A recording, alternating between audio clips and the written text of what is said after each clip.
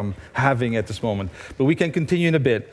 Good afternoon, everybody, and a warm welcome here at the Bali in Amsterdam. And to all of you joining us also online via live stream from around the world, hopefully. My name is Amit Polat. I'm a photographer, filmmaker, and currently the editor-in-chief of a public broadcasting organization called Human, or Human. It's an honor to guide you through this special event of reflections. World Press Photo at 70.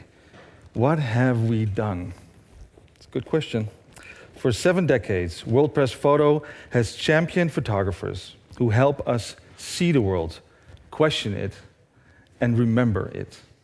Today's program invites us to reflect on that legacy and to look forward. How have images shaped our collective visual memory? What does it mean to document truth in time of misinformation?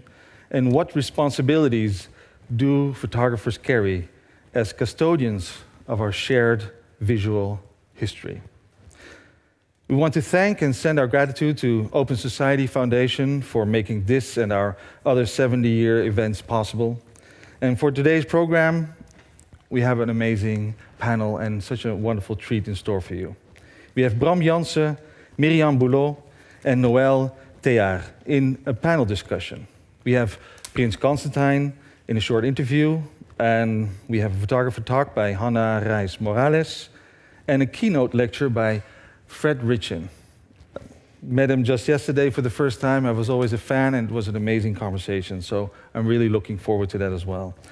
And he will talk about rethinking photography for the 21st century. And this evening, for those who are still here as well, the 2025 Joop Swart Masterclass presentations to see all these new, wonderful talents. Before we go to our next guest, can I just do some participation with everybody? Yeah? Just a quick few questions. What do you expect from today? Oh, that's a big question. I don't know. I think a lot of insights about the role of photography today, especially in the hard times we're living in right now. And yeah, I think I'm just expecting a lot of interesting talks. So a lot. Okay, we got to work on that. You have something? I'm looking forward to a lot of images, a lot of works. I'd like to see some great work. You want to see great work? I think it's going to work. I know. Yeah, he's here. I'm just filling up some time. You got something to say about this. What do you want to see? Well, I'm really curious at the new work of the masterclass participants, and great the masterclass is back. Awesome, thank you. So we will continue with the program. And first we'll start off with Marco Solaroli, Associate Professor of Sociology of Culture and Communication at Bologna University, and who has been studying how the World Press Photo Contest has shaped and sometimes challenged public visual culture. Please welcome Marco.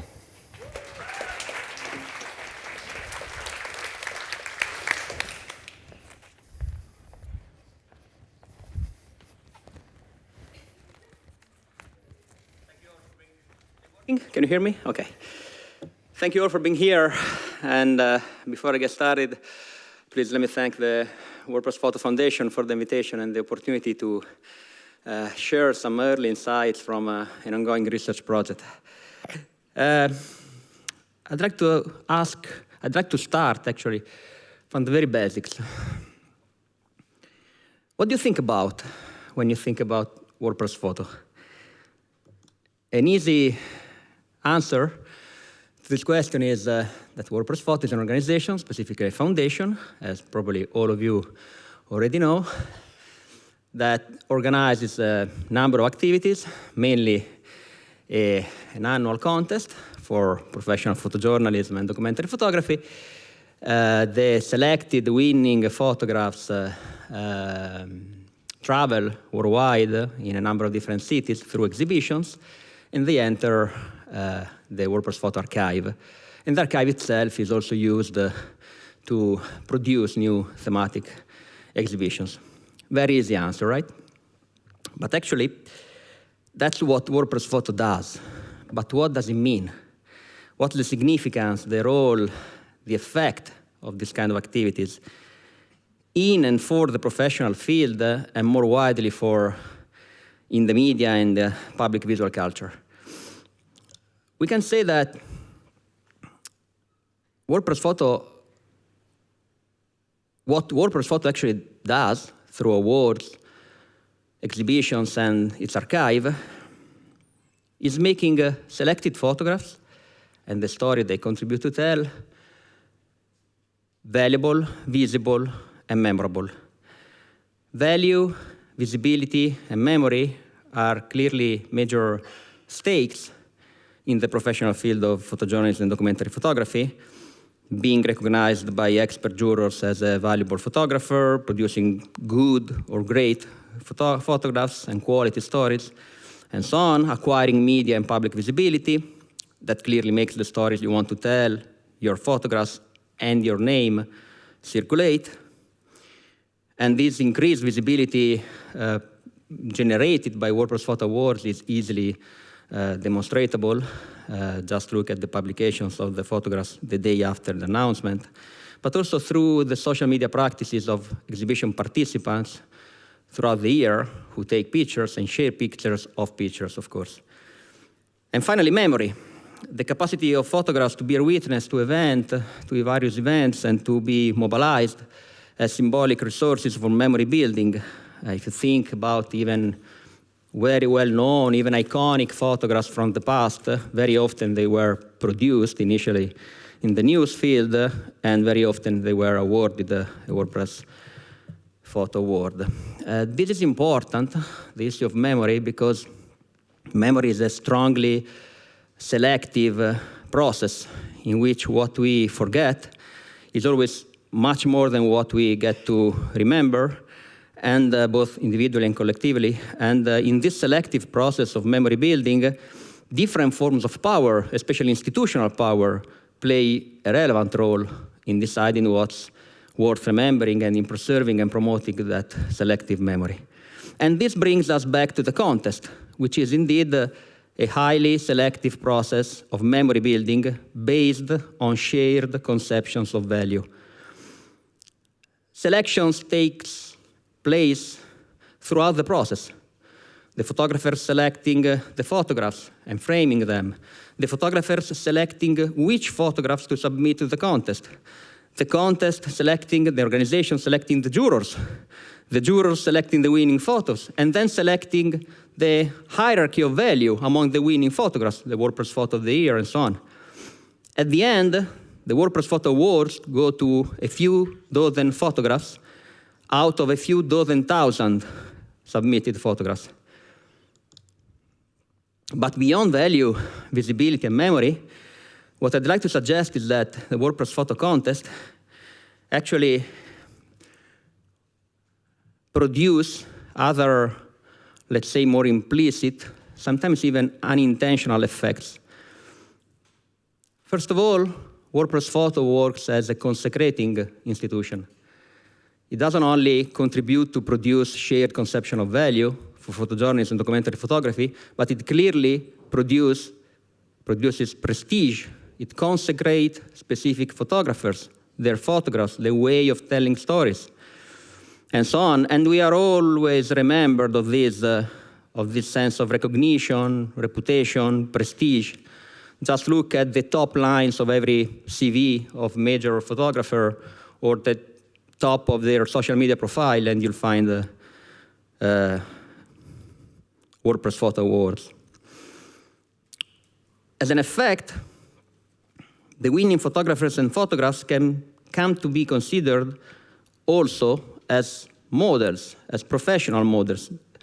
In other words, they can influence the production of other photographs throughout the year. And the first analysis we've done so far of the archive quite clearly show that in a number of cases. So we can say that WordPress Photo produces prestige, but produces also standards. In other words, WordPress Photo acts as a consecrating institution, but also as a standard-bearer institution. This is something not very often acknowledged, publicly, and sometimes even by the organization itself, even if I was glad to see this year annual report stating that more explicitly. Because this is a very important aspect, a very important role played by WordPress Photo for the professional field of photojournalism and documentary photography. Reflecting standards of the field, but also contributing to set standards for the field. And we're not talking only about standards of excellence. We are talking also about standards, ethical standards, standards related to the symbolic boundaries for the adoption of new technologies. What kind of more or less creative use of new technology gets to be considered legitimate or illegitimate? To answer these questions, very often photographers look at the choices made by the jurors and the organization at the WordPress photo contest. Standards, of course, are not universal and are not given once for all. They are socially constructed and can change over time. We always have to ask ourselves, valuable, visible, and memorable for whom, when, where, under what circumstances. But at the same time, this value, this attribution of quality, and these standards can sediment and consolidate over time. So to provide answers to the question of the effects of the awards and of the contest, we have to go back.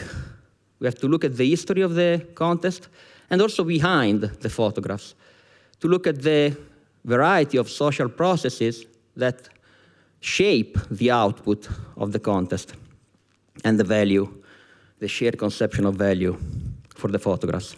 So we have to somehow write a sort of history of the present of the WordPress photo. What I've just said has been quite explicitly recognized by the organization itself over the years. For many decades, we have seen as the major claim of WordPress Photo developing and promoting quality visual journalism.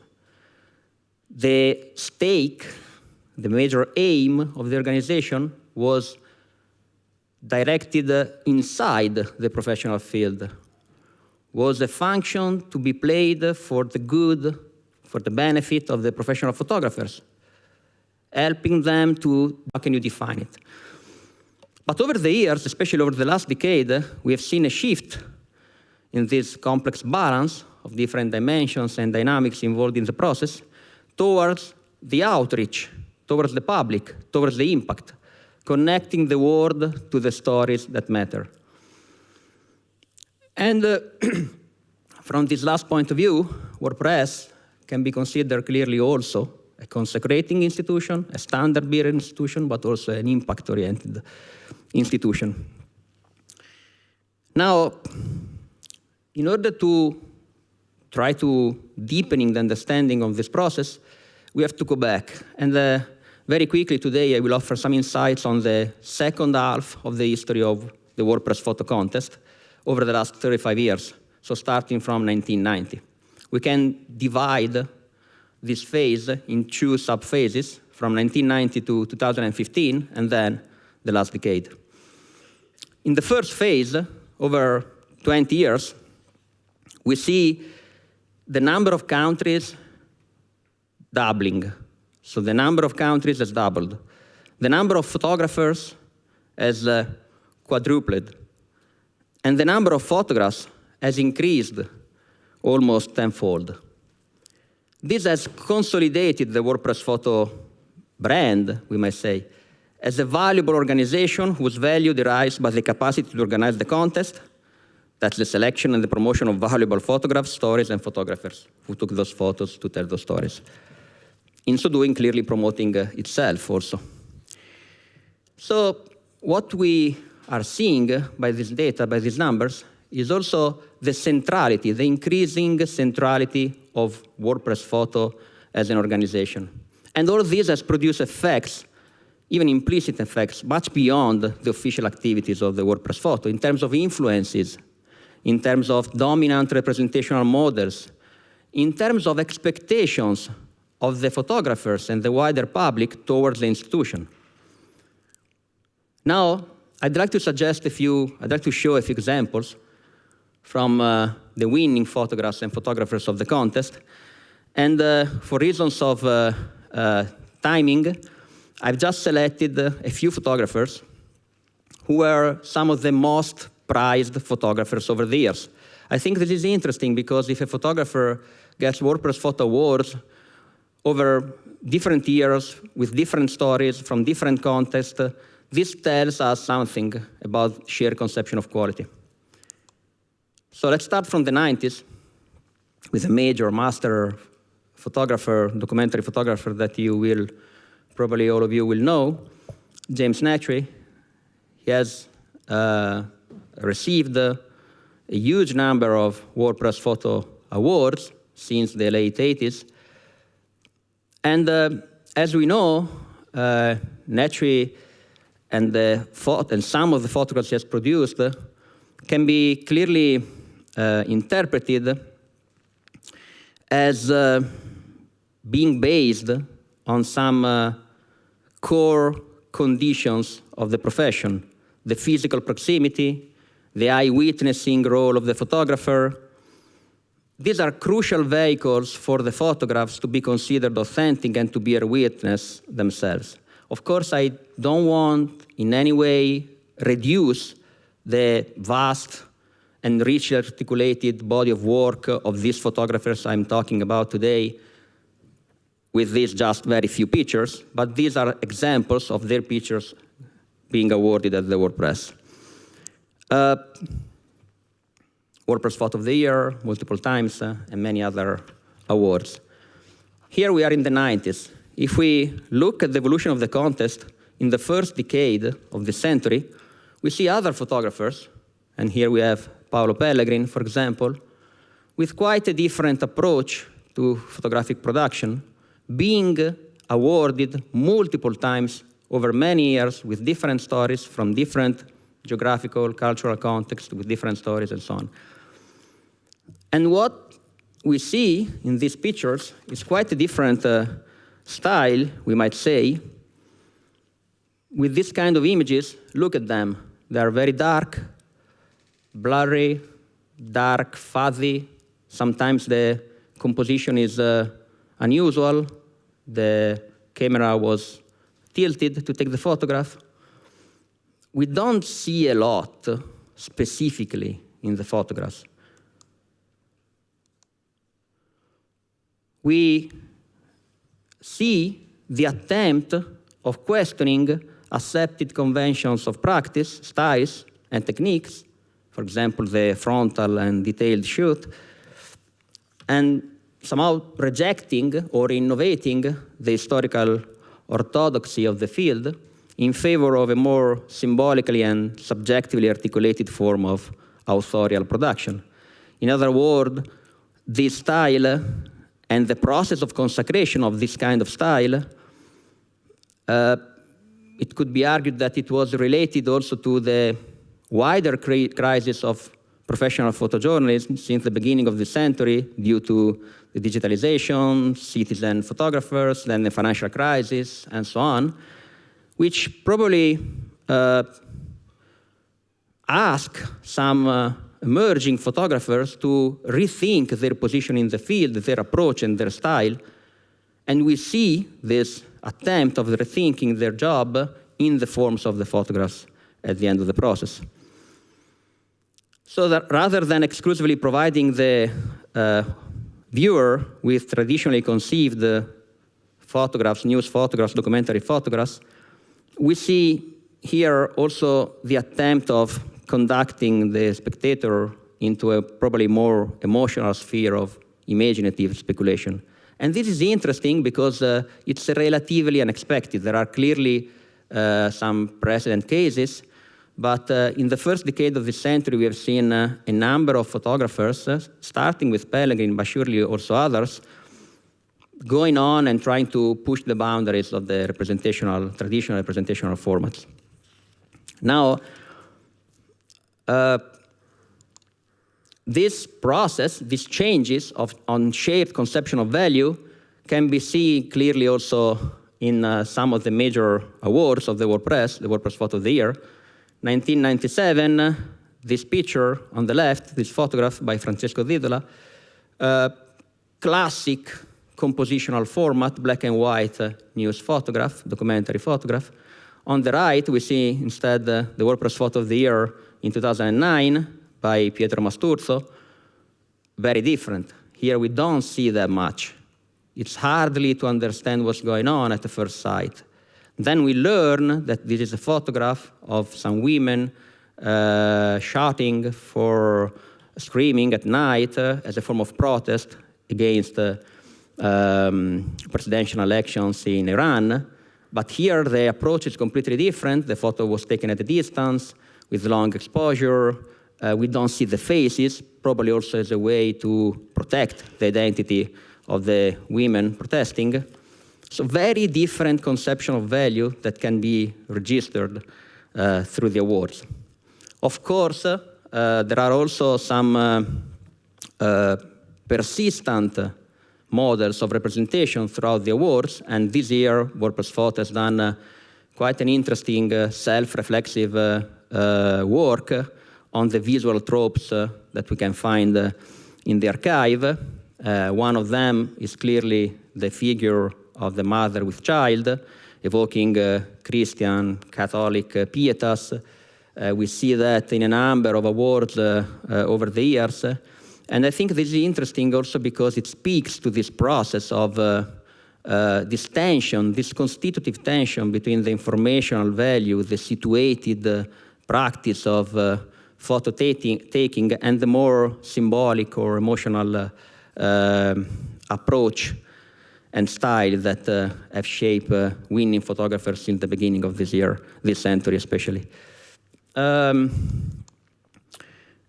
In the second decade of this century, I'm getting towards the conclusion in a few minutes, in the second decade of this century, WordPress Photo as a contest and more widely as an organization has surely been involved in a number of debates about standards, technological standards, way to decide how to accept or not accept technological innovations. We've seen it in a number of cases. In the first photographs up left, there was a huge debate on the RAW format and post-processing. In the other photo, where the winner of the WordPress Photo of the Year in 2013 by Paul Hansen, always from Gaza, always a child killed by an Israeli bombing more than 10 years ago. There was another huge technological debate about HDR, about the post-processing, about the aesthetic style and texture and surface of the photograph. More recently, with a very interesting and provocative project by Jonas Bendiksen, there we saw the starting of the debate about more or less legitimate and creative use of new technologies, including AI.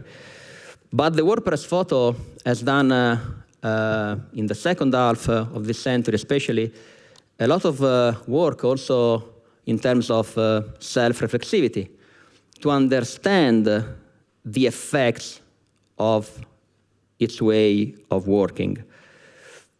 And a major point of this process of self-reflexivity had to do with the nationalities of the winning photographers, and in general of the photographers submitting their work to the contest.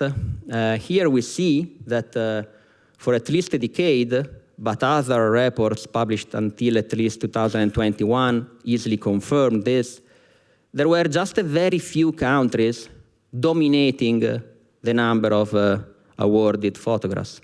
The US, Italy, France, Germany, and China.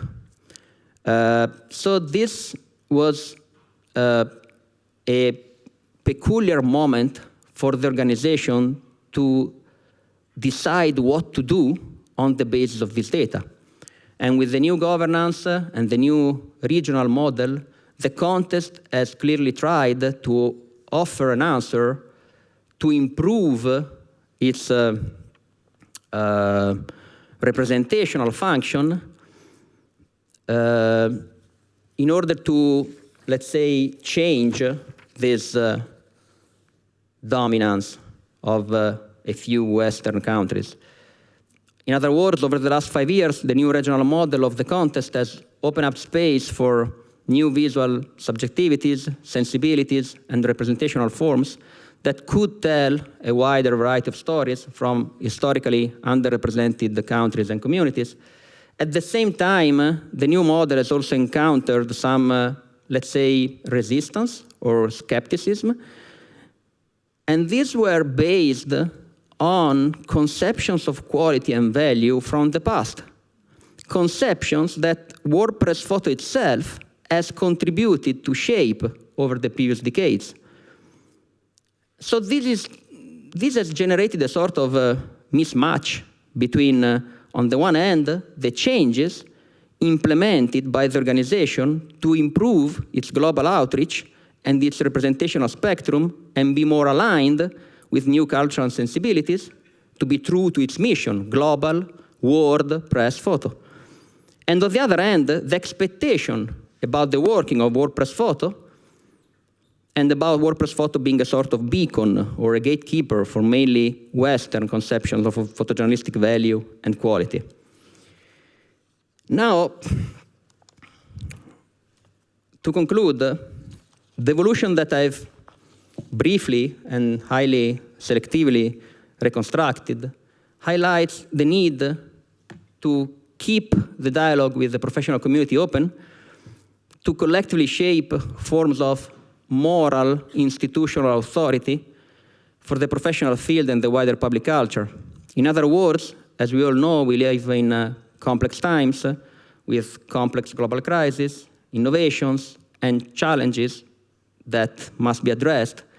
Among all of these, I think, for what we've been talking about today, a major threat is the strongly decreasing trust towards both images and institutions, from academia to science to politics. And for an institution working on images, that's a major challenge, of course. But that problem comes from and grows outside the professional field. In order to address it, we should look inside the field, where a possible receipt is not only telling stories that matter by producing credible images, the photographers, or finding technological ways to confirm the credibility of existing images.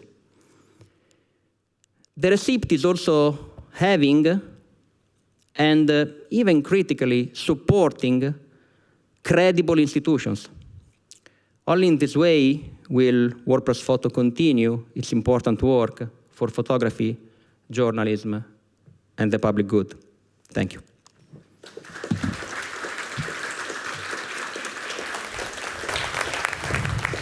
Thank you, Marco. Thank you for setting up the stage a little bit, and let's go and look inside through the view of the photographers and editors that we have here. Thank you. One more warm applause to that. So, let's get started with the panel. Bram Jansen is a Dutch visual journalist with the Associated Press, based in Amsterdam. His work focuses on humanitarian issues, documenting how ordinary life persists amid conflict and political turmoil. And one of his recent stories follows the staff, or one of the recent, the ones that have won, the cinema in Kabul, the Ariana cinema in Kabul, yeah, who even after the Taliban banned film continues to show up each day to clean, maintain, and protect an empty theater. Through his lens, we see how people carry the extraordinary on their backs. A warm applause for Bram Jansen. Nee, man. Ja, zeker. Miriam Boulos is a Lebanese photographer and a Magnum nominee based in Beirut. Her work is both intimate and political, confronting gender, power, and trauma while celebrating tenderness and rebellion. In her recent project, Sexual Fantasies, she collaborates with women and people socialized as women to document their own desires, reclaiming the image from patriarchal and colonial narratives. Instead of focusing on pain, she turns photography into a space of agency, vulnerability, and self-definition. Welcome to Miriam Boulos.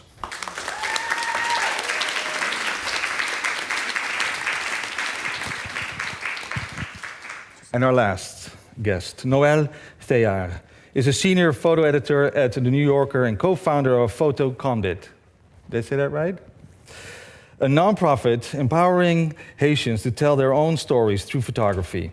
A former photojournalist and educator, she bridges the worlds of creation and curation, advocating for representation, equity, and ethical visual storytelling. Before joining The New Yorker, she worked at Magnum Foundation, supporting photographers from around the world to tell stories rooted in their own communities. Welcome to Noël Theillard. Yes. Wonderful. Thanks for coming here and being here. Bram, I'm going to start with you immediately. It's a question for everybody. What keeps you up at night? Is it the work that you do? My 3-year-old. Sorry? My 3-year-old. Yes, that's a good one. Well, that's a good reason to be awake at night. Is it your photographic work to create the story that you want to create? Is it activism because you want to have that impact? Or is it even worrying about, is photography going to stay and play a role in our collective memory? Just a simple question. Yes, to start off with, thank you so much. Thank you so much for having us. Definitely the first one is the stories. You know, I'm always looking for the next story. I'm always looking forward to the story that I want to tell. And I'm not an activist. If anything, I'm an activist for journalism. But definitely the stories, the next stories I want to tell, and the things I see and witness. You know. Miriam, how's that for you? To be honest, I think it's my neurodivergent brain that keeps me awake at night. And and apart from this, I think, very honestly, these past few years, what's happening in Palestine, and exactly how to fight for all of this normalized oppression through images and photography. Yeah. Same for you, Noël. I'd say what keeps me up at night is a concern that photography might not be as powerful in affecting social change as it used to be. I think, you know, photo editors and photographers do what we can to find the stories that the public needs to see. I think we see from, you know, the war and so many conflicts that photographs can only go so far, and the projects that we're seeing here, you know, kind of move it forward. But that's my big concern. Okay, maybe we can continue talking about that a little bit later on. Bram, you've said you're fascinated by the ordinary within the extraordinary. In your work from Afghanistan and Iraq, what responsibility comes with documenting life on a crisis? And what guides your sense of what deserves to be remembered? Wow. There was 2 questions. Yes. Sorry. One more time. Sorry. One more time. The first one. Yeah. One more time. Well, you're fascinated by day-to-day life, and so how do you make your decisions and what you see? But do you also keep in mind, in a way, what you show is your perspective, but is also a responsibility of what is remembered? Yeah. Okay. Thank you. Look, I think one of the things that I'm always looking for is I'm always trying to shine a new light on what we already see. Like, especially within big news events, there's always this repetition of photos, of visual storytelling, of videos. There's a lot of repetition, and that's not necessarily a bad thing. Okay, it's documenting history, it's documenting these news events, etc., etc. But what I'm always trying to look for is like something more in depth, something more layered than just the regular news events, and trying to grab my audience that way, because that's look, I'm a bridge between I work for the Associated Press, which is an American news agency. Our main readers are in, let's say, the United States or the Western world, right? What I see myself is like I'm that bridge between where I am, like whether it is in Thailand right here or whether it is in Lesotho, South Africa, where I just came from. Between that and the person, let's say Uncle Richard in Virginia, who's sitting in front of the TV or reading his newspaper, and that's we are those bridge builders. So I'm trying to these complex news stories, these very complex stories that that have so many nuances in them. We have to find a way to translate that for those people, and a lot of times that is in the very ordinary, like small little stories that we see on the ground, like the cinema of Kabul, right? It's a tiny little story in this massive event that's been expanding for many years, right? In Afghanistan, with the war and with the takeover of the Taliban, etc., etc. And it's kind of relatable. So these kind of stories, that's the kind of stories I'm always looking for, I think. Yeah. What comes to mind with me is that you said it also, you're like catering to a certain kind of audience. So they come with a certain kind of expectation, and that audience is also changing. Yeah. I mean, Mohammed used to be in the East, but Mohammed is also in the West. So is that also changing your preconceived ideas that you used to have, or does it change your photography? Yes, yeah. You can say that. I think it's. Look, it's not like you're constantly thinking about this, like these kind of topics, right? I mean, it's also a little bit like if I am surprised, or if I see something on the ground and this is new to me, then it's also new to the audience, right? Even regardless of where they come from or where they were born, etc. So yeah, I think that's the answer. So, and Miriam, you have maybe a totally different strategy, but let's unwrap that a little bit. Your images of Beirut often feel like more like a personal a diary and a collective testimony.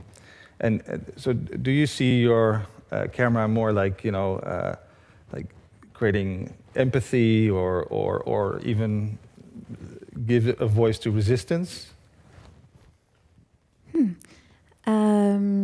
The short answer is yes and yes. Yes and yes.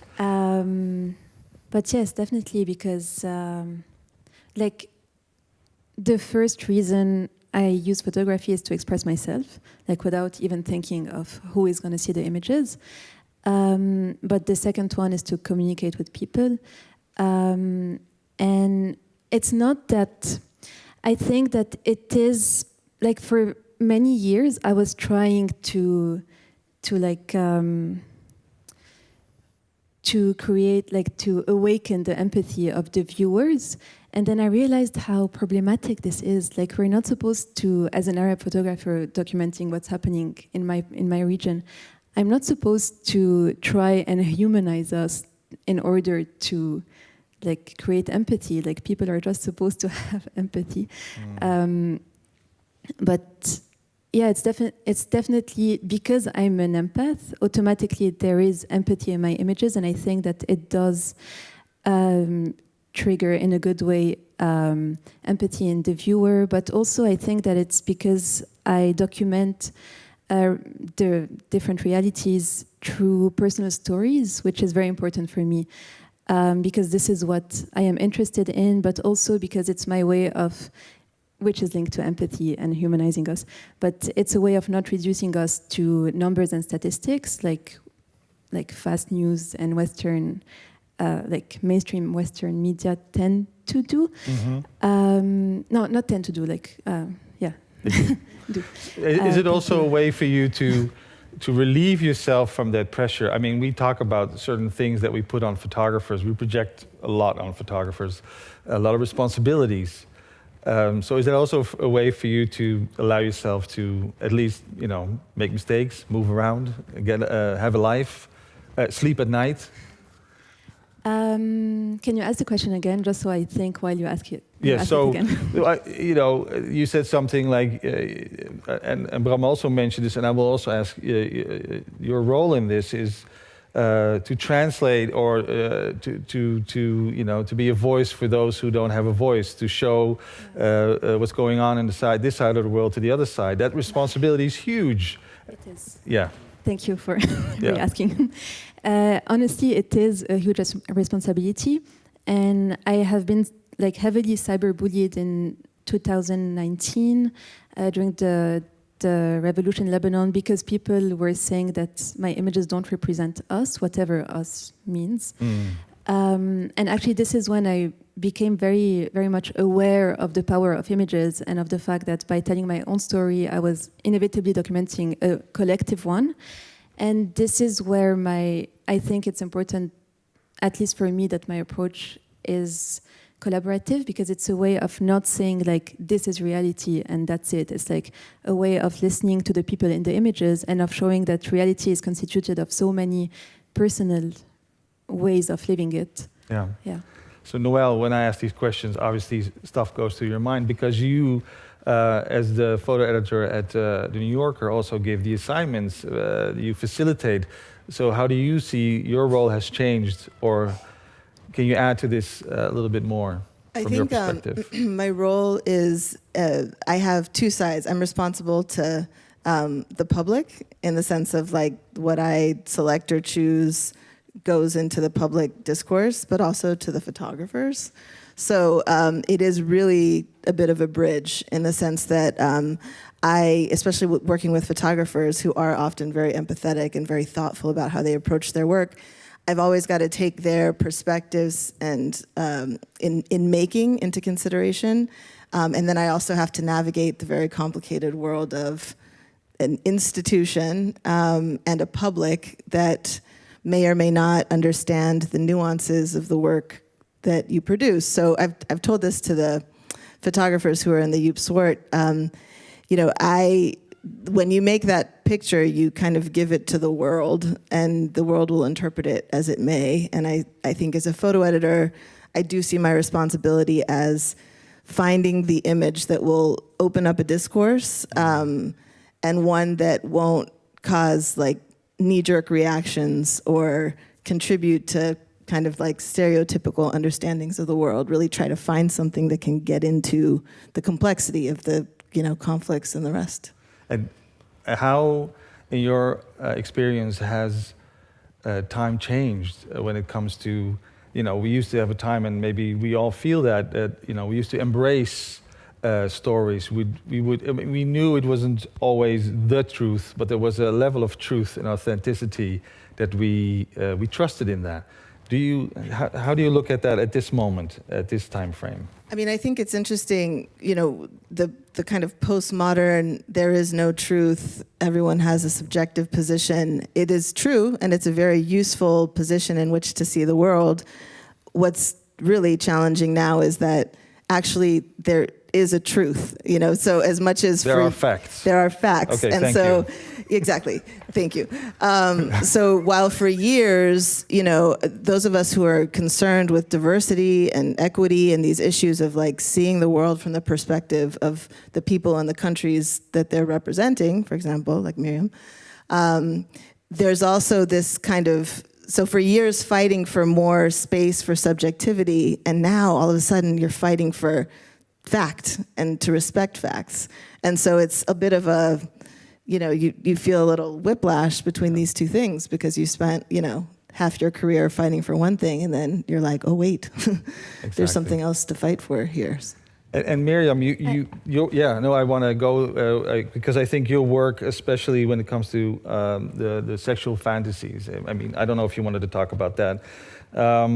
It invites women to describe directly how they want it to be photographed. So you also give them a voice also within the process, and then decide what to reveal and what to protect. And how does that work within this same time frame? I just want to start by saying that you're so lucky to have photo editors like Noelle, because I was just throwing under the bus mainstream Western media. So yeah, we're so lucky to have photo editors like you. And how does that function. So it's a collaborative process. So I think that the collaboration starts before this even, because I work with open calls. So instead of going to anyone and saying like, hey, can I take a picture of you? Like, can you tell me your sexual fantasies? I make an open call and I say, I think you said it before, if you're a woman or if you have been socialized as a woman and you want to share your sexual fantasy, send me an email. And then every time I receive an email, I ask the person basic question about how they want to be represented, like where they want to be photographed, what they want to show or hide. Basic questions. So yeah, go ahead. No, and is that even more important now, a part of your role as a photographer, that their position within that process is also taken care of? It's transparent, or it's also shown. It's really important for me, yeah, because I think that the relationship like between bodies and images have like always been very interesting, and I feel like it's important that the bodies and the images have a lot of agency too. Like it's literally their image, like on a literal sense of the term, it's literally their image. So for me, it's very important that they are comfortable with how they are presented, and like they feel like I can carry the conversation with Bram as well, because you have a different strategy. You may not have the same, time where you ask for people to have their ideas. You go to places of conflict, places that have been documented before. So how do you not fall into that trap of stereotyping in that very short frame of time that you have? Yeah, I think that's a big challenge. It really is, and I think I'm lucky enough to work for AP, which is a global news organization, right? So we have local staff, like in a lot of places, in most places that I go to. So it's always a collaboration with them, and they are amazing journalists. They know the place, they know the people, so that really helps a lot, and to listen to them and have conversations with them and discussions with them. And again, going back to what I said earlier, I'm also that bridge between an international audience, and that collaboration with local staff always has proven to be, especially in recent years, where I work for the investigation and enterprise desk at AP. So we do more in-depth stories. We don't rush in with the news, but we go maybe a little bit later and spend a bit more time. That has proven to be a really good way of collaborating and working together. And how do you deal, because that's also been a discussion, like, you have local people that give you access to stories that you would normally not immediately have access to. So how do you deal with, maybe, I don't know, give them agency versus to what you need to do there? So how do you balance that? Yeah, look, I'm very much in favor of credit everybody that deserves the credit, right? And I think that's the most obvious thing to do. So we try. We do give credits to people, maybe not in the byline, but underneath the story. It's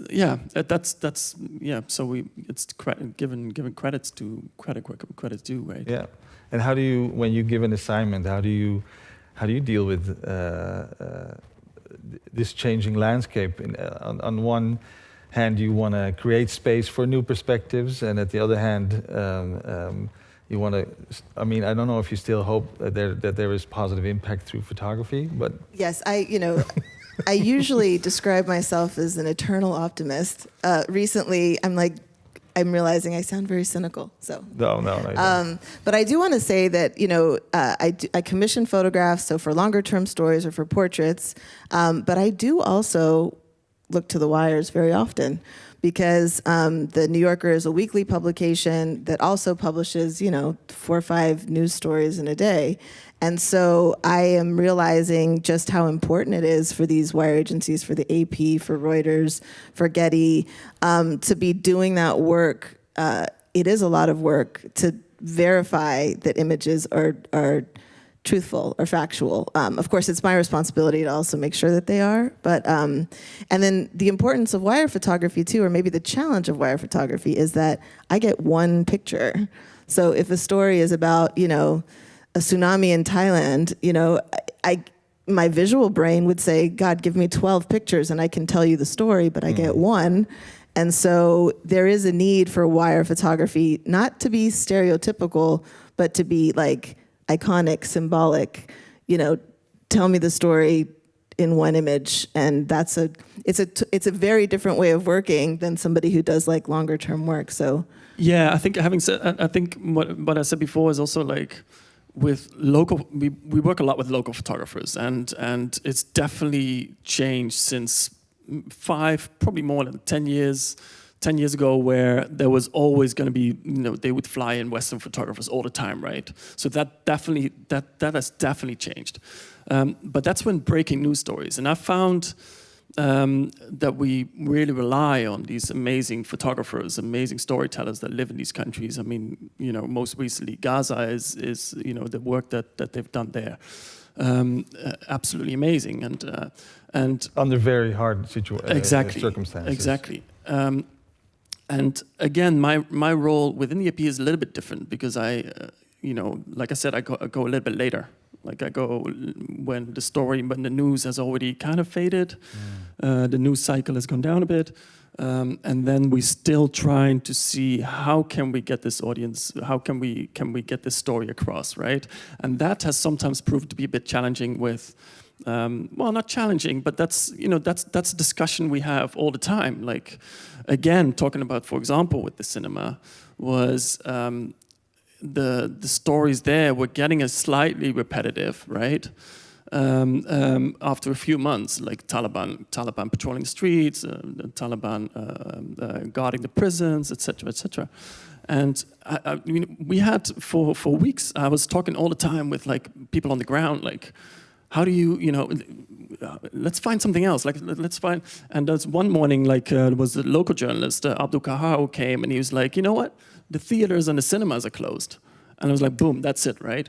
So it's constantly this conversation we're having, and that's a give and take, and then that's how you take a story further. So we also need to kind of like break down that mythology of that solo artist that does it all alone. Totally. It's total co-creation. Totally. Okay. Yeah, we agree on absolutely. that. Yeah. Or at least I do on that, yeah, as well. When just earlier I said, there's so much pressure on photographers. They have so many responsibilities. And now we are in this new age where AI is taking over all the timelines, and we see generated content that do not, they come from bits and bytes everywhere, all over the world. And I think that, Miriam, you are from this generation. I mean, I'm definitely analog, as you can see. So, I think you're much more now, and finding your voice within that space, but also dealing with what do we remember. How do you look at that? I'm going to think out loud. Might be an unpopular opinion. Sorry. I know there are a lot of risks and dangers, and that AI is very, really not good for the environment. This is very obvious and clear, and it's a reality we know. But when it comes to its place in images, I honestly don't feel threatened by it as the photo industry is. And in general, my interior world, everything that happens in my head is so takes so much space that it's almost more important than the physical real world. And I feel like AI has something, I don't know where I'm going with this idea, but I feel it has something to do with this. Like it's a reality that we're inventing as humans at the end of the day. Like it's our product. Yeah. And I never used AI to create images, or I'm not particularly interested in this question in general, but this is my feeling for now. Like I have seen brilliant work made with AI. And when it comes to information, like of course it's important to know what's real or not. Yeah. That sounds hopeful. You know, that's and I wasn't trying to position AI because the AI is so many different things. It's just one word that brands it all, but you know, it has different impacts on everybody, also on institution. And I think we're getting to the end of this conversation. I have so many questions, but you know, I also feel that it's quite difficult to as an institution, you know, have this. Sometimes we seem to have institutional amnesia, like, you know, we start forgetting very quickly what happened last year because of all the things that are happening now. So like, can you share a little bit, how are you dealing with thinking about, you know, how we're going to archive, how we're going to remember? Yes, definitely. Think about that a lot. I think one of the most special parts of my job is I produce Photo Booth, which is a long-standing column of photography. And what's wonderful is that it becomes like this evergreen, like you can look back, you know, 3 years ago and understand, you know, the photographers that were working and the motivations behind the work. So it feels like I'm archiving in real time. So that's a very special, you know, that's a very special aspect of my job. One thing I wanted to say about AI, and yeah, I appreciate what you're saying, because I'm very closed-minded. I am analog, I'm a Luddite, I'm a Gen X, I'm all the rest of it. But let's be honest here. Like, yes, it's a human-made invention, but it's going to keep iterating. It only has a certain amount of knowledge. And at a certain point, like, we have to be, as creatives, have to think a different way or create a different way. You know, something that the AI doesn't necessarily have a reference for yet. So I think, like, for the creative, and I'm not in that lane, I kind of know it when I see it, but maybe, on the note of optimism, there's a possibility that it'll push photographers and artists to really rethink how they approach image making, to kind of like push beyond like the usual tropes that have been fed into the machine that are going to be kicked back to us. Yeah. Very good. Just one last quick question. So, and if photography is this living archive, and 15, 20 years from now, you look back, what image would you want people to remember? I will ask this to everybody. An image of one that we took out general, like whatever you want. Like, which image do you want them to remember? Which ones will you show to your 3-year-old, right? Yeah.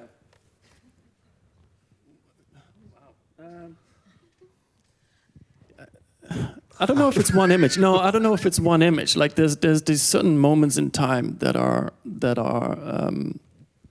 representative of that time, right? I mean, the one image that comes to mind that is sort of, for me, iconic of the past few years was the war in Ukraine, the won the World Press photo of Ksenia Maletka with the woman on the stretcher being carried away. Yeah. So it's these. So I don't think it's one image, but it's like these certain images that again, maybe another World Press photo of Gaza. Like, you know, like there's a few like iconic pictures and still happening. It's still happening. I mean, you look at 70 years World Press. We look at pictures from 30, 40 years ago. They are engraved in our minds. And that is still happening. So it would be more like, I would say that would be my answer. Is like, you know, I would take one picture of all that. So something that you know, Trump's almost assassination, right? I mean, again, you know, incredible photo where he was. Anyway, attempt to assassination. Yeah, I thought you said assassination, but it was almost, the attempt. Almost, no, the attempt. Sorry, yeah, attempt. Yeah. Wishful thinking. No, I'm kidding. I'm kidding. I didn't hear you. Don't worry. I didn't say that. Image? Which image? Do you have an image in mind? Very hard. I don't have an answer, but it made me think like of the absence of images in general. But I'm really sorry, I don't have No an answer. Absence of images. Yes. I mean, so I'm thinking about it. It's a good question. I love that you just like put us on the spot. Like, We didn't prepare any of this. no, so. no, it's nice though. It's like, you know. So for me, I think it's the American civil rights movement writ large, like the photographs that were made in the 1960s in the United States that documented the struggles of Black American, for civil rights. And again, I think because those are pictures that really did something. Those pictures changed the mind of a society. They contributed to a sea change, a rethinking. And to your point, yes, no photographer should have to, Malcolm X famously said, I don't have to, or was it Richard Wright? I think he said it, to not beg for the humanity, not to beg to be seen as a human, like that should be a natural right. But I think that era, that epoch in photography was just like very inspiring, and I think something that I would want future generations to see. Like there was a moment where this happened, and I got goosebumps. Thank you. Thank you so much. Noël and Bram and Mirjam, give them a warm applause, please. Thank you. Thank you. Yeah, that's good.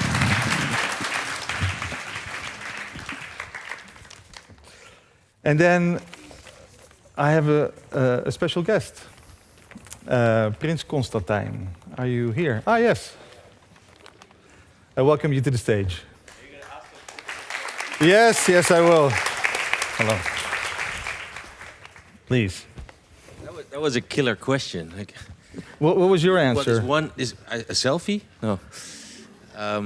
No, to capture, to have one image. I mean, great answers because everybody avoided answering the actual question. But I thought everybody would answer with, "Oh, it's a picture of me with my parents or with my children somehow." Well, yeah. But how universal do you want your own family to be, right? I mean, I think many of the images that are so powerful that have come out of or been rewarded by World Press Photo are images you don't want to be the image that we all remember.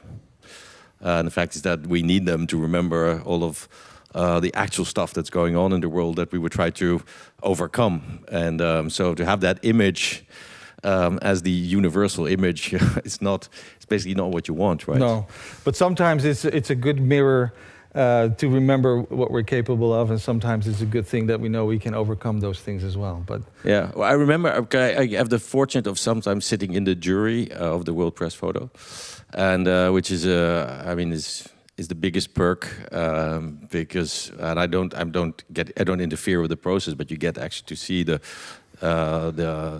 way the jury works and the intellectual discussions, etc. And I remember one long time ago, and I can't say much. Jumana, I can't say anything about the jury process, but I think I can say this. There was just a series of photographs of people being exploded, and it just spot news is always really, really intense, and then there was so much of that, and then it turned to the nature category. At the times, we still had a lot of categories, and there was a picture of white swans, and everybody's just like, yes. So maybe that's the universal picture. You actually want a picture that shows how incredibly beautiful the world or the planet can actually be. Maybe that's the picture. I don't know if it's a swan or just a beautiful fish or something. But we need that diversity because if it's one thing, it would be a very sad thing to see the whole time. But and you've been interestingly a patron since 2008, I believe, from World Press Photos, right? Yeah, in 2008. That's what they told me. So yes. So we're celebrating the 70th year. And how do you look back, and how do you feel how World Press Photo has impacted photojournalism? Wow, it's. I think it is a back and forth. How, as an organization like World Press Photo, you have to have an opinion on on the profession, also how the profession interacts with new technologies, I mean, I think it was a really good point that was raised about subjectivity versus fact, and about storytelling, and how much the journalism comes into that, and how factual you are, but by choosing the object and choosing the angle, you are already subjective. And so that whole interplay, and how an organization as World Press plays into this, and how opinionated we are on terms of Photoshop and all those kind of things, and when is something journalism, and so I think the interesting thing is it's a continuously changing perspective. From the photojournalism changes, World Press Photo changes its position. We have different categories. I think the most fundamental change, which was actually it's can be credited to Humana, was going back to Photo World. So it's a global prize. Press, it's journalism. And it's then photography. So all of the categories we're experimenting with, more documentary. It was very interesting to have been there, but it was hard to keep categories like that going. But the fact that if you just look at the data, that most of the photographers that were rewarded were American or Western Europeans. That was the lens that we were looking at the world through. Right. By actually changing it and having now local juries judging the stories and the way they are told, it also changes the way we actually get some access to other news that we didn't get before. So I think there was a simplifying new strategy that was very much needed at the time. And again, to the point, how you want to view reality, or what is a fact. It's, I think, to see the fact through the eyes of the people in the region that have actually that lived it. Even if it's photographer, in the end, it's very often the photographer might still be from a different continent or different geography, but at least it's judged by local eyes. I think it was an important change. I've witnessed that as well, and I agree. The conversations are different. The questions are different. You just mentioned also something. Reading the data behind the images also changed, even how the jury was set up differently, and you are personally very much involved as a spearhead towards more innovation. You see a lot of the new things coming up, and sometimes we worry. Some of us don't, when it comes to, for example, AI. How do you see how this new technology can help also organizations, institutions like World Press Photo to keep this common reality? Do you see that there's, or who would help us with that?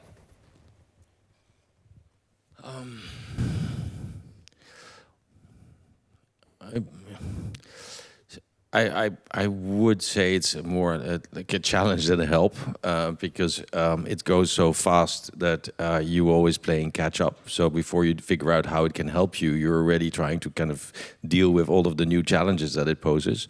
We already took a long time to deal with digital photography and manipulation of digital photography, and now the new generation of images like we're seeing is not only and we've seen that before, of course, but maybe undercutting the whole business model of journalism, and puts a completely new responsibility on the shoulders of an institution like World Press. So we already invested a lot in identifying the true. The true image. So there's a whole forensics team working on the images of the proposed winners. So we can't go through the whole stack of 80,000 pictures. But so that's already a big investment. And now we see there's a new layer of technological challenge that you need to deal with. So I guess AI can also produce some of the tools that can and screen the images. But it also raises a lot of challenges. And for a small organization like World Press, of course, we are a community. So there's a lot of, and a very engaged community. So a lot of people will have opinions and will help and contribute. But it's quite a challenge to stay on top of those developments. And thank you. It's not an easy question. I'm going to try and make it a little bit more easier, but we've existed for 70 years. Why do you think it's still important for the next 70 years to facilitate and invest in organizations like World Press Photos? Oh, that's actually a very easy question. Oh, it's an easy question. Yeah, it's Sorry. an easy question. Yeah. No, I think more and more we need to guard our values, and what World Press Photo does, it's a piece of a much bigger puzzle. How do we guard facts? How do we retain freedom of speech? How do we keep our societies open? Because if everything is an opinion, then there's no truth anymore. And there's no common ground that we can actually communicate on. So, and that basically disintegrates our whole society. So I think organizations and rewards like the World Press that try to set certain standards and that we can actually then agree on that's still, what we adhere to. I think is super important. And there are all kinds of organizations working, of course, around this challenge. But it's more important than ever, because if we see, and I don't know if this is Chatham House rules or no, probably not, but if we see that our political elites in the West that were supposedly the guardians of universal values and democracy and all that, if they start to undermine the institutions of democracy like freedom of speech, or like the media, but also maybe even more importantly, it's hard to say this in this environment, but is the rule of law and the institutions of justice, then you are basically undermining the whole structure of our open and free democracy, and then to keep investing in organizations that try to ensure that we still have a free speech, that we cherish a freedom of opinion, I think is going to be more important than ever. I think so too. I can understand why you are the patron of the World Press Photo. Yeah. Do you? One more last question. Do you have one image that you remember of the past years that pops up in mind from World Press Photo winners or nominees? It's many. If when you ask that question, see all these images, see the telephones in Djibouti, I think it was. Actually, there's a book that came out which has the actual. It has the actual image, but also has the images before and after. And I think that's a really powerful publication because it does show how that one image steps out, but it then says something about the context in which it was taken. And so that's not an answer to your question, but I think it's an important book. So everybody, I don't know if it's still being published or still in print, but if you can get, they said yes, no. No, I think he says no, but okay. it's a collector's item. I got one. I will sell it for a very high, but no, I won't. But as an image, I do want to answer that question. We have time. No, you don't. Think about it. No, you don't. No, you don't. Actually, this is not a... No, I can't say that. Again, it was a picture that I thought should have gotten a prize, but it's not allowed. It will have to be the flamingo, right? The pink flamingo. What do you like about that image? No, I just don't want to... No. It's on record, don't worry. No. Oh, God. Was there any image or moment at time that really impacted you on a personal level?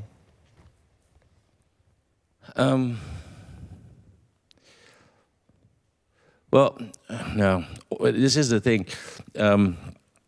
If you go also through these, if you see these 80, I don't see all 80,000, but I've been in seeing like screenings of thousands of pictures. When you see them all, and you just think this body of work that's being produced, and so many of these images hardly are seen by us, and just to go through them, and then out of all that, a few emerge. So it's that's why they are so powerful. I mean, it's just they are a very small selection out of an incredible body of work.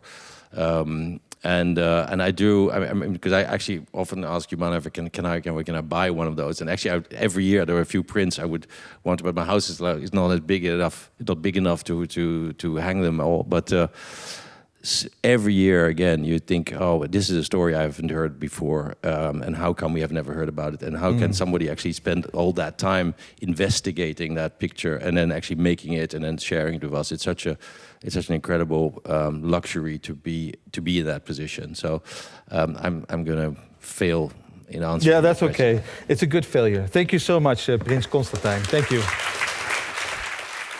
Ja, daar laat me liggen. Ja, dankjewel. Dankjewel. And I think we have some images for sales even because of our 7th year anniversary. So for anybody who is interested in starting their own collection, I will mention a little bit more information on that later. It's time for a break. Thank you so much, and I see you in a little bit. 20 minutes? 15?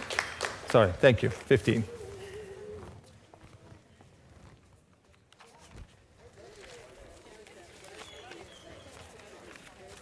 Thank you. No. Thank you.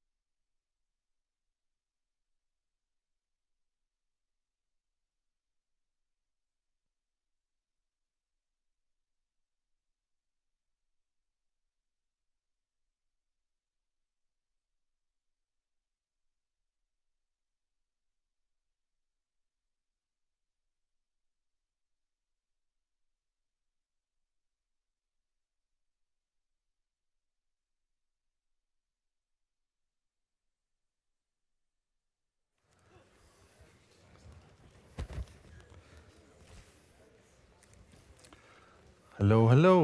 Welcome back. Shall we continue? Yes, we will. Okay. Welcome back to our special event, the World Press Photo at 70. What have we done? So we will continue our program with a photographer whose career we've seen develop from her early years as a photojournalist. She's been involved in World Press Photo, 6x6 Southeast Asia, and the Oceania Talent. Then was a participant in the 2019 Joop Swart Masterclass participant and a winner in the 2023 World Press Photo Contest. Thank you. Light. She's a GSM mentor in 2025, and one of her images from her 2019 GSM project is included in the print sale, which you will have seen advertised around the space here today. And for anybody looking for those prints, it's online. You can order them, they're wonderful, and I know we all want at least 3 or 4 of them. So please welcome photographer Hana Reyes Morales on what it means to make images that endure beyond the moment of their making. Give her a big applause.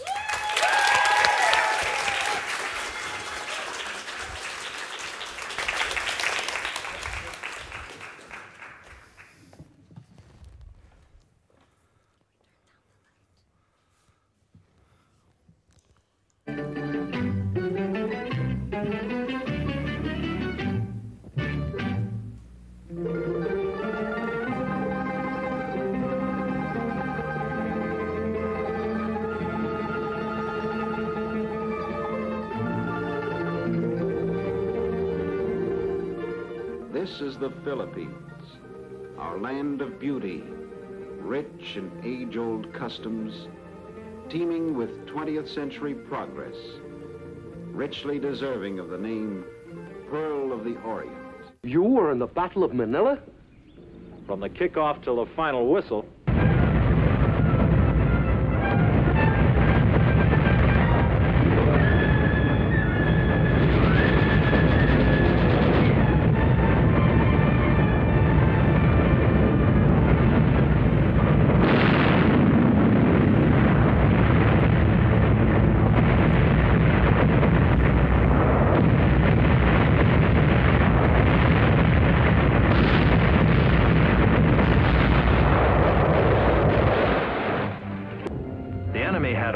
From the Imperial High Command. Hold Manila or burn it. The torch was put to those parts of Manila the Japs could no longer hold.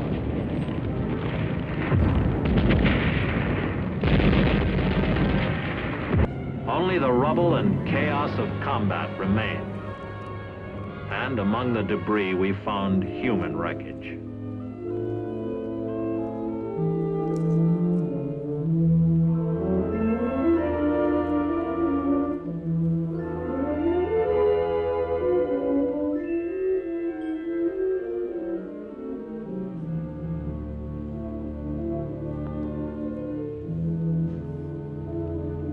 Many of the Filipinos who had lived in Intramuros were dead.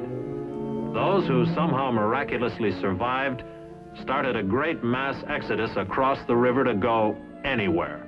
Anywhere away from the horrors of the walled city.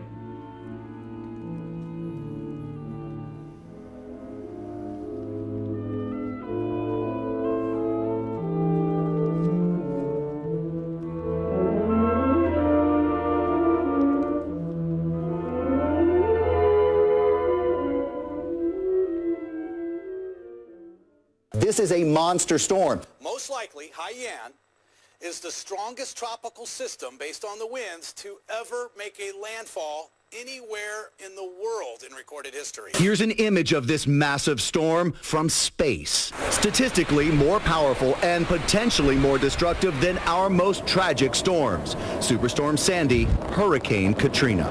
And the story of this storm continues, but take words like destructive and devastating, and we got to find new words.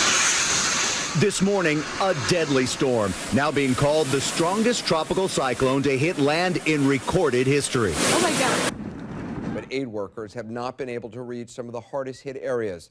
So the full picture of the devastation from this powerful storm is still unknown.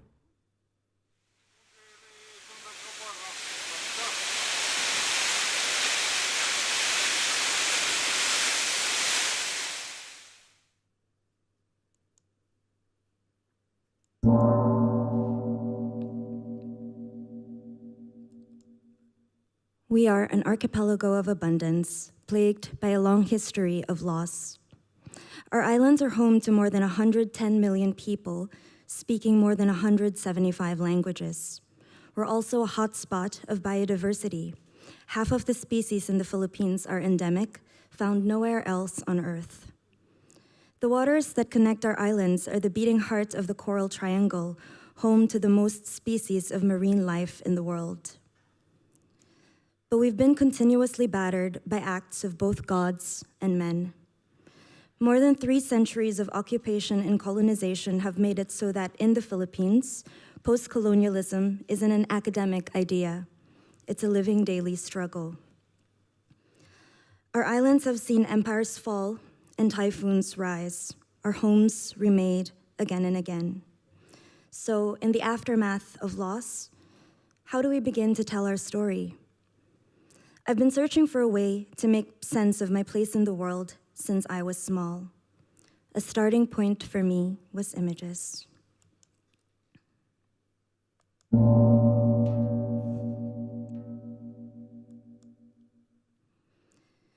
The photographer stands tall, the Filipino small, measured, cataloged, a specimen of empire. His name was Dean Worcester, an American zoologist who arrived in the Philippines to study birds and ended up turning that same gaze on people. What began as a curiosity became a system of classification. He photographed our ancestors with the precision of a taxonomist, front, side, back, recording their height, skin tone, and tribe. His photographs appeared in National Geographic. Photography, in the hands of power, became a weapon disguised as truth. As a child obsessed with photographs, these were among the first images of Filipinos I ever saw, grainy reproductions in foreign books about us. They were taken in 1904 in St. Louis, hundreds of our ancestors brought from the islands to be displayed in a human zoo. Visitors could pose beside them, collecting images as souvenirs.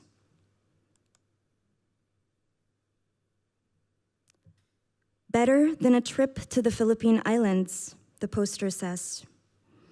Islands have been the poster child for many things: resilience, calamity, paradise, escape, the exotic far away. But our 7,640 islands and their waters have more to offer than the narratives that have been imposed upon us throughout history into today. Even as a child, I felt discomfort looking at the pictures, and I grasped for a way to make sense of what I was seeing. I tend to find rest when I look at my fellow Filipino in the image, their eyes, defiant, lock with mine. Years later, I became a documentary photographer, still contending with images and how they shape our understanding. Perhaps that's why, when I made one of my first photographs, it was of my mother, when I was little, a single parent standing inside a zoo. The Filipinos, once made to be attractions in the World Fair Zoo, had found their way back through her, through me.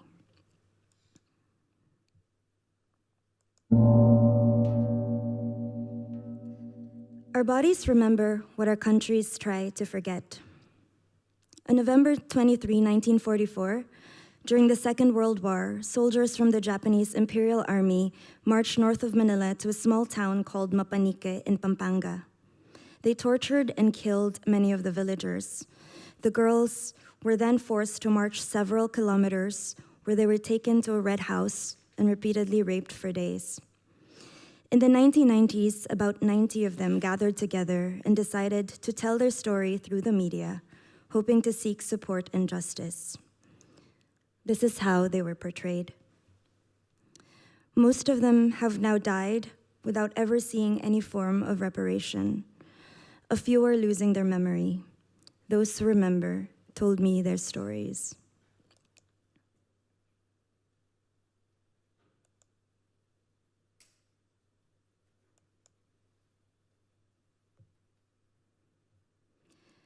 They named themselves the Malaya Lolas, the grandmothers of freedom. They organized, they spoke to the press, traveled to Tokyo, filed a case, They asked for recognition, an apology, any form of repair. None came. In 2004, they brought their petition to the Philippine Supreme Court, but our own government refused to represent them. They continue to live in the same village where the Red House stands, the site of their trauma. But I found that they'd rather talk about their plants rather than about the war. Their tending of plants, of each other, of small daily things, builds over what once was terror. In her poem, Isabelita Vinuya wrote, "Our delicate bodies hardened, our minds shattered, we came home to ashes. And yet, when you look at their world today, all you see is verdant green. Their story is not only one of harm, but of what endures after harm, a practice of carrying what in Tagalog we call pagdadala, or burden-bearing, to carry, to keep going, to move with a weight rather than to deny it.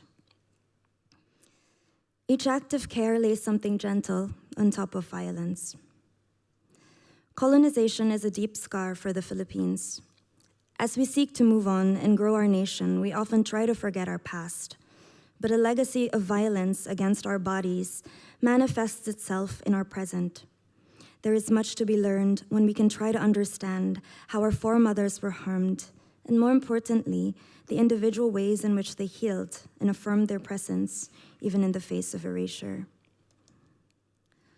For these women, the war began in their delicate bodies. It didn't end when the occupation finished. Amidst it, they made their own safe spaces, and on those safe spaces, they planted gardens. The Red House is still standing, now overgrown with vines. They return to it regularly. On the day I was there, Lola Lita decided that she would steal some fruit.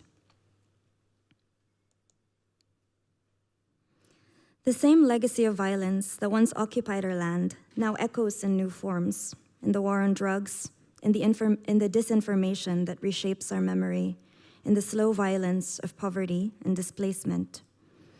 In the Philippines, the past never really stays buried. It lingers in the air, in the way we walk through our streets, in the way we brace for storms. Our history doesn't repeat itself exactly, it mutates. The Philippines has long lived inside cycles of rebuilding. We rebuild after war, after storms, after the slow burn of corruption and neglect. In 2016, another form of violence arrived. The drug war made the city tremble at night. There were bodies on sidewalks, alleys lit by camera flashes and police headlights. I documented the killings for a while, but it began to feel like photographing the same wound again and again. Calvino once wrote that the inferno of living is already here, made by all of us.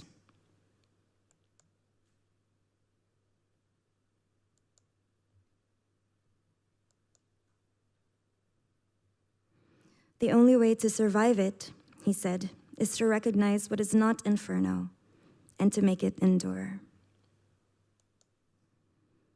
The camera, turned gently, could offer another kind of record, not of what was destroyed, but of what refused to disappear.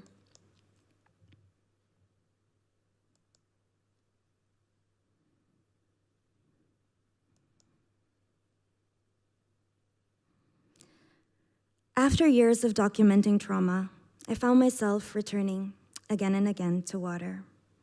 In a country of islands, I feel the ocean is among our first elders. Sorry, there's gonna be a gong.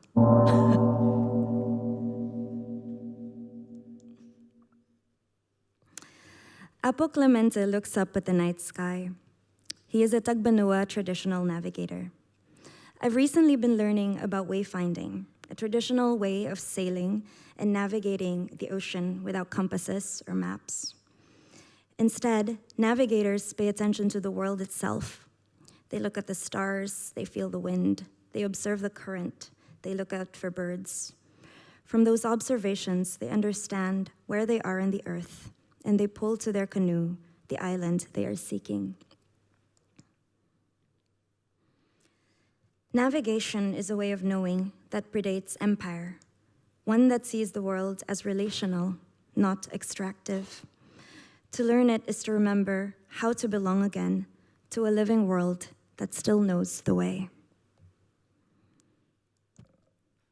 Photography, at its best, is a similar practice to orientation.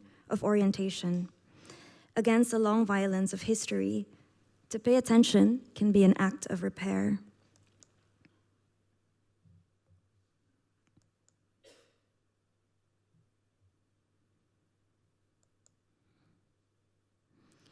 When I met a Tagbanwa woman carrying her canoe and her unborn child through the shallows, something ancient stirred in me.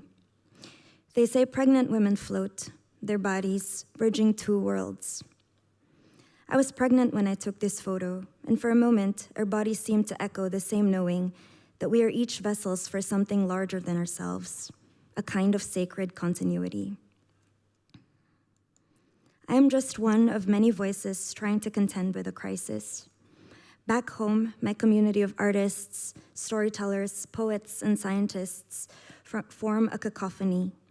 The work we do is our tiny offering, our humble gift to the islands that have given us so much, seeds of hope for a future that might, in time, be better for our children. We gather stories because our myths, our culture, our songs are the vessels that contain lessons, local knowledge, an alternative kind of map to help us understand where to go. In the Philippines, barangay, our word for village, is the same as our word for boat.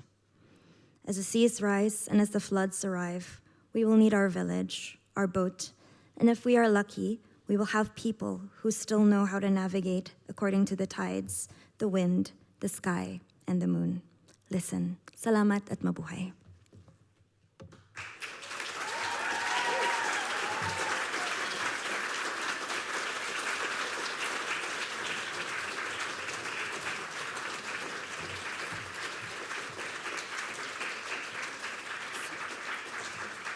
I'll come with you because our technician is down here, so we don't have, do we have sound?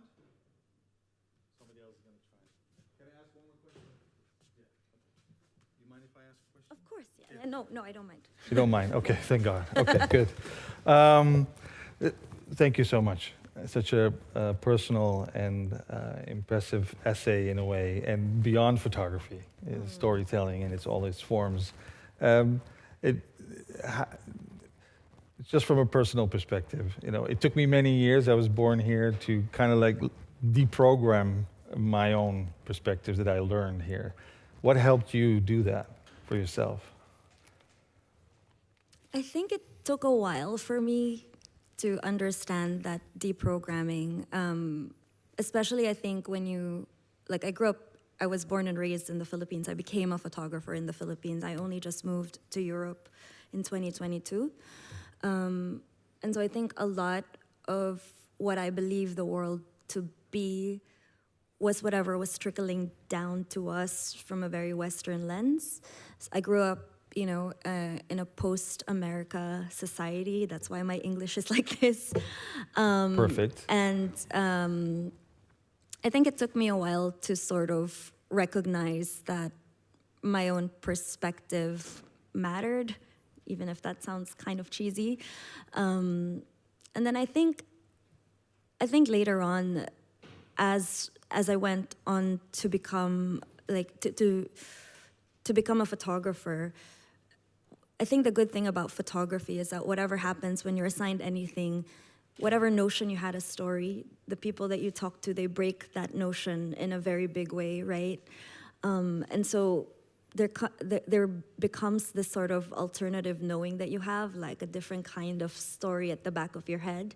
And then you also start to understand then what gets highlighted and what gets muted, picked up, yeah, or not, So all of those things, and I think it took me a while to understand, because I think when I was starting out in photography, I think I was trying to parrot, like, I guess Western images, like the things that made it, to the Philippines, and I was trying to photograph, like, people who didn't look like me, and so the world didn't open up to me in that way. And so it was just kind of this, it just didn't land right. And so I think once I realized that I could just be myself and be in these spaces as me, I think that that was a turning point, perhaps.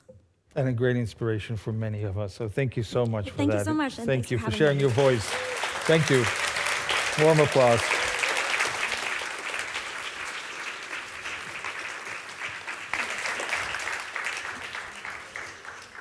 I think also the images that you can now see behind me, and I mentioned it already before, but they are part of the series of the anniversary print sale. Huh? 70 prints for 70 years taking place now in November. We hope you all take a look at this once in a lifetime, hopefully, and you manage to see some of the prints upstairs as well and show interest and maybe even buy a few. Anyways, it's now my great pleasure to introduce our keynote speaker, the last one of this afternoon, someone whose work spans photography, digital media, education, and the ethics of the image in the 21st century, Fred Richen. He's a writer, editor, educator, curator, software developer, and Dean Emeritus of the ICP School. I think he will introduce himself better than I will, but he guided many generations even of storytellers. He's an author of several photography books, work that has profoundly influenced the field of photography and digital media. And today, as we reflect on the 70 years of visual journalism, Fred will invite us to consider the power of photography and what its future might bring. Please join me in giving Fred Richen a warm welcome. Fred, please.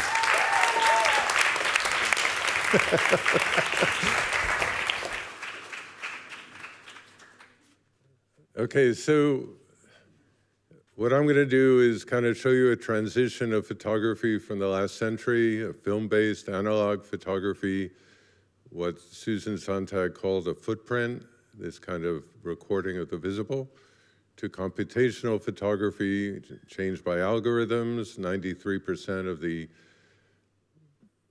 quote-unquote photographs made today are made by cell phones. The algorithms in them enhance them, modify them, manipulate them in ways we often don't know. The evidence of the lens, the light coming through it, is subverted unto AI now where you don't even need a camera. So we've gone from a kind of film-based to computational to a place where you don't need a camera to make photorealistic imagery at this point. So the issue is not just that AI exists making those images, video and still, but that you start to look at actual photographs and videos skeptically because you're not sure what they are. And as I'll show you, the New York Times just announced 3 weeks ago in a tech column that there is no more visual fact. It's finished. We can no longer believe what we see. And one of the big forensic scientists in the United States, Hana Reyes, in the same article suggested that the only way to know that you're actually looking at a photograph is to abandon completely social media. If we did that, Mamdani would not be the mayor of New York. And so I think that the hierarchical media have vested interest in certain things. Social media plays an enormously important part. But what we've done a terrible job of in the industry and more broadly is figure out ways to differentiate among the different kinds of imagery and to create penalties if you screw up. If I give you a €100 bill and it's counterfeit, I may end up in prison. If I give you a counterfeit video of something really important or image, no problem. I just keep going. So we have to be much more assertive and aggressive, work together with lawyers, programmers, journalists, educators, and so on, because we're in a moment of enormous crisis. In the US alone, the White House has already unleashed 62 weaponized AI videos to intimidate us, and that's the White House. So I'll be showing you that, and I'm a very funny guy. Some of this will be sober and serious. So the first part will be kind of the media climate. The second part is some at least potential solutions to at least part of it. And the third part is really what I call photography unbound, this kind of renaissance of image making, which is now possible because we have to throw away some of the older ideas we've had and not be just married to them, but do different things, broader things, very much like what happened to painters in the 19th century when photography was invented. Representational painters said that's the end of painting. In fact, it's the opposite. We had Impressionism, Cubism, and so on and so forth. It unleashed creativity instead of killing it. So you're with me so far? Okay, so now I could start. So, photography challenged in the age of AI. This is my original title for the talk. The first three images you're seeing is, the prompt I gave was the first photograph ever made. That's an AI image. But then I realized that I'm really talking about democracy challenge in the age of AI. Good old Abraham Lincoln taking a selfie in the 19th century. And then I realized I'm really talking about a shared reality challenge in the age of AI, because we no longer have one. You talk to people and they have very, very different presumptions about what's going on. In the Vietnam War, for example, a girl could be burning from napalm. You could be right wing, left wing, but she was still burning from napalm. That's no longer the case. And that's where we're at. So I started writing about this in 1984 for the New York Times Magazine, 1.6 million copies printed. And I introduced, with this horrible headline they put on it, but the idea of what a pixel was, a picture element. This is 6 years before Photoshop. I was using a Cytex machine, a $500,000 to $1.5 million machine, a technician had to train to use. And what I did was I used a Gianfranco Gorgoni photograph of Manhattan and asked him to change it. We did. We published it in that issue of the New York Times Magazine. So you see we now have the Statue of Liberty. I created a traffic jam around the Statue of Liberty. I thought it would be interesting. With the Eiffel Tower and the Statue of Liberty, we have the Transamerica Pyramid. Look at the building on the right, the Citicorp Tower. Look at it again. We twisted it. The Empire State Building on the left, and I said to the technician, make it taller, and he looked at me like I was an idiot, and he said, that all you want to do? So I said, okay, move it uptown a few blocks as well. But what's really insidious is, if you notice the bottom right, there's a barge, and there's no barge on the water. So you make all these small details that nobody notices, and you change history in a big way. And this is 1984. So I gave us 41 years to think about this. And I'm glad I was young when I did that. So I got 3 letters to the editor, 1.6 million copies printed, and the New York Times Magazine asked me not to write about technology again because they viewed the article as 4 years ahead of time, and you should not ask a reader to read more than 6 months ahead of time. So that was the end of my technology writing for the New York Times, 1984. And it started really with 82, the National Geographic famous cover. They needed the horizontal photograph to fit on the cover, vertical, so they rotated the pyramid on the left to fit. Of course, the picture itself was, if you've ever been to Giza, it's not this romantic. When I've been there, you know, there's souvenirs all over the place and tourists, and it's not that. But they rotated it, so I called the editor-in-chief of National Geographic, the most conservative of publications, and he said to me on the phone, it's really nothing. All we did was go back in time and move the photographer a meter or two to the side to get a different point of view. I hung up the phone and I called him back and I said, did you really say that? And this is 1984, the interview. So if National Geographic is doing this as of 1982 and it's no big deal, we've known about it for a long time.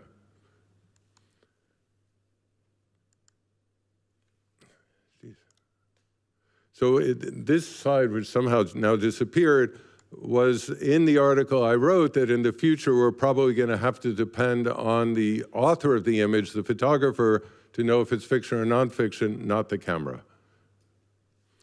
So here was a World Press Photo winner, Tiananmen Square, standing up to the tanks. The man was anonymous, he disappeared, we don't know who he was. Heroic. But when you looked him up on Google a few months ago, this is him. They did not identify it as AI. Not only did they not identify it as AI, that was #1 on the image search. When I did it a few days later, it was #6, but they acknowledged that in the future, they won't search the images, they'll make them for you, whatever you want. It's fast food. You want the double burger, the triple burger, we got it for you. It's that. So there's no reverence for photographic history, the big corporations. So this is the one that got me from Gaza. This is Omer and Omar, 2 4-year-old boys. They both died the first week of the hostilities 2 years ago. And in the case of Omar, the Palestinian boy, when BBC did the piece, they found on social media that people were saying he was not killed, he was actually a doll. So BBC had to interview his grieving mother and say, was that actually your son or a doll? And in the case of Omer, the Israeli boy, on social media, they were saying that, in fact, he was a crisis actor. He and his sister were getting paid to pretend to be dead. In fact, the family of 5 had been wiped out. So one of my students, who was friendly with both Palestinians and Israelis, wrote to them and said, on social media, many of your images are fake. And the answer, and major answer from both sides, was we don't care, we know what the truth is. In other words, there's no fact in image that's going to change our mind. It doesn't matter anymore. And I think in part we're talking generationally. I teach a lot of younger people grow up with a sense of skepticism about all photography. You grow up with Photoshop and so on and so forth. You don't assume it's actually a recording of the visible.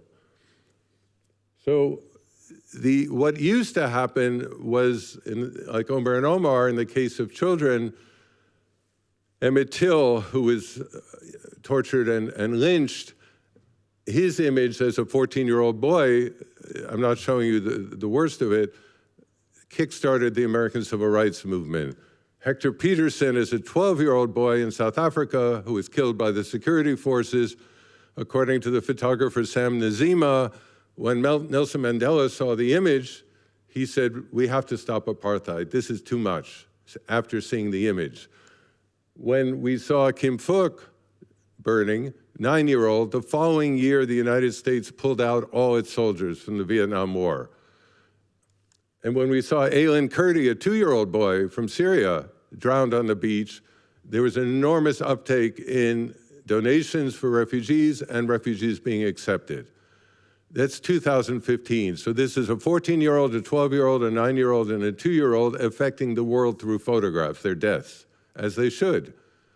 My argument would be that since 2015, we may never have another iconic photograph like that, which will change the world for the good internationally, because we no longer have a hierarchical media. We have no front pages.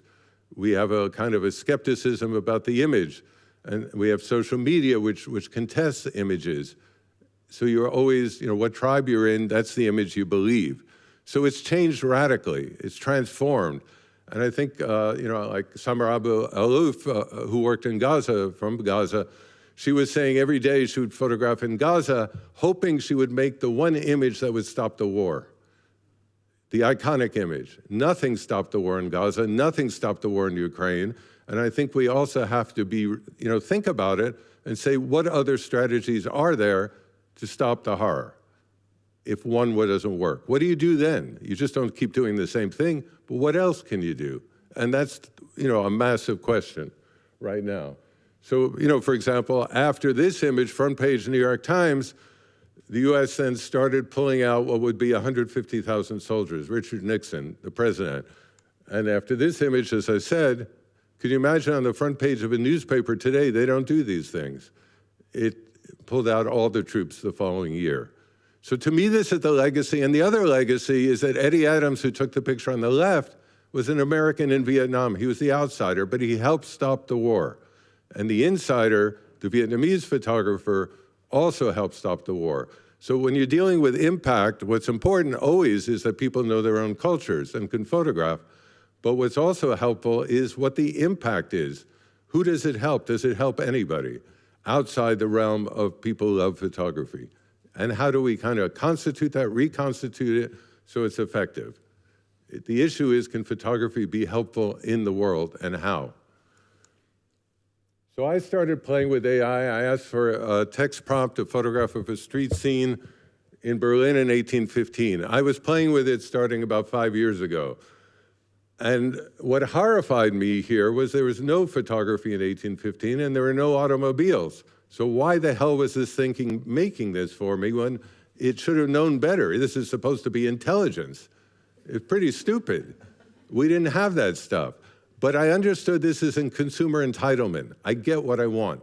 If I want it, it gives it to me. If it's not good for me, so what?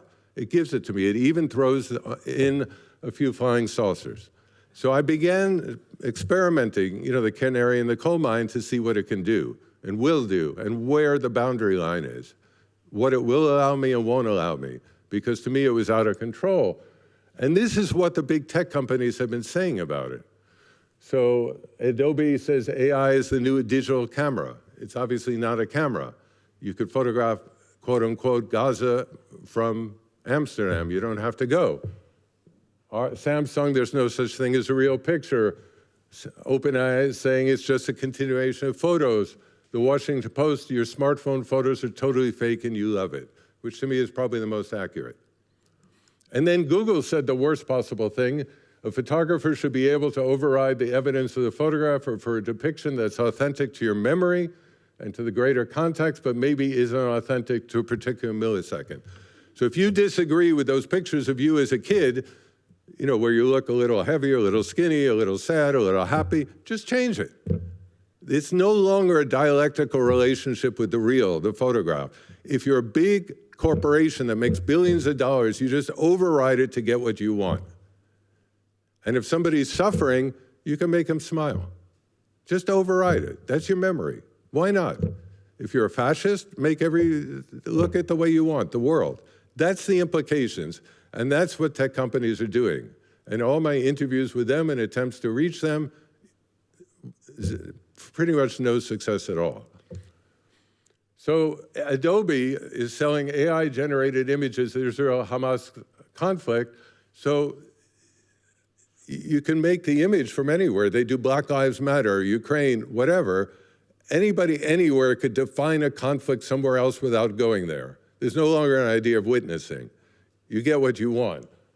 So Adobe is also spearheading the Content Authenticity Initiative, restoring trust and transparency in the age of AI, right? So at the same time that they're selling AI-generated images, they're restoring trust and authenticity.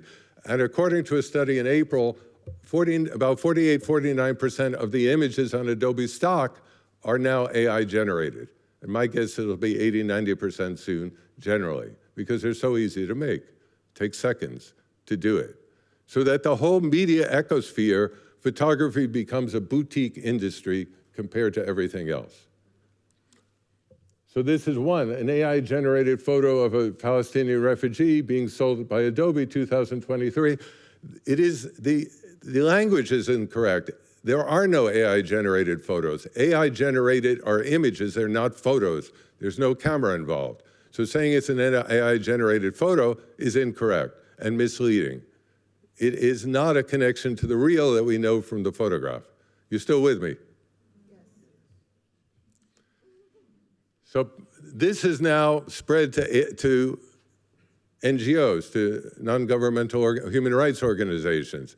It's easier to make emblematic images of poverty, famine, suffering without going there. It's cheaper.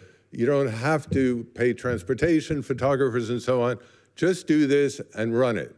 So this is now something you're seeing more and more. There's been like The Independent did a piece, The Guardian did a piece in the last 2 weeks. You're seeing it more and more. It's good for the budget.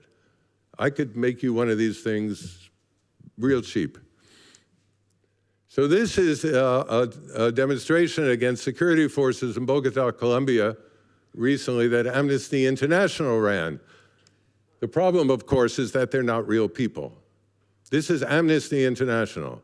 So the argument they have is that by doing this, they can't arrest the fake people, the police, because they don't exist. The other argument is, who gives a damn about them if they're fake? And that's what you're seeing. When you see an Amnesty International starting to use this, you got to start wondering where we're going.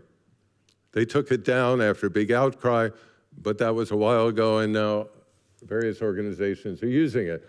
So this is the one that I just referenced from the New York Times about 3 weeks ago. Welcome to the era of fakery. The widespread use of instant video generators like SOAR will bring an end to visuals as proof.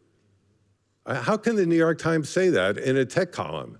That they're based on visuals as proof. It's a newspaper, but they're just announcing for us there's no more visuals as proof. When I do these tests of AI versus photography or video, and I'm an expert, I get about 70% right. I can't tell. So who can? So I started again playing a photograph of a soldier in the Vietnam War taking a selfie. That's what AI gave me. Of course, we know selfies were preponderant in the Vietnam War with cell phones. This is what it looked like. The one on the left is the cover of my new book there. And then I asked for the victory parade when they came back from the Vietnam War. Front page Daily News, it's unbelievable. It's great. There was no victory parade. In fact, they had to take off their uniforms all too frequently in bus stations so nobody would spit at them and call them baby killers. But I rewrote history, and I'm ashamed of myself. That's why I don't put it online. I do this to show what's possible. And if I'm doing it, any 14-year-old kid could do the same thing I'm doing. So Kamala Harris, who we all know, I asked for her to be put in the March on Washington, 1963, where Dr. Martin Luther King Jr. gave his famous I Have a Dream speech. And it was a massive, march for civil rights, and there she is. The really interesting thing is she was born the year after the march, first of all. But second of all, when I put Joan Baez and Bob Dylan in the same prompt, everybody who was there was white. But when I put her in, everybody who was there was black. When I put Elvis Presley in, who didn't go, there was a mixed audience, a mixed protesters, black and white. In fact, it was around 70% black, 30% protesters. But these are the things you're not seeing. So if you're a kid in high school doing a research paper on the March on Washington, and I had put these online or somebody else does, that's what you're going to put in. And who's going to contest you at this point? Because how do we know what happened and didn't happen? A photograph of two friendly white men who were plantation owners in Mississippi in 1855. For several weeks, I could not get them to make one white person as a slave owner or plantation owner. They were all black. Gemini, another program, had the same problem. Nazis were basically women and people of color. Because they were woke, and it wasn't fair to make everybody white, so they had to, parcel it out. Some people are women and black, even though they never were. So that's what you're getting in terms of artificial, quote-unquote, intelligence there. So at the Victory Parade, Berlin, 1945, this is one of the scariest images I've ever made. Because to me, it's like a William Klein or somebody like that. It's that kind of level. Of course, fortunately, there was no Victory Parade in 1945. But depending on your political point of view, you can make it. An overweight concentration camp prisoner. I thought this is one they would say, no, I'm not going to do it. They didn't. So one of the issues, for example, when I put in Nazis, they wouldn't do it, but when I put in fascists, they had no problem. So I put in bikinis, they wouldn't do it, but swimsuits were fine. And if you put in blood, you could put in ketchup.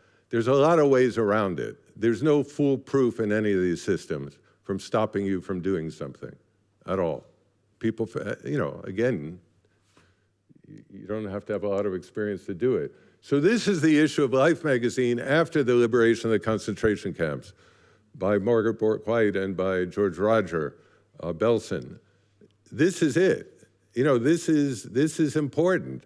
But once you start seeing overweight concentration camp prisoners and so on and so forth, this image diminishes. These images diminish because the context is so many other images. I cannot get the tank man image out of my mind, the one I showed you. I know it's fake, but I see it all the time. I can't get it out of my mind. So Auschwitz, the concentration camp museum, decided it wasn't fair to visitors just to show the original black and white photographs of the prisoners. So they had a Brazilian artist colorize it. Consumer entitlement. You have to engage the visitors. You don't know what color their clothing was, you make it up. History doesn't matter, you have to engage the visitor. So the Auschwitz Museum decided to do that. And this is possibly the worst one I've seen, the genocide in Cambodia, when the people were photographed just before being executed, the record-keeping photographs. An Irish artist decided not only to colorize it, but to make them smile before they are executed. He thought it was a good idea. And because the Cambodians' government complained, Vice magazine took it down. Otherwise, it was up. So these are tools that are almost free. When I was first in 1990 on the Today Show with Adobe, when they announced Photoshop, the guy from Adobe had a photograph of Reagan and his wife, Ronald Reagan, Nancy Reagan, in front of the American flag, and he put himself in between the two. And on the Today Show, which is like one of the biggest, millions of people watch it, he announced, I am going to do the most unethical thing that you can do. And I said, if you do that and you release Photoshop, nobody's going to believe the image of Tiananmen Square, which was the year before. And that's it. There's no pushback against it. So this, I found 1935 from Berlin. Pierre Macquarland put together this book. They were doing books on cities. London, I think, was the first, the second. And these were some of the layouts that they were doing. So I was interested, how do you document the rise of fascism? What do you do? 1935. And they had to destroy many of the copies of the book because when the Nazis took power, they didn't want to go to prison. So these are just a few of the spreads.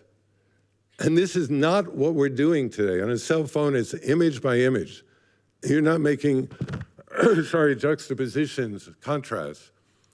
This is what you could do in print media, but you can't do here. I find this unbelievable. But they were doing better in 1935, thank you, than we're doing today. So some of the other things I tried with AI were really interesting, were almost even brilliant. If I gave this assignment as a picture editor, which I used to be for the New York Times Magazine and elsewhere, the most beautiful one in the world, I would not get this image. I would be Vogue magazine cover. And this is what it gave me. And I wanted to have a party because I thought this is great. It's often racist, misogynist, and idiotic, but here it saw beauty. Somebody's on a cell phone, didn't comb their hair necessarily, is on the street, and there's beauty. And I started to think, wow, my definition of beauty is really limited.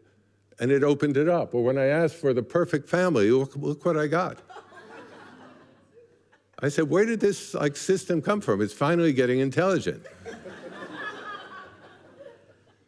So I don't buy this thing that AI is only good or only bad. I think it's nuanced. It can do really interesting things. The greatest mothers in the world, this is what it gave me. I realized how human-centric I am. And this actually changed my life. I look at animals, I have an ant crawling across my table. I say, maybe this is a good mother. I don't know at this point. It opened it up for me, in a way, because often as a picture editor, I make an assignment and I know what I'd get back. Photograph a writer, and they get the person at the desk with the books behind and then a computer or typewriter. Really boring. But this stuff is giving me stuff I never thought of. An ethical photograph of a homeless person by a homeless photographer. I like this. The guy is lively. He's just like us. He's not looking dismal and the end of, victimized. He's just a regular guy who happens not to have a home. So I thought that the AI had an insight, which a lot of publications don't. They stereotype people. Homeless people look like X. Or people suffering from famine look like Y. Like Salgado, I worked with a lot. And if you photograph people suffering from famine who look beautiful, everybody jumped on him. Susan Sontag, Michael Kimmelman. How do you show people suffering from famine is beautiful? The answer is because they are beautiful. Just because you're suffering from famine doesn't make you less beautiful than you were before. You don't stereotype that way. So the AI was saying something. The most alarming photograph of climate change today. It gave me a diptych in about 20 seconds. It's a cover of a book. You know, you get the clock running down and the oil geyser and the bright sun and the ice and the polar bear. It got it all together. And it also shows us how idiotic we are to use the same symbols all the time. You know, it's just throw it back in our face. Use these 5 symbols? Okay, here they are. You guys are not very smart. And then I asked, this is in the style of Robert Capa, The Photograph of War's Horror That Would Stop All Wars. This is the last chapter of my book. What I love about this is it's not making a spectacle of the other suffering. It's saying the impact is on us. It's destroying our camera. It's destroying us. Our daughter is crying, is in anguish. It's up to us to do something about it. We're not just looking at the other and feeling good, I'm going home for dinner. What's on TV tonight? It's putting the onus on us. It reversed it. I thought this was kind of brilliant in what it was doing. And that's exactly the prompt, you know, these are the prompts I gave it. I didn't ask for all this stuff. So Stephen Shore did it. He asked AI to photograph like Stephen Shore, the photographer, Museum of Modern Art, all that, who's now, I believe, in his early 80s. And I interviewed him, and he said, I liked it. It had a kind of deadpan blankness that I liked. The only thing he would have liked a little higher definition. But it then raises the possibility that any photographer, if they approve the algorithm, could photograph for the next several hundred years, or their estate. It changes the difference between, like I was at Arles, and I said 2 years ago, I asked them, if I do AI in the style of Cartier-Bresson, are you going to give me a show? And they didn't have an answer. They hadn't thought about it.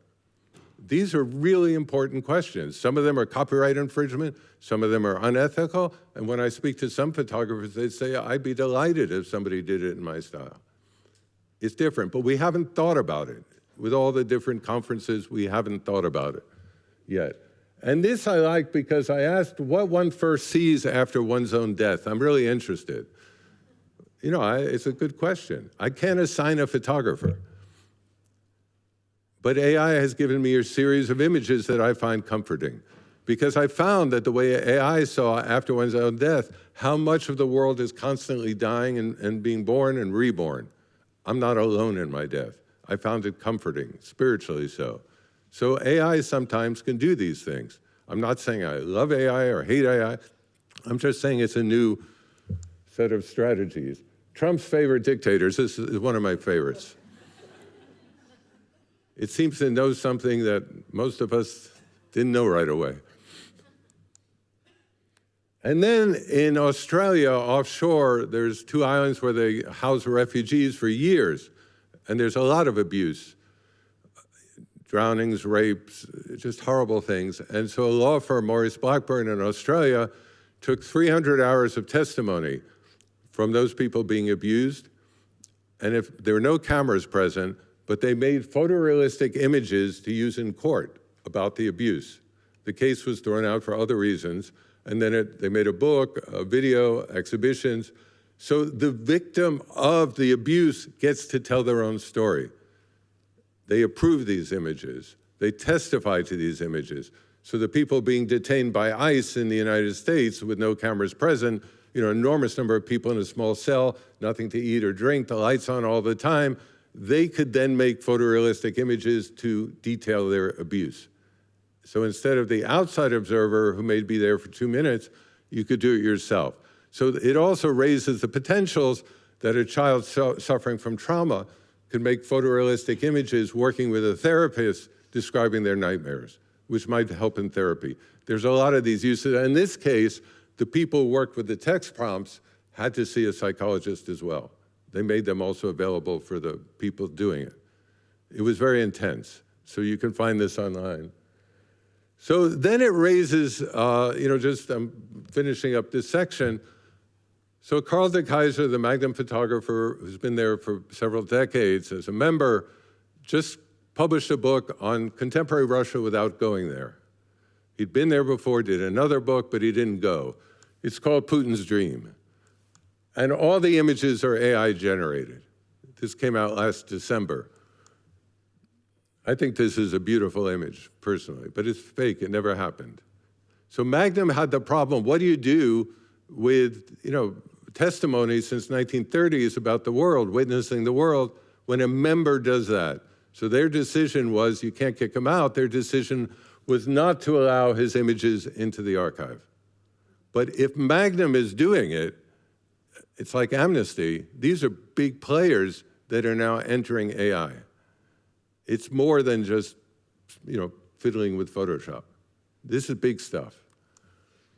And then Philip Toledano, when Capa photographed, Robert Capa, Normandy invasion, World War II, famous photographs, there were several rolls of film he never exposed, he didn't use. So he decided recently, a number of months ago, to make the images of what Capa might have seen based on AI. 1944, he wasn't there. And he published a book, and these are the original images. So the question is, to me, this is morally bankrupt.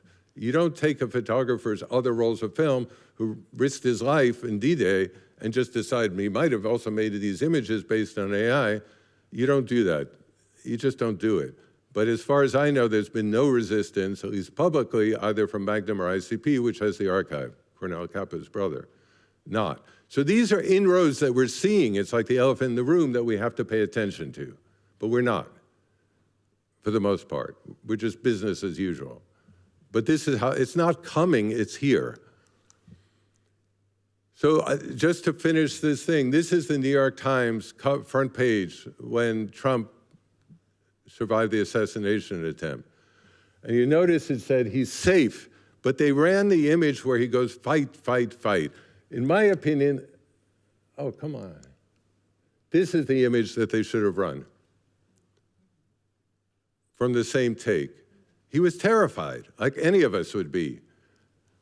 And I think the image that disappeared, there was the text image, was Piers Morgan, the British journalist, saying that image won him the election, the fight, fight, fight. It's the cover of Time magazine, it was over. It was like a wrestling event. He gets up. He was on the ground, no shoes, the Secret Service all around him, terrified. But they ran the image of him vanquishing the victor, fake, performative, and to World Press Photo's credit, this is the one that won World Press Photo, which to me is much more accurate. He needed these people to survive. But the Times and Time magazine cover and so on went for fight, fight, fight, and in my opinion, that did a hell of a lot. It's now in the White House as a painting. And he kicked out Obama painting and Biden painting and all that, or photographs just for him. He loves the image. It's part of his campaign. We were complicit in his campaign.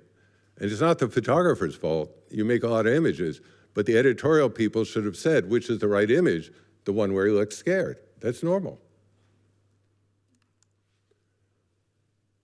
So this is good old Hannah Arendt, and that's where we're at. You go into incoherence. I live in the United States.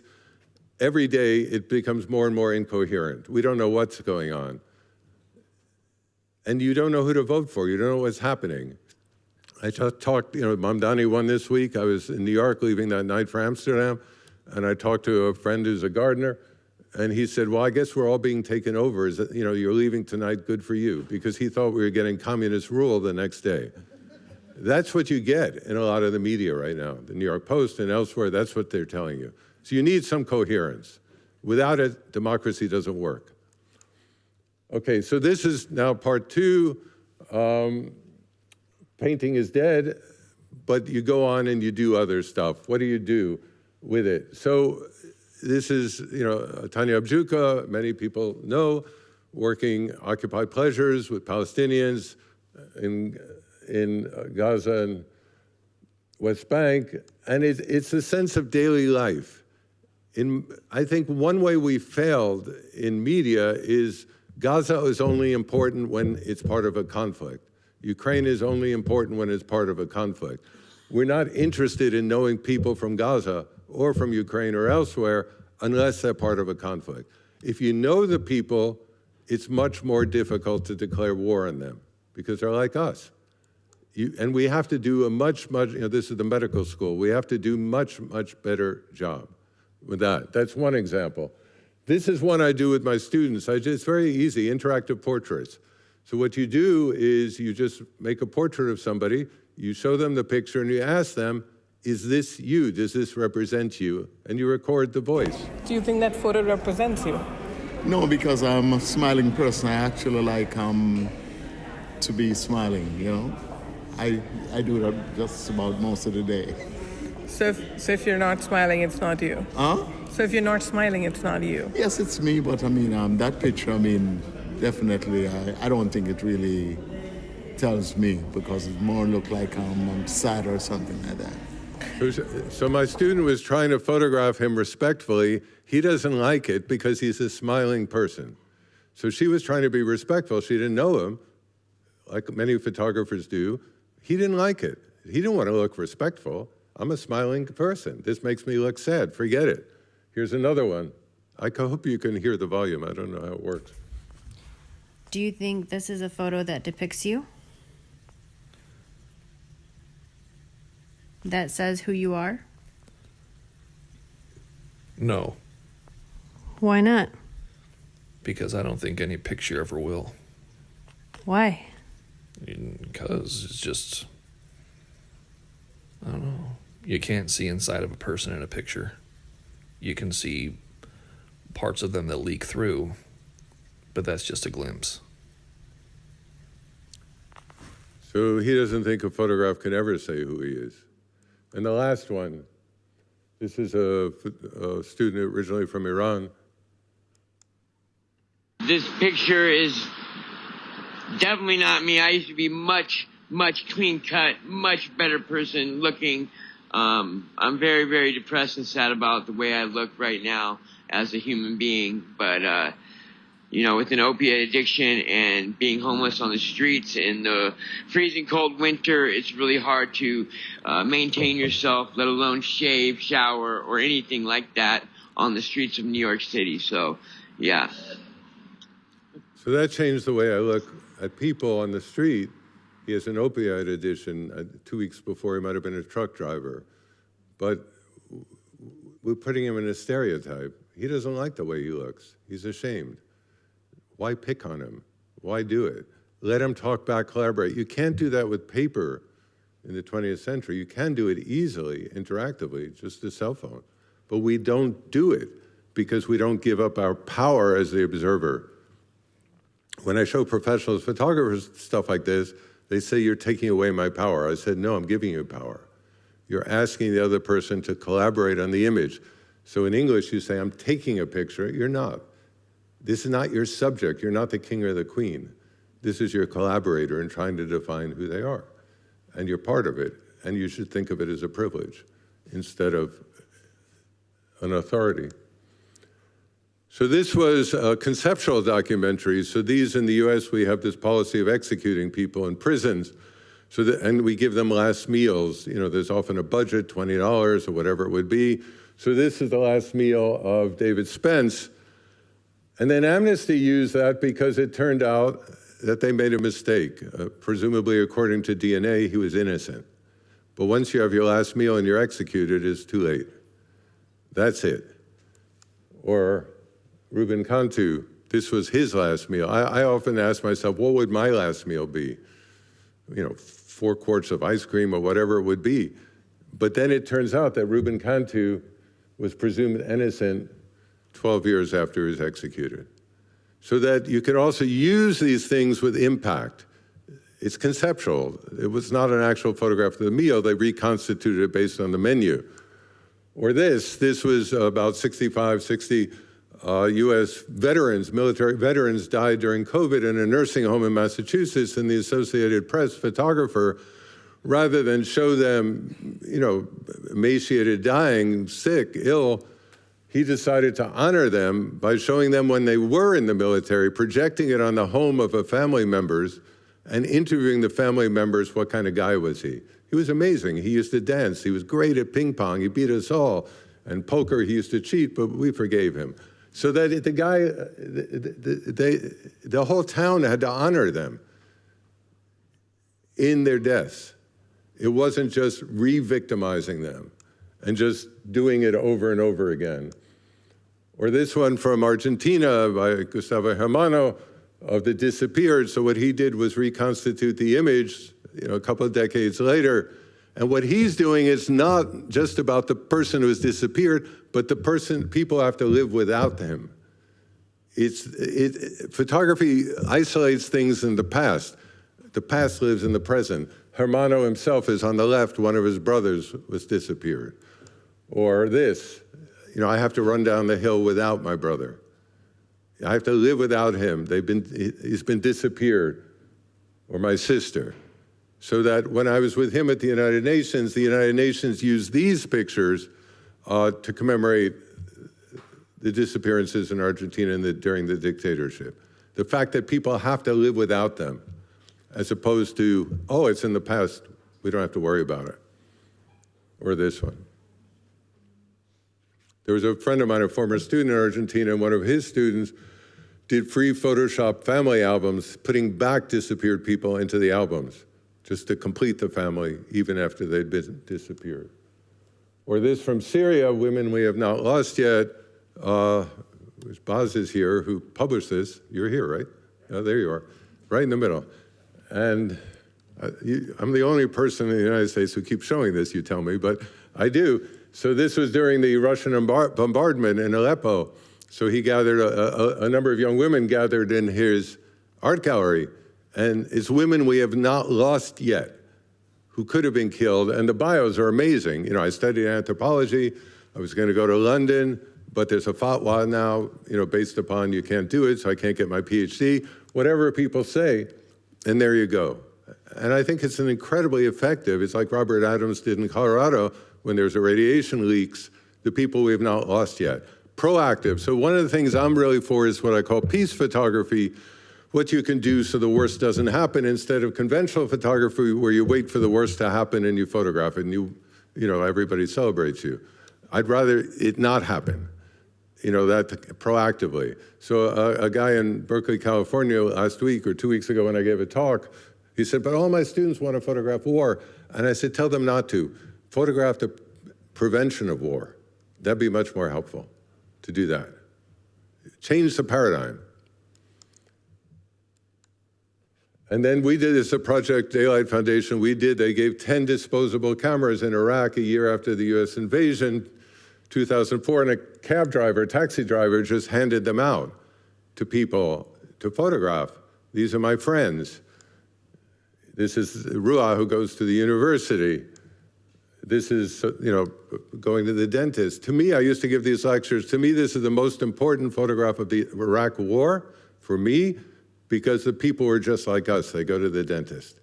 You can't turn them into the other. They deserve it somehow. The Iraqis are different. They're the same as us.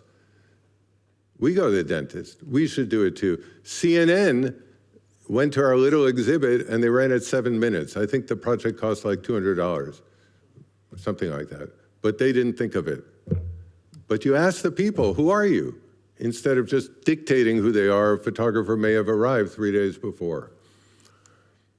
So this is one I did with Gilles Perez in '96 for the New York Times Online, which was when online had just started. It was nominated for Pulitzer Prize in Public Service and immediately rejected because it was online. It took 12 years for the Pulitzer Committee to accept online only. Online was considered not serious. But what we did was you could pick your own pathway to see what was happening. I said to the Times, they've just declared peace. Let's do something different. You take different trajectories. You go through with the photographer. It's like a diary. It's like a contact sheet. You pick where you want to go. A student of mine went through the website. It took 4 hours. When he published this in the New York Times Magazine, it took about 15, 20 minutes to go through it. So the issue is that you're then putting the reader in the shoes of the photographer going around trying to discern it. I would have loved that they do that in Tehran, for example, or that they do that in Gaza, or they do that elsewhere, where you have to go around and meet the different people and ask questions. If you ask the wrong question, they may not answer, but to know them instead of being told what they are, but experience it. And I thought in '96 when we did this, there'd be hundreds or thousands of similar projects, and there are few or none that have been done. So now just briefly to say why I do what I do is because it can be helpful, very viscerally, pragmatically. Gideon Mendel, originally from South Africa, his sister is in South Africa as a doctor treating people with AIDS. And there was a very racist assumption by NGOs and Western governments that if we give antiretrovirals to HIV-positive people, Africans will not be disciplined enough to take it, which was complete bullshit. So what he did was work with a pilot project in South Africa for 4 years, following it to see, and this is the same woman 4 years later. And I asked UNAIDS, the United Nations in charge of AIDS, what the impact of the images were, and this is the answer. 8 million people are in treatment today. So he doesn't win the award. The people who photographed the people dying in the hospital win the award, but 8 million people are alive today. That's pretty damn good for doing it, because then he convinced the NGOs, you know, they're disciplined, and the Western governments, they take the medicine. They're just like us. Common ground. And this is one I worked on for the UN, Chasing the Dream, the population group with the Millennium Development Goals, 2005, and Diego Goldberg and Roberto Guareschi went around, and kids, young people were asked to photograph what they like and dislike. You know, I like my brother's refugee camp. This was the lead photograph at the United Nations. I like my sister's, Morocco. My mother's an excellent cook. My brother's pretty okay, except he's too protective at times. There's Morocco. Or this is, the hammer is the hope of work in Brazil. So we ran this in the whole United Nations headquarters, you know, plus Diego's pictures of 8 people. And then Kofi Annan's wife was going to take the leaders, the spouses of the leaders, you know, on tours to raise money. And I read that the Millennium Development Goals 2000 to 2015, 21 to 27 million people are alive today who would not have been alive otherwise. 21 to 27 million people. We were a small part of it. But proactively, you could be helpful. And if nobody believes the photographs, it's not going to help those people. It's worth fighting for. Chasing the Dream. And that's just to finish this section. I worked with Salgado on the end of polio, with UNICEF, WHO, and so on. You know, going around, you know, vaccinating Congo, India, and so on. And we were down below 100 polio cases in the world. So you can't photograph all the kids who don't have polio and run a thing. How do you know? But I used to be picture editor of the New York Times Magazine. When I woke up in the morning thinking, what am I doing today? I may end a global disease. I was a happy guy. It was good. And then when we did I curated this cover, Doctors Without Borders used the exhibition at ICP to open their North American headquarters. And then a few years later won the Nobel Prize for Peace. So this is the last 5 minutes, and I'm off. I'm okay? Yeah, you're good. Another 2 hours? Sure. So these are just 3 proposals for potential solutions to some of it. I co-founded a group called Writing with Light, which World Press initially was part of, with Magnum, National Press Photographers, and so on. And here's some ideas. One idea, if you think of all journalistic photographs, documentary as quotations from appearances, John Berger's idea. If you think of the frame of the photograph as quotation marks, just the way with words, you cannot change the words in a quotation, you cannot change what's in the image in the quotation from appearances, except for minor changes, you know, like slight cropping or contrast or visual noise, that's it. So if people see a journalistic documentary photograph, which we call, by the way, as a nonfiction photograph, we change the terminology. If I go to a bookstore, I want a nonfiction book, it's history, fiction, novel, poetry. If I go to a gallery, I say, I only want the nonfiction photographs. I have no idea what I'm talking about. So what we're saying is let's use the same standards for imagery as you use for words. So anything in the brackets that's a quotation mark, it's the same for words, same for pictures. Simple idea, anybody would understand that. So if you're working journalistically and you're applying to World Press, you're quoting from appearances. That's what you're doing, just like a writer does. If I quote our fantastic moderator and I change any of the words, I lose my job, hopefully. So I did this campaign in '94 to label the, modified, not modified. This is heavily retouched, computational, it's not a lens. This is AI, this is a concentration camp survivor that I collaborated in making. So you have to say, so writing with light, the other part is that treat the photographer as the author, just like a writer. Photography is writing with light. It's a writer. And as a writer, you trust the author. I use words. Any words don't have any truth value. I do, if you believe me. If you don't read me.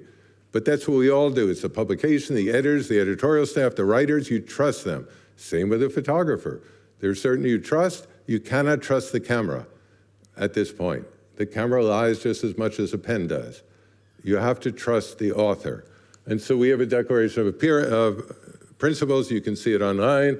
Nonfiction photography, we define, it's never been defined before, what it is so that the reader knows. All this is to make it easy for the reader to know, to differentiate between AI fabrication and actual recording of the visible. Photography is not truth, but it's a good reference point. It's never truth.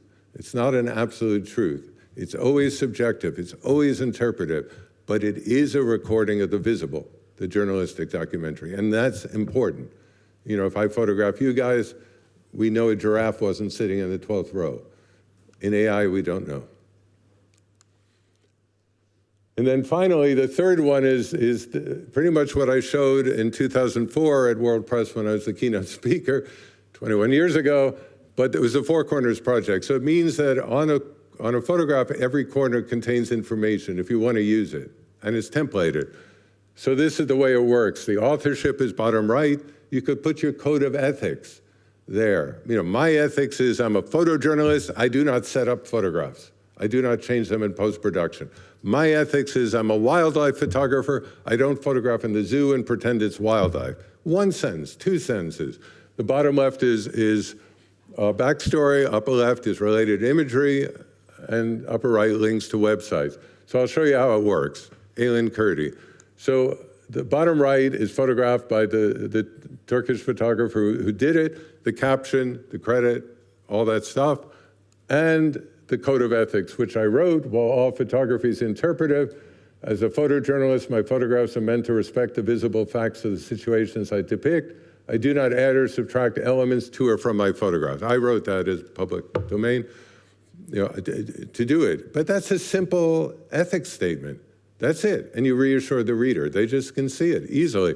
Bottom left is the backstory. She photographed a number of people who died trying to escape Syria, but this is the one that gave her nightmares. And the upper left is related imagery. When I was curating the Magnum 400 photographs over 40 years, I realized that what I was doing was representing 4 seconds of history in 400 photographs. Each one made it 100th of a second. 1 second for every 10 years. Nothing. It's nothing. So why don't you add context? It's good. So here's context. So in this case, this is Aileen Kurdi and his brother who also drowned.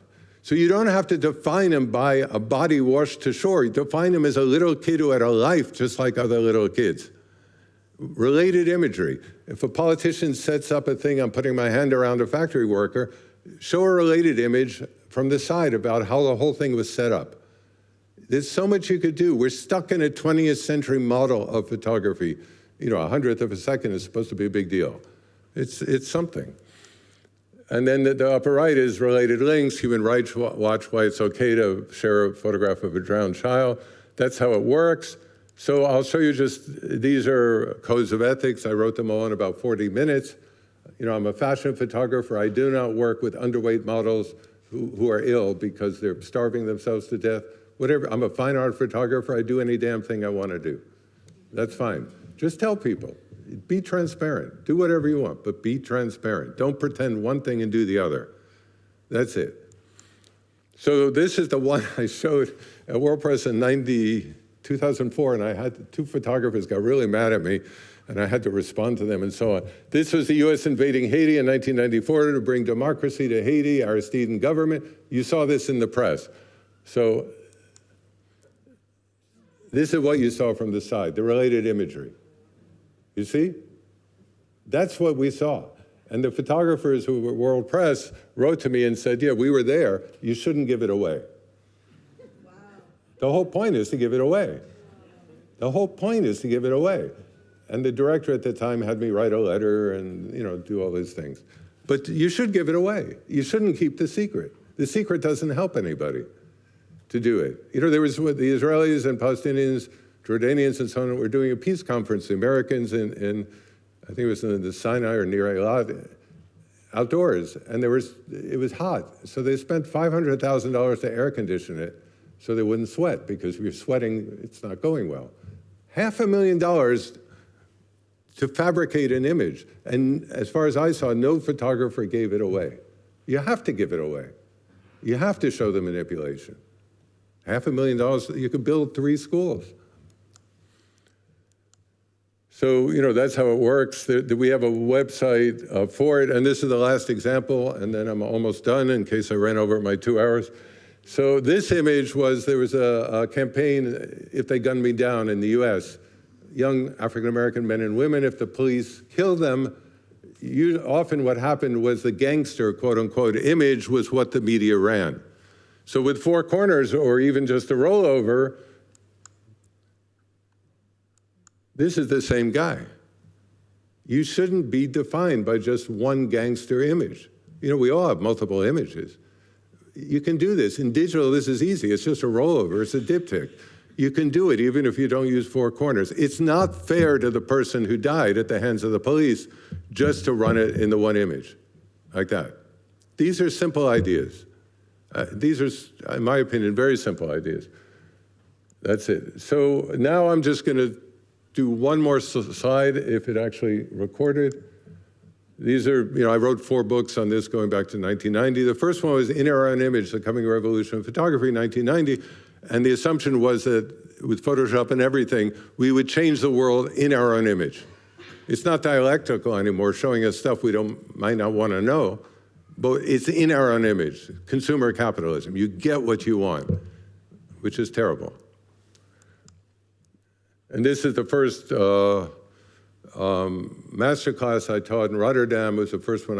Maurice Kreinen was the director then, and it's the first one at World Press. I know there are many students here now from this year's. And I want to just take this as a moment to salute in memory 2 of my fellow teachers who died in the last few months, Christian Cojol and Michael Rand, who were 2 of the teachers at that time, who were both brilliant. One is an editor and critic and writer and curator, and the other is one of the greatest art directors, London Times.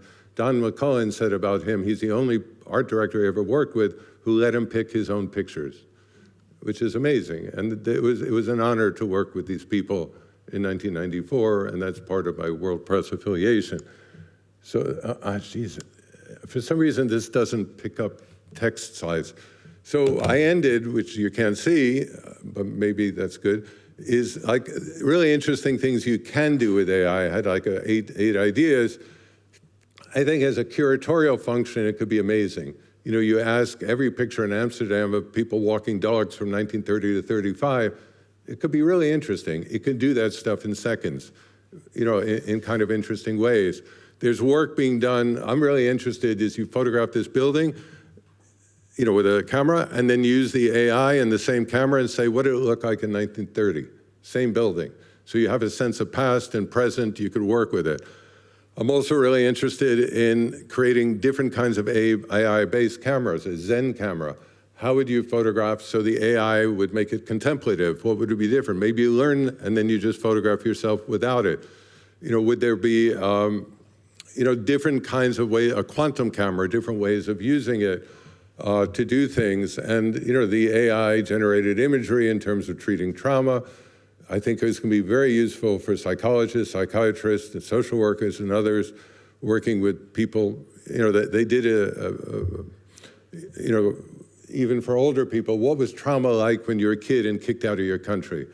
And, making the imagery based on your memory, and could that be useful in different ways? Certainly define it as not photographic, but can it be useful therapeutically? And above all, what I'm interested in, can AI help us create a new visual language that will have credibility and usefulness as we move beyond this period into new possibilities? What good could come out of it? Because we certainly need coherence in the world. Thank you very much.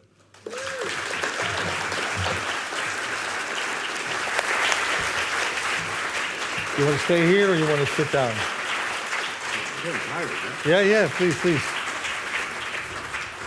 I can give this to you.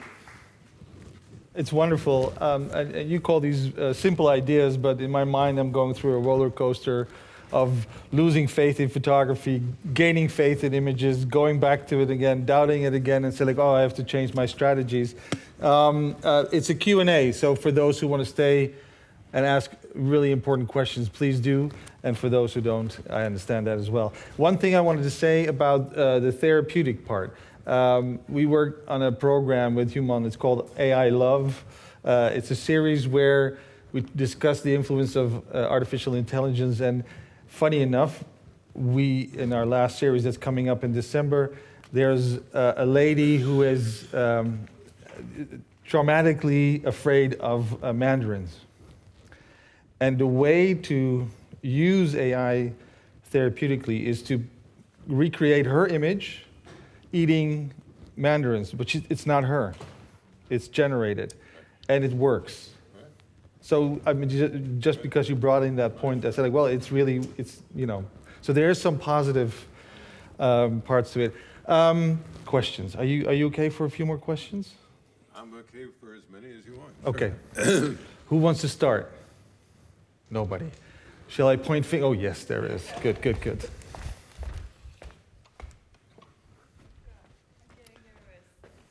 No, I'm going to hold it, and then you say yes, you got to say your name, and then just quickly ask the question. Hi, my name is Shirin. I got even more nervous now. So, English is not my first language, and I'm happy that I got better to understand you well now. Can you explain more on Gil Perez's work in Bosnia? Because you said it would be nice to see that kind of work also from other places. And I'm from Tehran, and I'm thinking a lot about how to make an impact there with fellow photographers, what we can contribute to the image of us. So can you explain more on that, please? Thank you. You're from Tehran? Yeah. Abbas actually wanted to do the same project with me on Tehran, but we never got around to it. So, the idea is that the web itself, really its architecture is nonlinear. It's not like turning a page. So you turn page 1, page 2, page 3, it's linear. But the web, you click here, you go there, you click there, you go there, and so on. So the idea is to put the reader in the shoes of somebody arriving in Tehran, and you give them choice. Here's 4 photographs. Do you want to go that way, that way, that way? And one's little children, and one's a shop that sells bread, and one is a street scene or whatever. And they pick the street scene, and then the next screen, you start going down the street, and different things are there, and then you could click, and you say, oh, this street, there's a guy selling something, and I want to click, and now you could then maybe even have a menu, and there's 3 questions. You could ask the guy, you know, how many years have you been selling whatever you're selling? Why do you do it? Do you make enough money for your family? You could have a conversation, and then from there, you have other choices of where to go, but you're making the decisions where to go. The photographer is not. It's open up enough so that you go different places. So you, in a sense, own the experience. It's like, I go to Amsterdam, I don't read the guidebook, and first I go, you know, to this museum, that museum, that museum. I go down the street and I see somebody has a purple umbrella, and I say, wow, she has a purple umbrella. Because I see the purple umbrella, it changes the way I walk or where I go or what I do. So it opens up the idea of spontaneity, your choices, and so on. So there's an Institute of Peace Photography in Finland, and they wrote 2 chapters on that recently. This was 96, but just now. And they say that the ambiguity of the experience is good because when you tell people what's happening, they often resist. You can't tell them, you know, I just gave a lecture in Amsterdam, it was brilliant. You know, people resist. But if I let them experience themselves and make their own decisions, it's much better. So in a sense, what I'm doing in this is inviting them into the lecture and whatever. They could talk to some of you who were here, get different opinions, make up their own mind, and then make a decision. It's the same in photography. Like, if I photograph the 3 people here who are smiling, and then I publish it front page, oh, it's a happy lecture. But if I give a wide picture with all kinds of stuff, the viewer could say, well, this guy's serious, that guy's smiling, that one's asleep, and that one shouldn't have been here. You know, they can make their own minds up. I'm not directing them. And the point of the Bosnia was they had just signed, it's called Uncertain Paths to Peace. So the viewer gets to go and investigate and see what's happening and learn a lot. You know, there's a picture of a bridge, and I learned that it was closed for 4 years during the war, the Civil War, and it just opened, so it was filled with cousins who hadn't seen each other for 4 years. I didn't know that. You know, I could go to a shop and it's selling ice cream. We didn't have ice cream for X number of years or whatever it would be. I didn't know that. And there was one of they were making a movie and a guy was lying like he was dead. And then I realized that it was 4 days after the ceasefire, but he was an actor in the movie. He wasn't dead. I didn't know that. So you experience it and you learn from it on your own in a way. You provide enough possibilities for people to go, as opposed to directing them and saying, if you go to Tehran, the most important things to see is this, this, and this. That's a completely different idea. Is my English good enough? That's good. Sure. More questions? All the way in the back. I'm going to keep running all the way back in front. Yes. If I walk back after the question is asked, please don't let me go all the way to the front. First your name and then... My name is Marcia and I have a lot of questions. You make explode my mind with a question. But as a reflection, I don't know what you think. You were talking about portrait and I don't know if it's working, yeah. Doesn't work? It's not. Maybe because we're underneath here. Is that what, is he saying yes? Can you, let's walk together. Move forward. Very good. Shall we stand here? Yeah. Good. Does it work? Yeah. I'm going to wait. It works Yes, it now. is. You were talking about making portrait with collaborative portrait, I mean, with recasting the subject to collaborate in the portrait. I believe there are also some good photographers that are quite objective, and don't you think that too much collaboration may also change the photo with another message, with the message that the subject want to give of himself? For example, that guy that lives in the street is homeless, and the photo, it was very cruel. He's homeless. You see right away he's homeless. But it's the reality. I can understand himself don't accept, but somehow a photograph should have also multiple function. Learning function, learning for the photographer itself, learning for the people that look, but learning overall for the subject being photographed and learning something different of himself. So like is a point of view that I never consider of myself. Good question. You understand? No, I do. Everything I'm showing are options. I'm not the socialist mayor who's imposing anything on anybody. These are just options.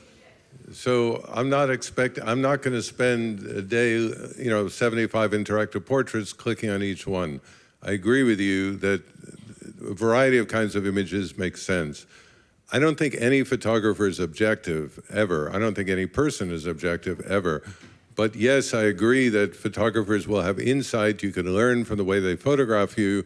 You don't always have to interact. But simply what I'm saying is with digital media, there are many other things. If I went to Tehran, I've never been, and I photographed a shopkeeper, I might then be very happy to show the person the photograph and say, is this you? Because I would learn something about the way he responds. I would also be very happy not to show a certain number of people and just make the images. So I'm just arguing for diversity of strategies, not for any single strategy to work, just to open it up. That's why I call it a renaissance. Like if a painter, if was using Impressionism, Cubism, fine. If they're just doing representational, fine. Do whatever you want to do. But just don't pretend it's the 20th century and there's only one way to do it. Not that there was ever just one way, but, Robert Capa should not be able to win the major photojournalistic awards in 2025. There should be multiple strategies that are winning these awards. Just to make a very simple observation. It's time for one more question. Who feels the need, cannot hold themselves? Hey, yes, Aniette, hello. My name is Aniette, and I was wondering, you're really speaking about ownership for the photographer to be the connection between the subject and the viewer of the images. But we're living in a time where a lot of images are digitalized, also historic images. And most of the time, we don't have the information of the photographer who made it. So how do you think about that if we're missing that information about the maker, the situation, the ownership? How do we fill that void when all these images are accessible online and also filling these AI machines? Yeah, we only have 2 minutes to answer that question, yes, but maybe we can try. Look, photography is not one thing. It's many things. Just like I'm a writer. When I go to the supermarket, I write the list of what I need to buy. The grammar is completely different than when I write an essay. The intent is different. The authorship is different. All these things are different. If I write a news article of 5 paragraphs, it's different than if I write a book. All these things are different. One of the problems we have in photography is we see it as monolithic. It's always the same. I could be an amateur who picked up a camera yesterday, and I'm just as good as the professional. We both have, you know, like in Switzerland, Bill Ewing ran the show, We Are All Photographers Now. I don't agree. I think we all use cameras now, maybe, but we're not all photographers.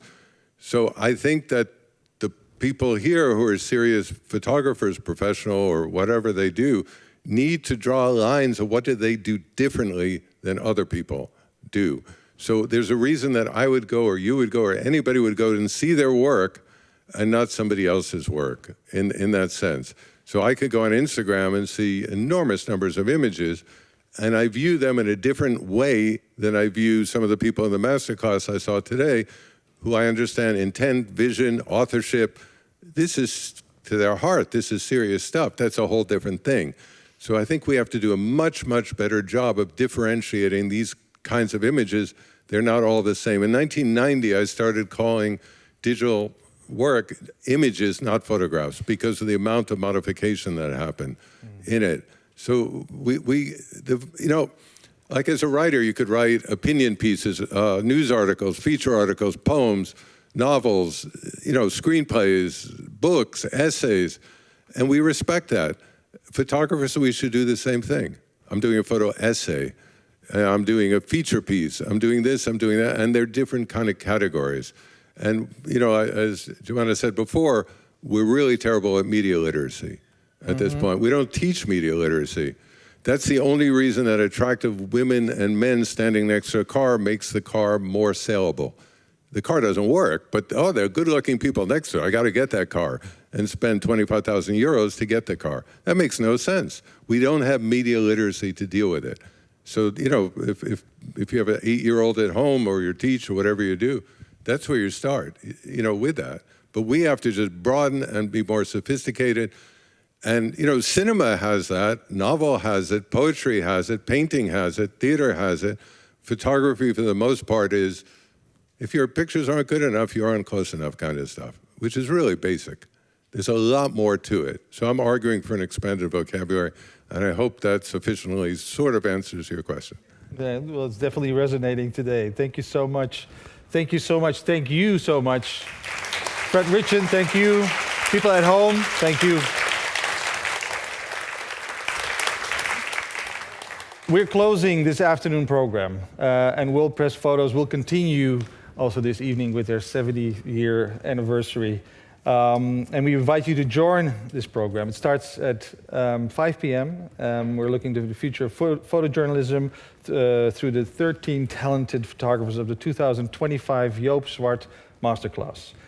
And this event would not be possible without the generous support of the Open Society Foundation. Thank you so much. Keep continuing having the conversation, and see you later, maybe here or at the bar. Upstairs. Okay. Thank you.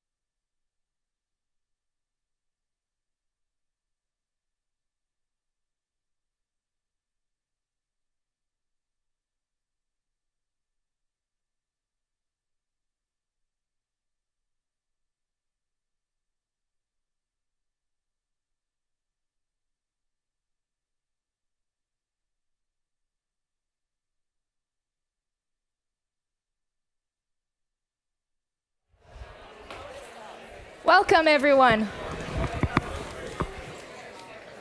Welcome. We're so happy to see so many of you with us today. My name is Jumana, and I'm the Executive Director of World Press Photo, and I'm very proud to be with all of you, and especially to welcome our 2025 Joop Swart Masterclass mentees and mentors who have been with us for the whole week.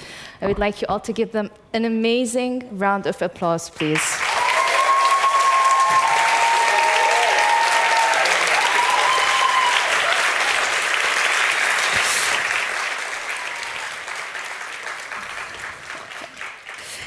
During this afternoon's program, which some of you have missed, but some of you were here with us for, we have reflected on our legacy and have looked at its role in shaping visual storytelling. Now, we're looking in the future of journalism and photojournalism through the 13 talented World Press Photo mentees, Joop Swart Masterclass mentees. Today is a special day for all our mentees, as they close this chapter and present to you the projects that they have been working on during at least the 5 last months, but for most of them, much longer than that. Together with them, 4 mentors have been guiding the participants in this journey with empathy, a sharp eye, and the objective to let the participants find their own voice. You will meet them and hear from them today. And I'm very happy to have with us Noël Teilhard, Hana Reyes Morales, Laura Tetouani, and Alejandro Leon Canog. Woo, lots of lights. Not yet. Not yet, Noël. 2 seconds. Each year, the Joop Swart Masterclass brings together emerging photographers from around the world, with a special emphasis on building skills for long and sustainable careers in photojournalism and documentary photography. At World Press Photo, we meet them with a lot of humility, a lot of inspiration, and we're ready to listen and to hear and to learn what they have to tell us. This is really one of the rare moments when we are able to sit with photographers for months, learn, hear their concerns, and engage with what matters to them. And however different the context they come from, many face the same pressures.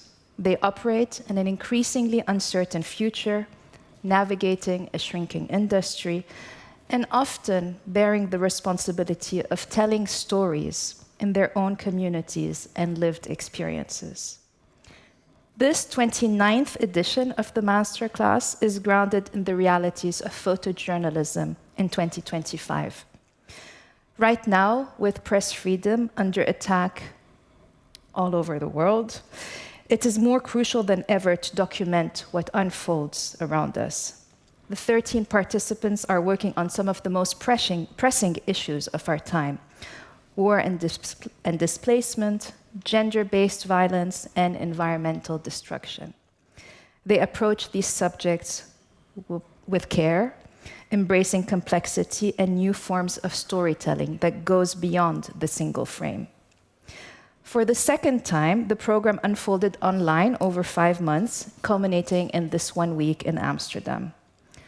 Unfortunately, however, 2 of the participants, Amin and Sahir, could not be with us in Amsterdam and could only join their mentorship online. A reminder of the limits imposed on photojournalists and journalists around the world, in Palestine and elsewhere. They both have been missed greatly this week, and we hope we're able to welcome them in the future. Please give them a big applause.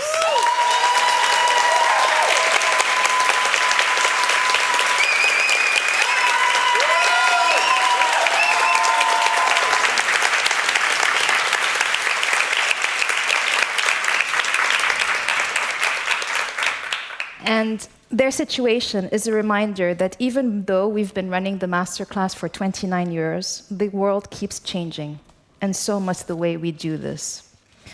This year, beyond the usual peer-to-peer and mentor feedback, particular emphasis was placed on psychological security and safety and personal risk assessment. The participants' work, complex and multi-layered, also called for critical conversations about the ethics around photographing and the possibilities brought by decolonial strategies. And of course, the day-to-day realities of the job. It was important to dive into the complexities of the photo industry so that the participants feel ready to drive their careers forward. Seeing their work reminds us why this work matters. Even as spaces for photography and democracy are shrinking, the commitment level among those still practicing, including, of course, the whole class this year, is higher than ever. With education at the core of our regional strategy, the Joop Swart Masterclass continues to nurture emerging talents and ensure that future generations of photojournalists and documentary photographers can share these vital narratives. The lessons learned and relationships built, especially the relationships. I've asked each one what was the best part of the whole journey, and most of them told me was the relationships that they have built with each other. Helps them in not feeling alone and in feeling that they are surrounded by a community that really supports them and is there to listen to them, as well as collaborate. We extend our gratitude also to all the speakers who participated this year, bringing forward urgent conversations that will continue to resonate for years to come. And of course, a special thank you to our financial partners, Porticus Foundation and Manwater Foundation. Now, let's go back to what we came here to do today, which is celebrating the participants' work. Our first mentor is Noël Théard. Noël has been a senior photo editor at The New Yorker since 2021. She is the producer of The Photo Booth, the magazine's photography column. As a mentor, Noël has been incredibly supportive, demonstrating that listening and staying true to the participants' stories goes a long way. She will be introducing her mentees today, Saher, Amina, Nataya, and Tero. Please.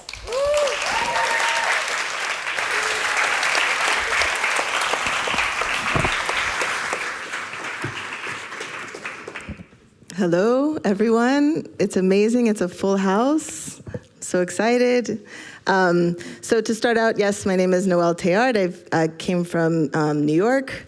It's a huge honor to be here. I have to say, over the years, I've watched my photo editor colleagues kind of like participate in this, and for years I've been like, oh, I would love to go, and this was the year that I was able to come, so I really appreciate the invitation. I also want to take a moment to thank the staff.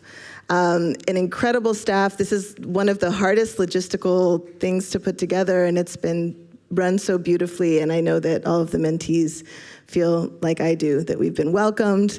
There's so much warmth. There's a sense of all-inness and dedication every day when we go to the office. It's just been a wonderful and very supportive experience. So I also want to thank the mentees. You all have really, really helped me grow, helped me see the world in new ways, and it's really just an honor to be here and presenting you all to be able to present your work. So very briefly, this idea of the word mentor, kind of like gives in mind like an elderly man with a beard and, students sitting in a circle and waiting to listen for information. But as we know, as mentors, we actually learn as much from the mentees as they learn from us, especially in cases like this where people are coming from all over the world. I consider myself a reasonably educated person, and I learned things that I never knew, and that's just coming from, the mentees' experience and their ability to be, communicate about their cultures, about what they're going through personally. So I also want to say that, being a mentor is not, it's a long-term relationship, and I say that to the people that I mentored very closely, and to all of you. The door, of course, is always open. So, all right, so last things. I'm most impressed by the excellence, the quality. Earlier we heard Marco talk about the standards that the world, that this institution has set and will continue to set. And so, these photographers are also contributing to World Press Photo standards, and there's such a strength in their diversity of form And I have to say that there are no weak links. Every single one of these projects is phenomenal and so different in terms of their content and their form. And the last thing, I appreciate all of the mentees' openness. Being open to constructive criticism is so important in this idea of killing your darlings and inevitably, bringing some back. Almost everyone was like, we're like, no. And inevitably in the end, their vision is what drives. So I'm gonna take a moment to introduce my grantees. So Amina Kadous is from Egypt, and I followed her project for many years. She has hundreds of strong photos taken over many years, and she finally found the thread to bring this all together. It's an enormous story told through the intimate and the personal, and it's really been wonderful to be able to edit that work and sit with her. Tero Makepe from South Africa, Botswana, his photographs are exquisite. He collaborates with his family in ways that are really startling and intriguing. And then in this mentorship, he's somebody that you can kind of see his mind working, like he's always seeking growth, and he has so much presence and charisma, which you all will see here very soon. Nataya Taidesha from Thailand. I was immediately floored by your work, to grapple with such personal material and to be able to bring it in such a sophisticated form photographically, I think is just extraordinary. And you're so poised and so graceful, and you're also actually really funny. So it's been really nice to get to know you. And then Saher Agora from Gaza, Palestine. I can't express what an honor it is to have been able to work with him. We didn't get to meet very many times, but the meetings that we had were incredibly meaningful. I do want to thank Mona Boshnak, his photo editor at the New York Times. Being a photo editor is obviously a very complicated job. It's a bit, it was incredible. She was very generous in terms of helping us connect. And obviously, World Press was phenomenal in terms of getting those meetings set up and organizing for translators and the like.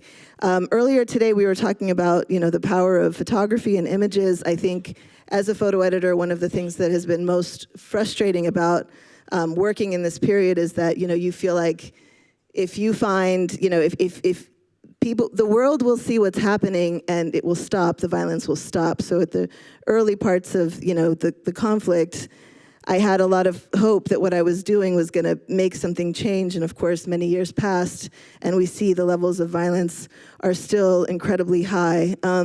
Saher, he's been working for years. What you're all gonna see here is work from the past few months. If you can only imagine the archive of images that he's made.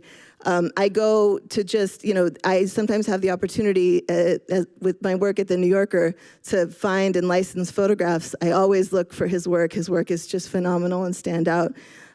It's just an honor to have been able to work with him. And I wish he could be here with us today. And in fact, we're gonna go ahead and start by looking at his work.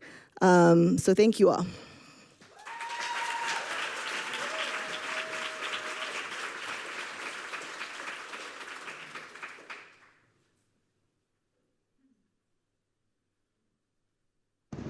مرحبا، أنا ساهر الغرة، مصور صحفي فلسطيني، أعمل في تغطية الحرب على قطاع غزة مستمرة من عامين. كنت أصور حياة الشارع، الحياة اليومية، الديلي لايف، في الشوارع، في المخيمات. بعد هيك لقيت الأحداث هي بتشدني إني أنا أروح أغطي، يعني بسبب الظروف اللي كنا نعيشها واللي مرينا فيها. انقلبت من إني بصور الحياة الوثائقية في غزة والجمال والبحر يعني والشغلات الحلوة، فانتقلت إني أصير أصور الدمار،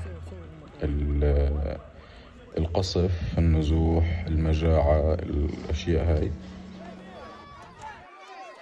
المشروع الماستر كلاس اللي قدمته كنت بحاول أركز على معاناة المدنيين في وسط هذا الصراع. يعني دائما كنت بحاول إني مش عارف، كانت دائما تشدني وتلفتني صور الأطفال وصور المدنيين بشكل عام، النساء، الأطفال اللي هم ما إلهم ذنب في هاي الحرب. كتبت ليست حربنا يعني لأنه عن جد الحرب اللي بيعيشوها الأطفال والنساء والشيوخ والمدنيين الآخرين هذه مش حربهم. أنا واحد من هدول الناس، يعني أنا كل صورة من صور المشروع اللي أنا مقدمها أنا عشت زي هذه التفاصيل. عشنا المجاعة وعشنا النزوح. أنا نزحت تقريبا 7 مرات أنا وعائلتي لعدة محافظات. فترة المجاعة برضو تأثرنا، يعني ما فيش حد ما تأثرش. يعني فقدنا بيتنا، فقدنا ممتلكاتنا، فقدنا حالنا. كنت بحلم إني أكون مصور صحفي إلي تأثير وإلي بصمة في شغل الصحافة. الحمد لله يعني إنه أنا وصلت لهذه المرحلة، بغض النظر إنه أنا يعني مش مبسوط. أنا بنفس الوقت يمكن في تناقض في كلامي، بس مش مبسوط في نفس الوقت إنه أنا وصلت لهذه المرحلة بتغطية حرب على بلدي. يعني أنا كنت بأطمح إنه أطلع مهام دولية، ولا زلت أطمح إنه أطلع مهام دولية في دول تانية، أنقل القصص الإنسانية. أنا بحب أركز على القضايا الإنسانية وعلى القضايا اللي بتتعلق في المدنيين بشكل خاص. يعني باختصار إنه كل صورة من ضمن السلسلة أو المشروع اللي أنا مقدمه للماستر كلاس أنا برضو كنت أعيش هاي الصور، لأني أنا عايش في هذا البلد وأنا بنتمي لهذا البلد. إنه أنا مش موفد أجنبي طالع لبلد تاني، لا أنا عايش وعندي عيلة يعني زي ما أنا بشوف الناس، فكنت أقلق على أهلي.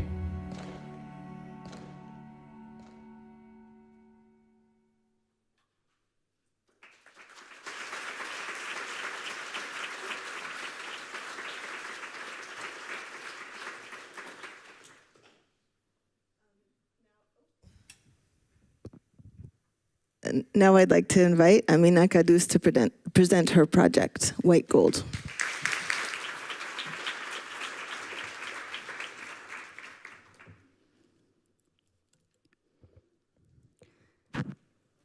جدو، مش عارفة ليه بلاقي نفسي بكتب لك دلوقتي عشان أحكي لك عن كل اللي حصل من يوم ما مشيت، وكأنك كنت كاتب كل ده من زمان في الحاجات اللي سبتها وراك من ذكرياتك وأرشيفك، وكأن قدري إني أعيشه دلوقتي. ساعات بحس إنك كنت مخطط لي إني أعيش كل ده. Grandfather, I have decided to build my own relationship with you, one that I wasn't able to have when you were alive.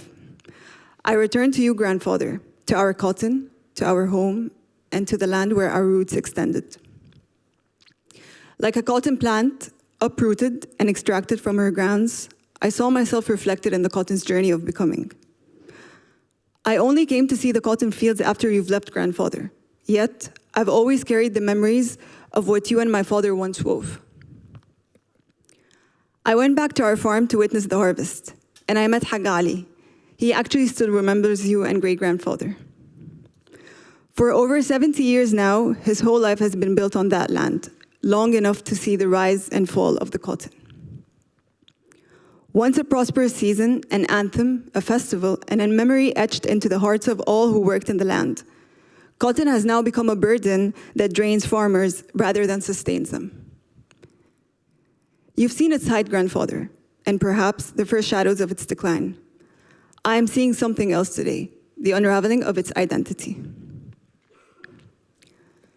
The lands are shrinking, and concrete buildings are sweeping over the landscapes across the Delta, transforming them to urban abstractions. For centuries, cotton was one of the best crops that cultivated along the river banks of the Delta, as you know. We grew up believing it was the gift of the Nile. Yet, the deeper I searched, the more I realized it was never truly ours. A seed from the distant lands of Sea Island, Georgia, carried across oceans, seized by the colonizers, and then transformed into the backbone of our economy. Cotton built communities, shaped hierarchies, and defined who we became. Yet, it was never our dream, grandfather. It was a system, a crop, and an economy we inherited, but we were never able to sustain its wealth. As a fourth generation in our family, I grew up carrying so many questions inside of me. What will my role be in our history? How will I continue our legacy? Cotton really became a way for me to heal. It grounded me, It allowed me to accept change, to understand that nothing lasts forever, that no legacy continues, but it transforms, reshaping itself into new histories. Through it, I began to understand Egypt. I began to see why certain things happened, to trace origins, to search for answers, and to learn. And to be a part of history I could not stop asking about. I find myself constantly searching for a place within something larger than myself. And cotton felt like it was my only route to understand and connect to you. It became more than just a crop. It is a memory, a heritage, and a longing. A promise of what might still become of it. And an honored grandfather of what continues to grow between us. Your granddaughter, Amina.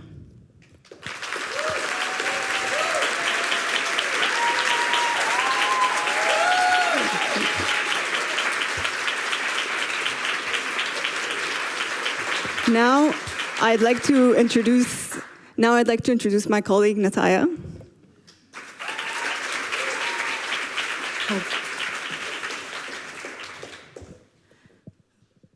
Good evening, everyone. Meta Matters is a story I've been developing over the past 5 years, and it's remained an ongoing body of work. Now, as I bring it together, I'm trying to make sense of what it means and what it can become. In Thailand, corruption, threats, and intimidation are sometimes overlooked. They often come from the very people we're taught to respect, be it officials, politicians, or police. In my case, I learned this firsthand within my own home.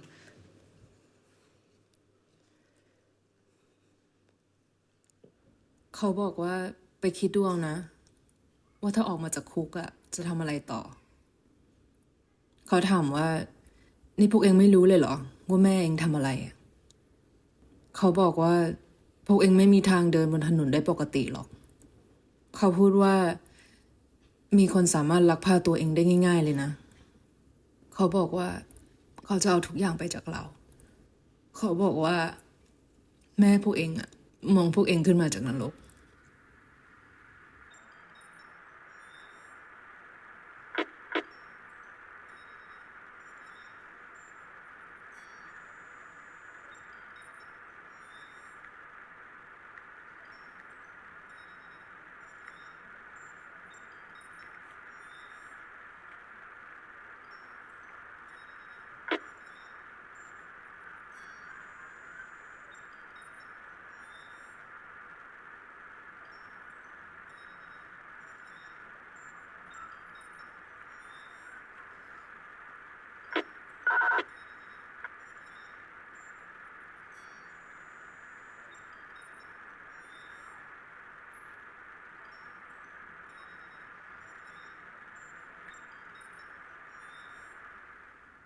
แม่เคยพูดว่ามันไม่ใช่ความรักหรอกมันไม่เกี่ยวกับความรักเลยแม่เคยบอกว่าไม่เป็นไรแม่ยังไหวแม่เคยพูดว่าไม่เป็นไรพวกเราไม่ต้องรู้หรอกแม่เคยบอกว่าไม่เป็นไรเชื่อแม่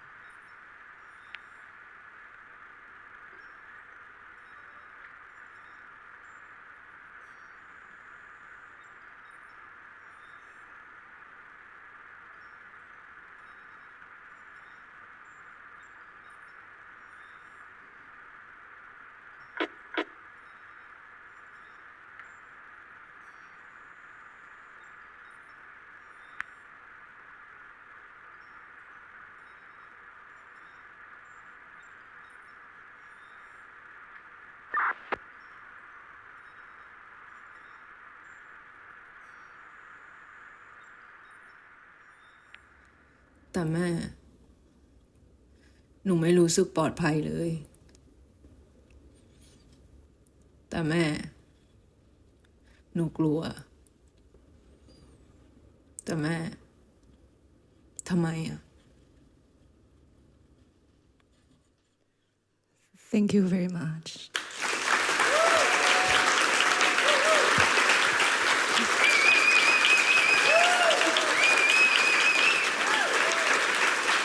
Okay. And now I'm going to introduce my dear colleague, Tero Mekepe.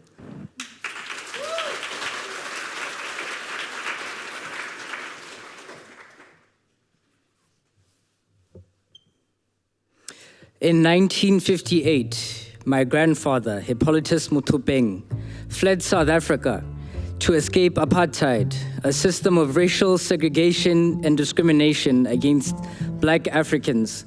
He went to Botswana, a far more peaceful nation under British protection. In Botswana, he worked as a hobbyist jazz musician and as a town clerk. But in contrast, my grandfather's uncle, Zephaniah, was a school teacher who eventually became a revolutionary activist. I only learned about the history of my family when I Googled my mother's maiden surname and discovered my uncle Zephaniah. But as a young man in Botswana, I had no reason to be involved in politics or activism because of my privileged upbringing. Until in 2016 at university, I saw a picture of my uncle printed on a protester's t-shirt.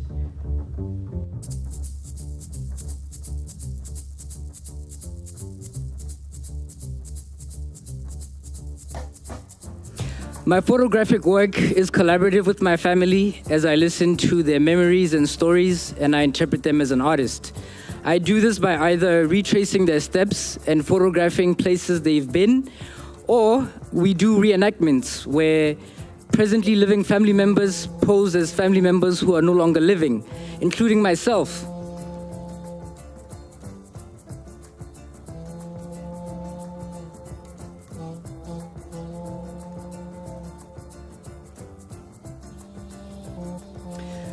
My project seeks to address the question, what do you do in moments of personal crisis?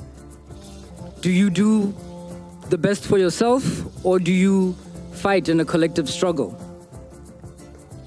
Despite all the things that my family have been through, the chaos, the turmoil, and the psychological trauma, my narrative still ends on a hopeful note.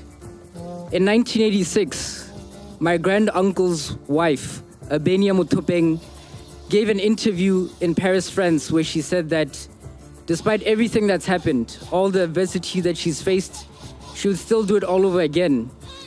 She would still have the same children, marry the same husband, and still devote her life to radical politics. Because although financially she was poor, spiritually she was rich.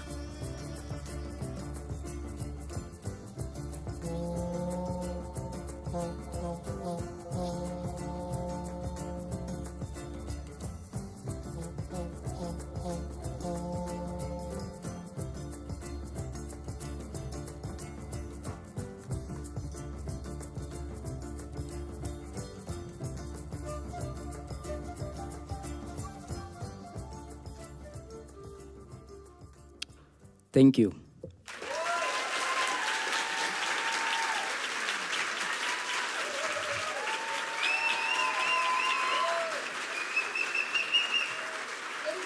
Gentlemen, Noel, Amina, Tero, Nataya, and Sahir, please, another applause.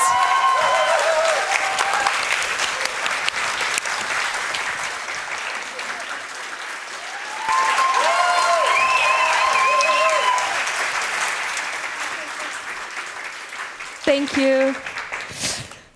Yalla. And now our next mentor is who's joining us today is Hana Reyes Morales. Hana is a familiar face for us. It's always great to see how World Press Photo accompanies some photographers in a long time during their career.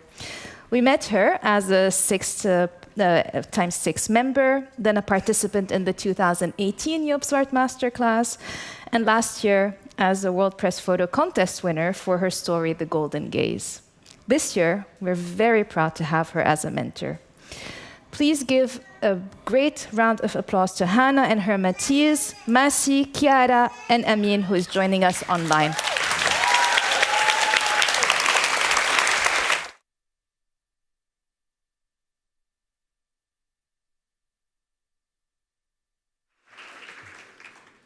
Thank you so much. I'm not quite as prepared as Noelle, but I just wanted to reflect a little bit about this week's Joop Swart Masterclass. It's been one of the most enriching weeks that I've had. I think over the last year or so, I've had a lot of doubt about photography and a lot of cynicism about where things are going and sort of my own practice and my own process. And then we had our very first mentorship call. When I met the mentees and I listened to their work, I was just incredibly inspired, and I started talking to my friends and told them how silly I was to think that this wasn't important, that it wasn't enough. Over the last week, I've been proven right from that instinct over and over. I think for me, I've learned so much more than I could ever hope to give to the mentees. So thank you so much for having me be part of this. Thank you to the World Press Photo team. And thank you to everybody who supported the program. But most importantly, thank you to the mentees, because I'm going to come away from this week just feeling really energized again. I think that with everything happening in the world, the perspectives that I looked through this week has just been incredibly empowering. And I think that in the end, just the feeling of belief again in the process of photography, belief again in the commitment and the care that every person had about every image, the loss of sleep over one frame over another, just that level of commitment, it was just really inspiring to watch. So thank you to everyone. Now to my mentees, I just want to introduce them. Masume Bahrami is an artist and photographer based in Iran. Her work is rooted in investigations of gender, memory, and environmental change, navigating between personal history and collective trauma. I learned so much from Masi. Masi has been just incredible to watch, in part because she's not really thinking so much about industry. She's just doing the work because she really cares about it. And watching her in her doubt has actually been, in its own way, something that I've learned so much from. I think that sometimes, when we become advanced in our careers or so sure that we are now the experts, it's important to remind ourselves of doubt. And seeing Masi go through that process has just been really incredible. Chiara Wettmann from Germany is a documentary photographer between Berlin and Beirut. Her work investigates the intersections of human rights, power structures, and historical legacies. From Chiara, every time I look at her images, the care and the carefulness and the clarity that she has in her vision has just been so, I can almost feel it in my hands, the tactile quality of her images. And this week, just reflecting with her about the idea of statelessness has been just the most, it's been, she's put me in a state of disquiet over her images and has just given me a different way of looking at these people that she's photographed. Amin Abu Qasim, who unfortunately cannot be with us today, is a Beirut-based Palestinian-Syrian documentary photographer and filmmaker. His work explores personal surroundings and survival amid societal challenges and unstable environments. I unfortunately wasn't able to speak with Amin as much as I would have liked, but I'm very much looking forward to continuing that relationship. This week, it was really wonderful just to see him so present, He was not able to come with us during the week, but every hour we really felt him there, and he really, truly, truly was with us this week. So I hope you can also spend time with his images and just include him in this evening tonight. So thank you, everyone. And without further ado, here's my mentees.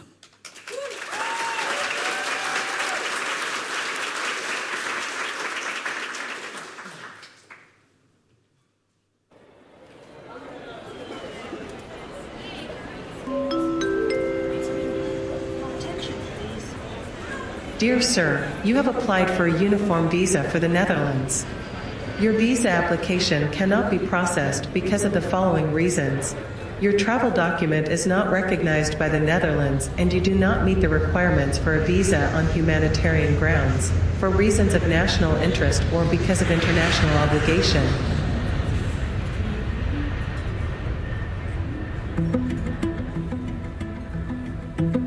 Hi, I am the guy the nice lady was talking to. I'm a third-generation Palestinian refugee born in Syria and currently living in Beirut. In Syria, I used to feel like we're living in a big cage, and that once I got out, I would finally be free. But when I arrived in Beirut, I realized that what I thought was a short-term plan had become a lifelong curse. A curse I've been documenting for the last 2 years. A curse that lies in the invisible borders that we Palestinians live through whenever we are in the world.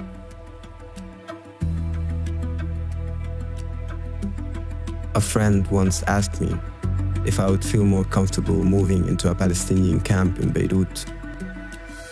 I got so angry.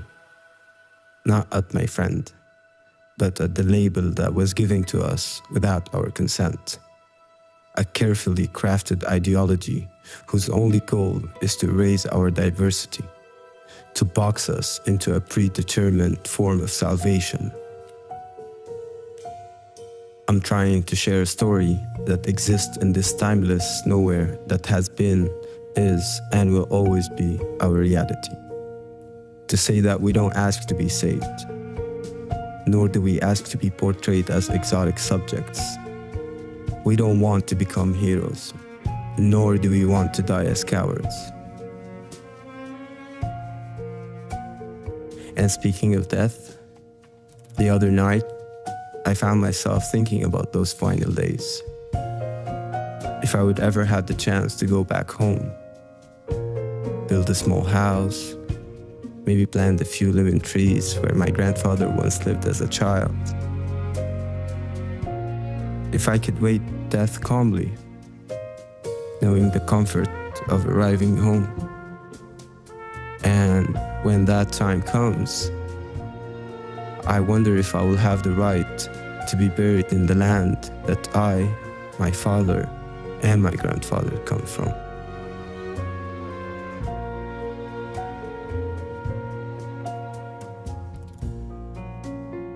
Or I'll just be buried in some Palestinian camp somewhere in the world.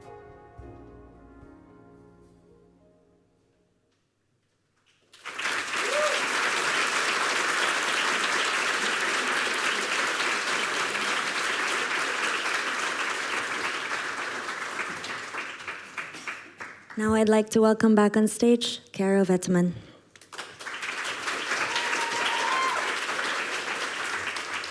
Hi, thank you for coming.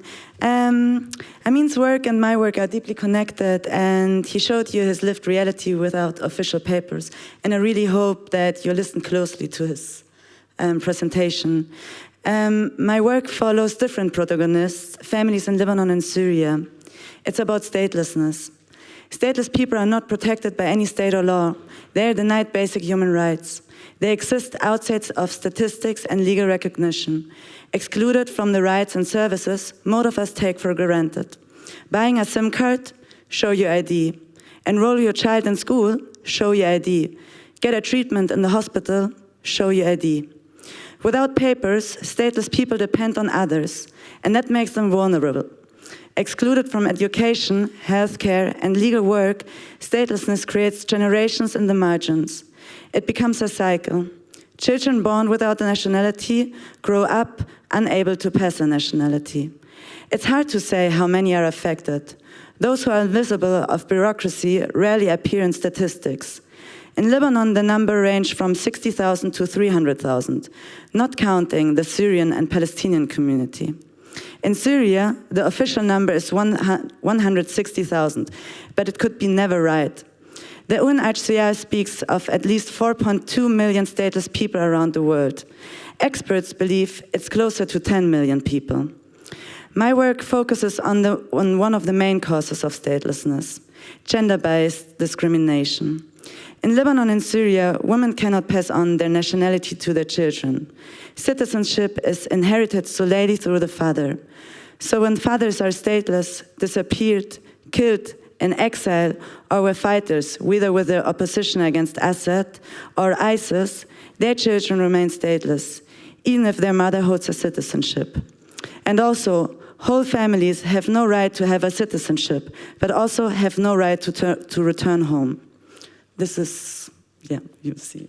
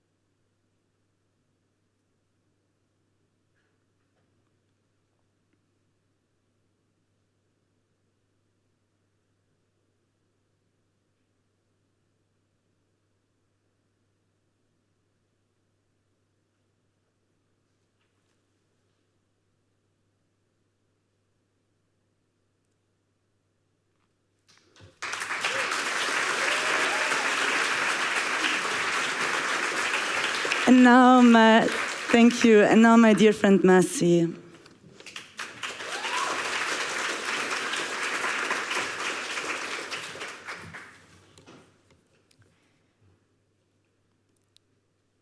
Everything began in my childhood when my uncle, who was a hunter, gave us a taxidermied flamingo as a gift. Its frozen gaze terrified me. Every morning I woke up, I wished that maybe she had flown out of the window. I grew up in one of the most important parts of the Caspian Sea in Iran, in Miankale ecosystem, one of the richest wildlife ecosystem in the world. As I grew up older, I witnessed the rapid destruction of this environment, drying land, vanishing wildlife, and the impact on the people who call it home. One day, I found the beautiful dead body of the flamingo floating in the water. I felt that fear turn into a deep wound. For the past 8 years, I've been working on this project, trying to transform that fear into action, a way to comfort a wound that still echoes within me and in my environment. The word flamingo originally means flamed or burning. Perhaps we are the flamingo. Perhaps our destiny is shaped by the same geography. A music track also has been created for this project by Mani and Puya Khoshravesh, my family, and I played music alongside them, allowing me to share in a deeper way what unfolds in my heart and in my environment.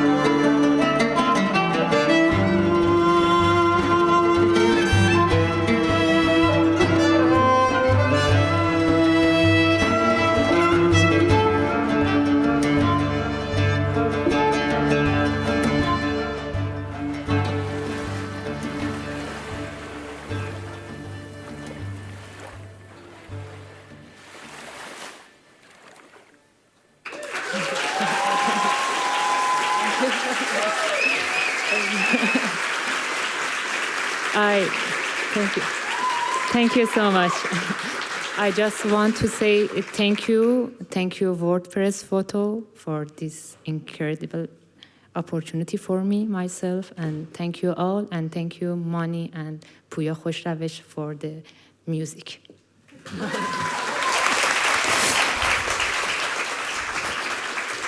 Ladies and gentlemen, wait.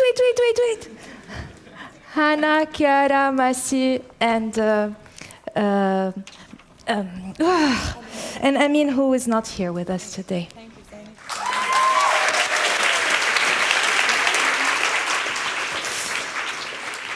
Now we're supposed to have our next mentor, Laura Ettetwani, but unfortunately she had to leave due to personal issues.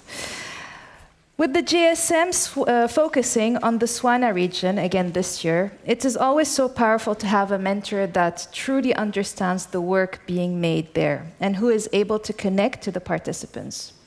And beyond that, I think her mentees will agree with me that working with Laura is a source of inspiration and motivation. She has sent a few words about them that I will be reading on her behalf.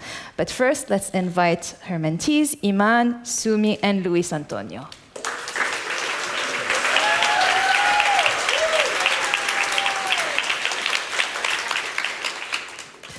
So this is from Laura.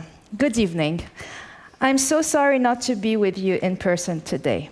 I had to return home unexpectedly due to a family medical emergency. But even from afar, my heart is here with you all, and especially with the three more remarkable photographers I've had the privilege of accompanying on their journey over the past 6 months. In a fractious world increasingly defined by uncertainty and transformation, I propose the question, what is photography, if not the art of paying attention, of holding space for another's truth, and in doing so, uncovering our own? Every year, the Joop Swart Masterclass brings together a constellation of voices from across the world, different languages and different landscapes, all united by a belief in photography's power to move us, to provoke us, to inform, and to connect. It's a space of generosity and exchange, where we don't only speak of pictures, but more profoundly about what it truly means to be and to see.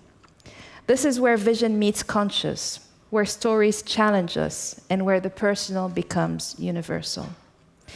Iman, Luis, and Sumi each remind us that photography, at its most powerful, is not merely a tool for seeing, it's a way of feeling.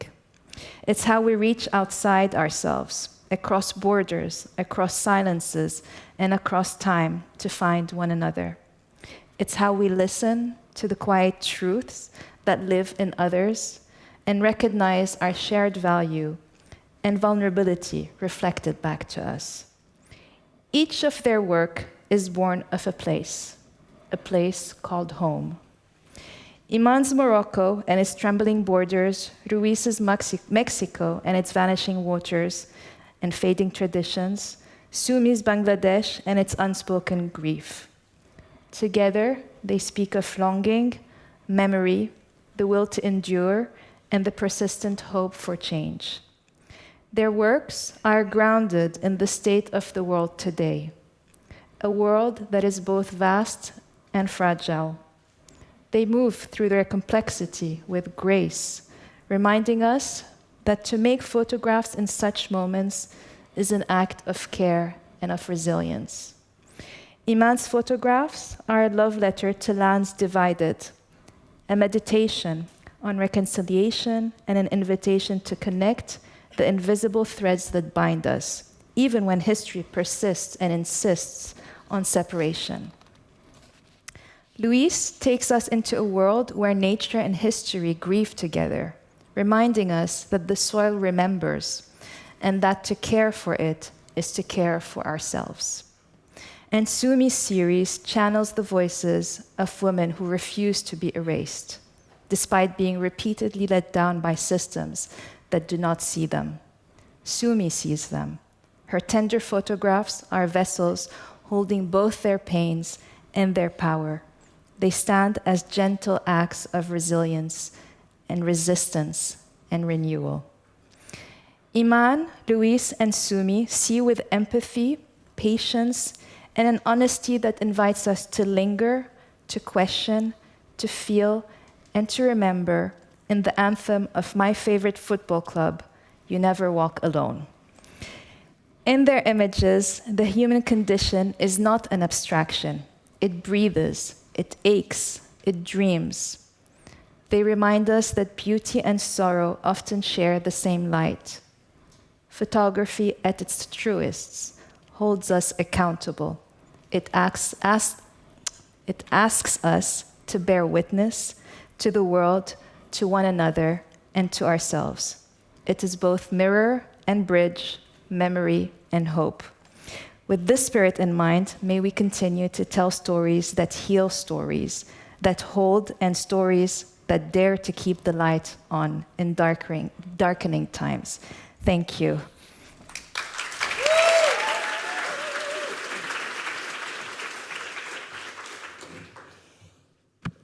You don't know it yet, but you're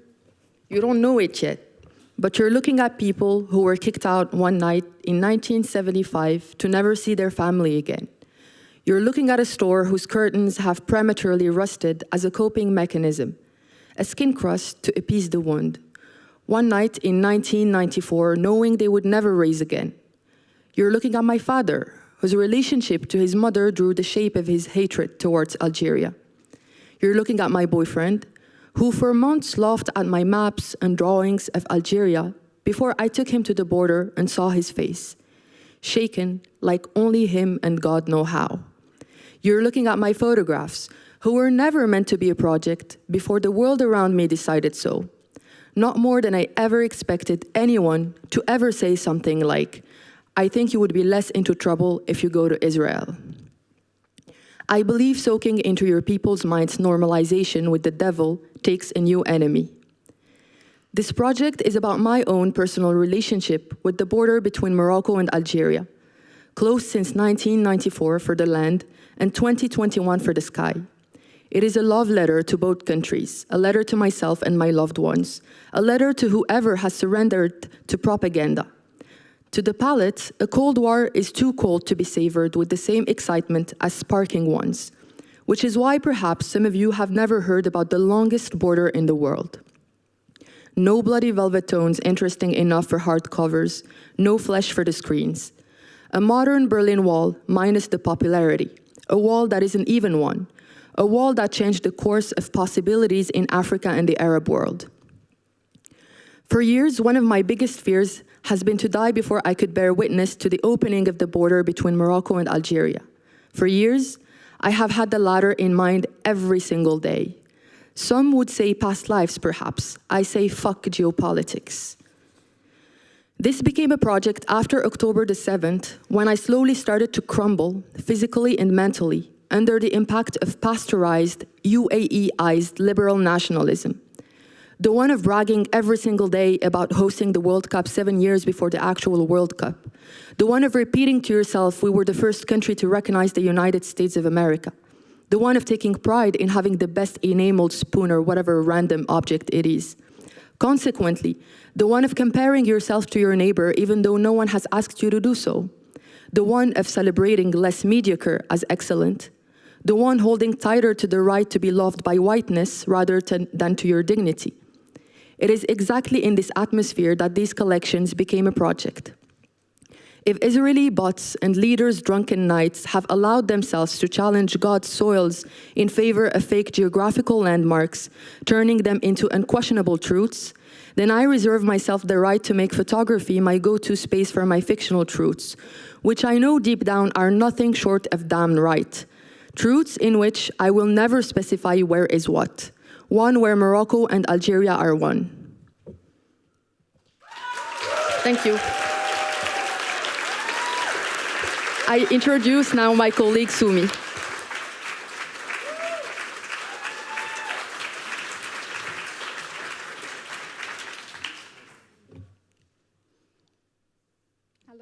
Hello everyone.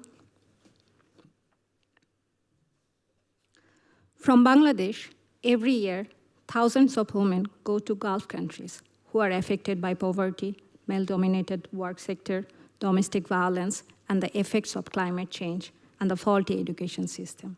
But once these women find themselves in Gulf countries, my own state policy and the policy of Gulf countries treat them as numbers, not as human. Bureaucratic documents that I found clearly shows how both states' policies execute epistemic violence to dehumanize them.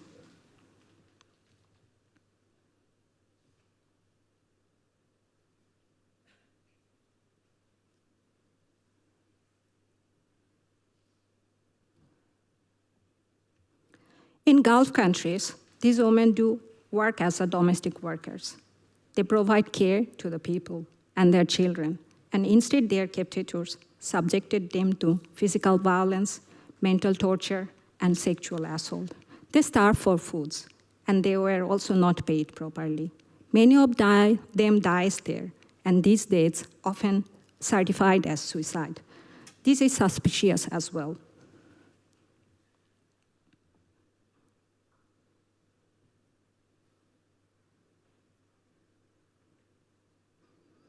Many of these women managed to escape their captors and come back to home, knowing that the life in their home country wouldn't change, but at least they will have a chance to stay alive. The process of escaping for these women is not easy. They have to negotiate with the captors, agency, fraud brokers, and pay a large sum of money in exchange for their own lives.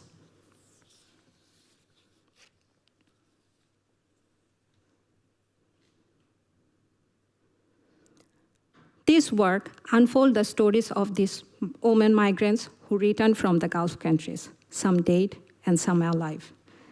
These women leave home as daughters, sisters, and mothers, and wives, but with time, they turn into invisible workers, unnamed, unseen.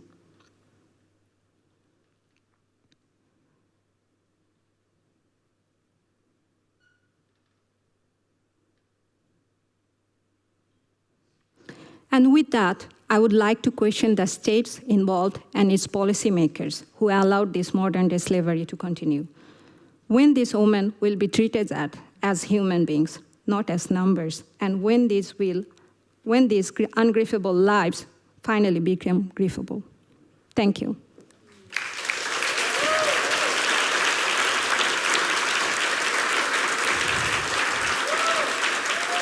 And now I would like to introduce my friend Luis.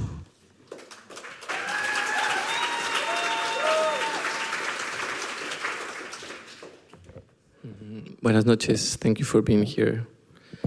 I think we're ready to.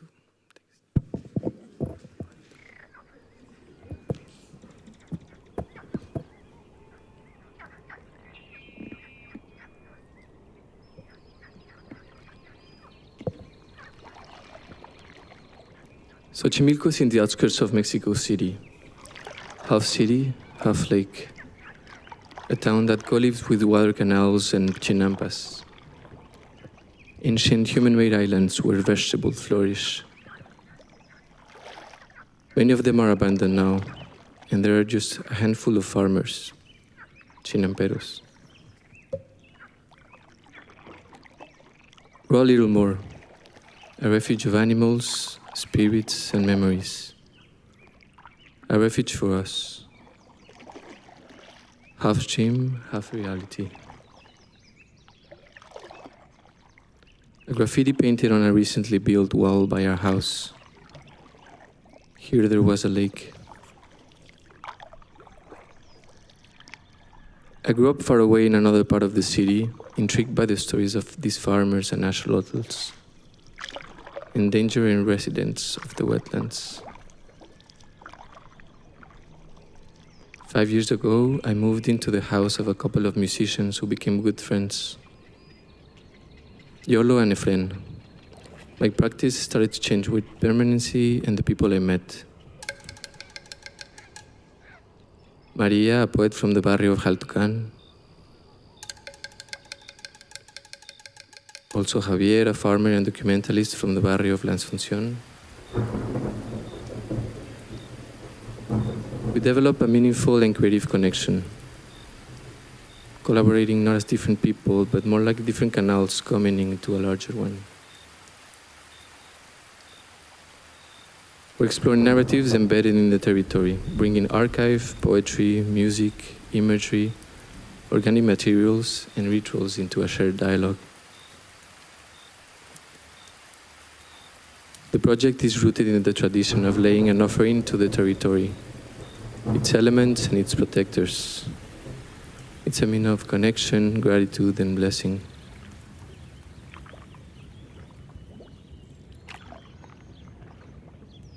Reflections on the water, reflections on the territory's complex tensions, a drying wetland in resistance, caught between pre-Hispanic cultural roots and the pressures of capitalist urbanization. My friends are resistance too. An opportunity for memory and an opportunity to heal. Gracias.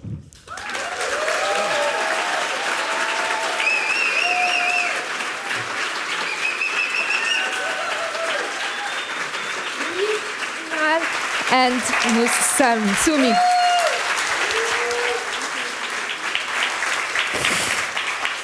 Thank you. Last but definitely not least, I would like to welcome our last mentor today, Alejandro Leon Canog. Alejandro is a curator, a visual artist, and a lecturer. During the masterclass, he has brought important critical discussions to the table. Thanks to him, the Mentees could have both elevated their theoretical conversations about photography and had the space to share their work centered on emotion and depth. Please give a warm welcome to Alejandro, Andres, Gabriel, and Maan.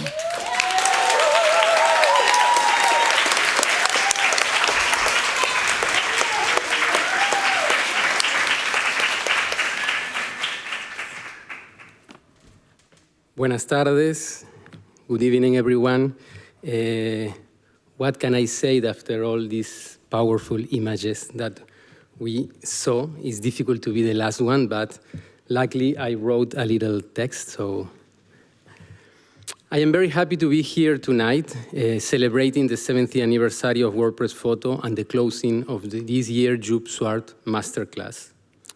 I must confess that when I was invited to participate as a mentor, I had some doubts. Doubts rooted in a certain image of photojournalism, an image marked by the spectacularization of pain and maybe by an old conception of the photographer as a kind of hunter. But I couldn't have been more wrong. And for that, I want to thank Mercedes and the entire WordPress Photo team for giving me the opportunity to go beyond my own prejudices and to remember that the only way to truly know something, someone, somewhere, is to look at it from the inside. What I have experienced in these months with Maan, Gabriel, and Andres, and with all this incredible group, has shown me something essential about photography. That they, as a photographer, stand at the complete opposite of this old image of the photographer as a hunter of images. Their work is not about taking or extracting violently an image, but it's about care and connection. It's about a new image of the photographer, not, I insist, as a hunter, but maybe as a weaver. Someone who gently and passionately weaves their relationships, their materials, their threads across time with delicacy, care, and connection. Beyond their differences in language, in style, or in theme, what unites all these projects, all these photographers, is a shared desire, as I said, to connect to connect, and to care, to connect and care for Earth, to connect and care for women, to connect and care for memory, for identity, for difference, for land, for history, for truth. And they do so from deeply personal and committed place with their own voice and their own concerns. I will live with a bit of sadness this place, this week, these months of work, because I would have loved to continue learning and sharing with all of you. But I know, I am sure, I hope, our paths will cross again. So I introduce my mentees. I don't want to talk about their projects because their projects will talk by itself. So I want to address one word to each of them. Mine, I promise to improve my English so we can have the deep conversations I see in your eyes. Gabriel, I have the feeling that your ABC or alphabet will bring us together again in the future. And Andres, keep going. There are no limits in photography, in the field of photography, nor in the world for you. So, Andres, please.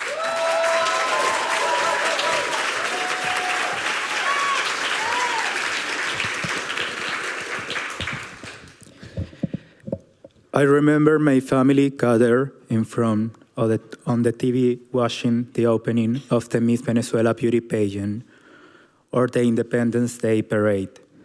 As a queer child, these figures were not role models.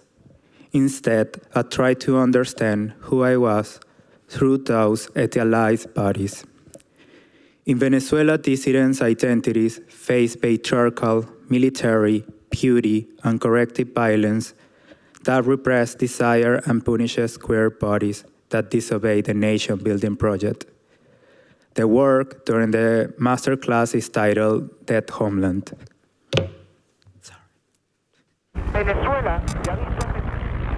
1992, a failed coup. 1993, I was born kicking in my mother's home. 1995, we made history with the fourth crown, and Venezuela became the whole universe. 1999, the arrival of a future dictatorship, the advent of a new century.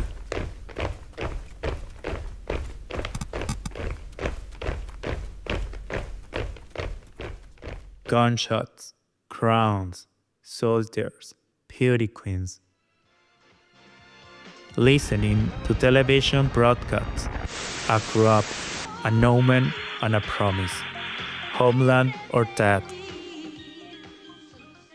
Queer imagination is today an act of resistance and a different way of imagining the world.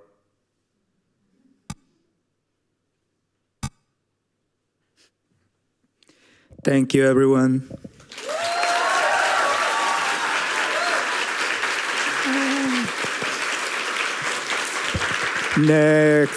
Next, we have the amazing photographer, Gabriel.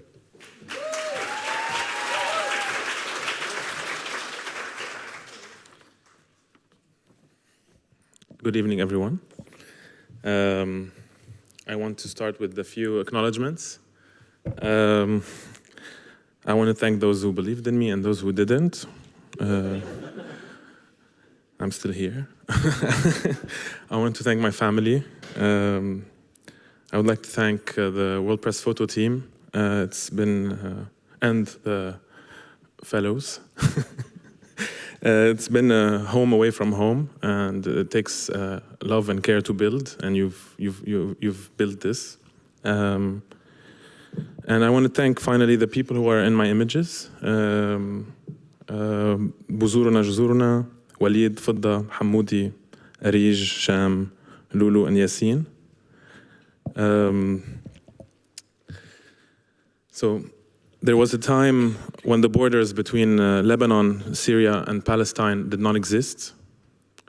Today, the memory of that time lies with those who remain close to the earth, People who, despite war and exile, occupation and dispossession, continue to carry their communities through soil and season.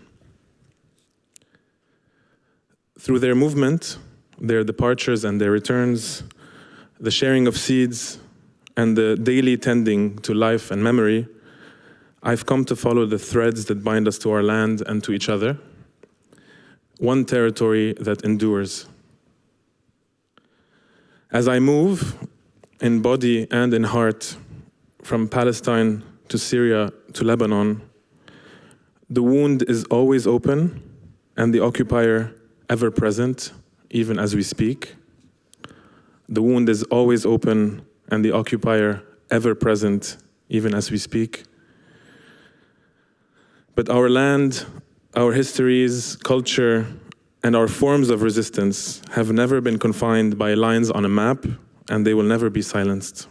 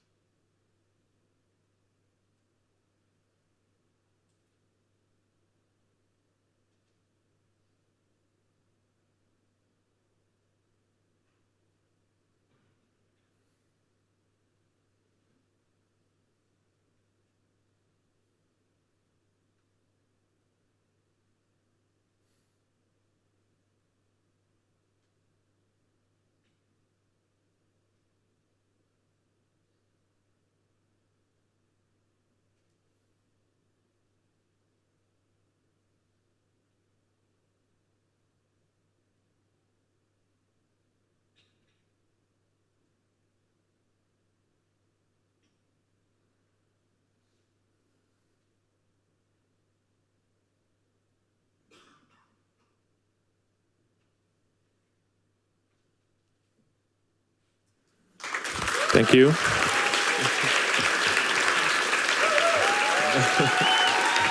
Thank you.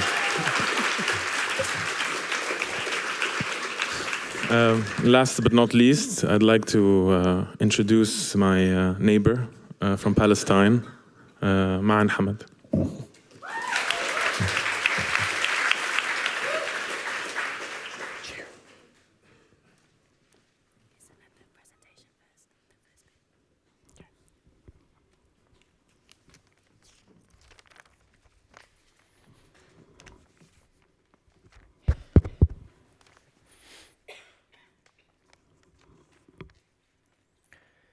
Years ago, I found 2 briefcases in my grandmother's home. When I opened them, I ran away. I was not ready for the answer. When the genocide began, I decided it was time the photographs, documents, and writings chart my grandfather's trajectory from a young student to a revolutionary during the Pan-Arab movement. The story of my maternal lineage, the seasons of a revolution, they were all left in Amida's castle.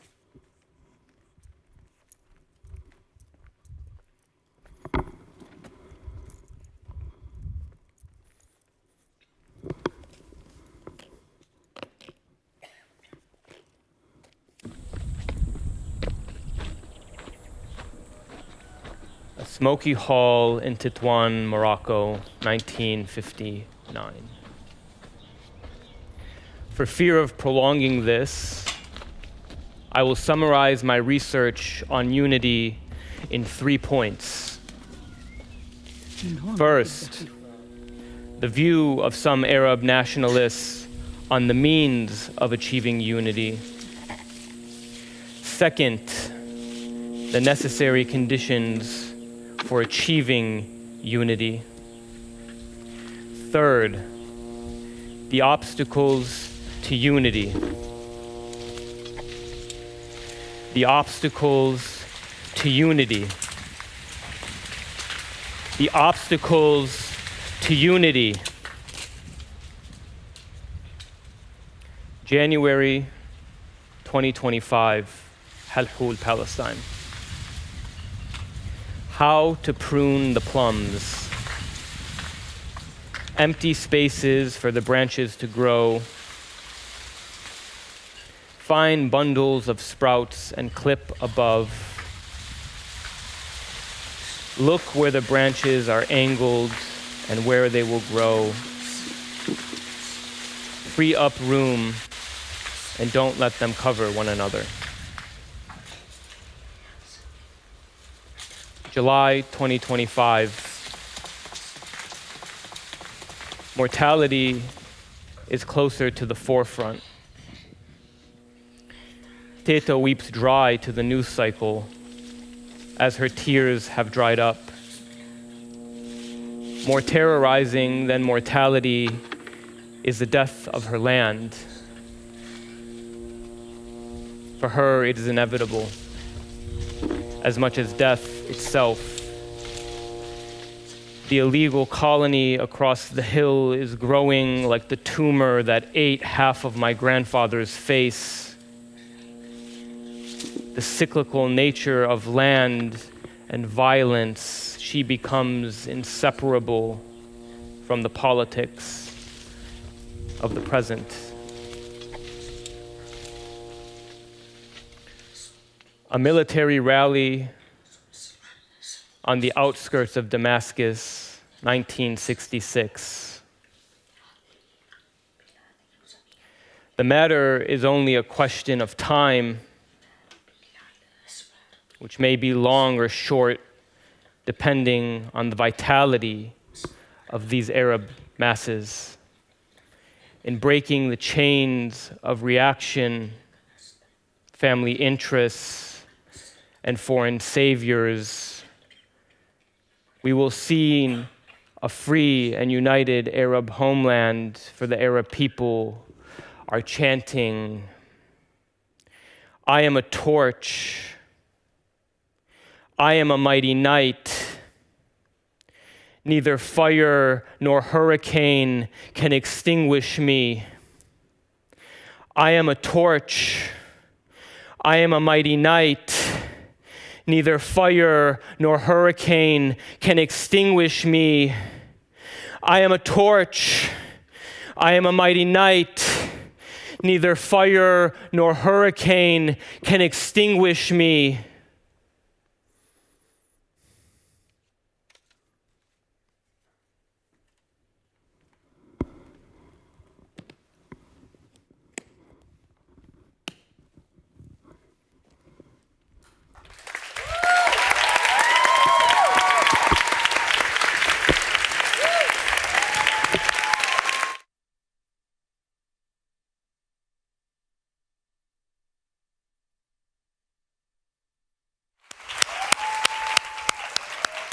Ladies and gentlemen, Alejandro, Andres, Gabriel, and mine.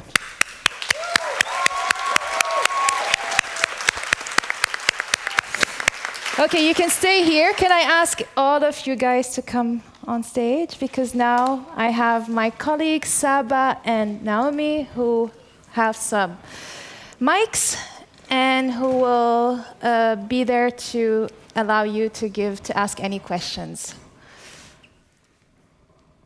Any questions? And remember, questions end with a question mark.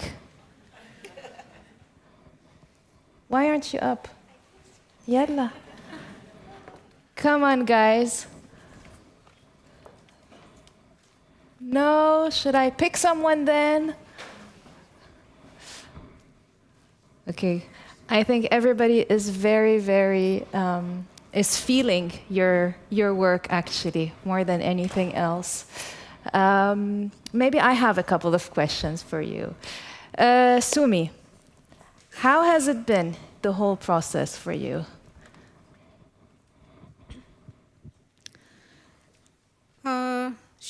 Do you want to know the process of the work or the process No, of tell the me about the masterclass? process of your work.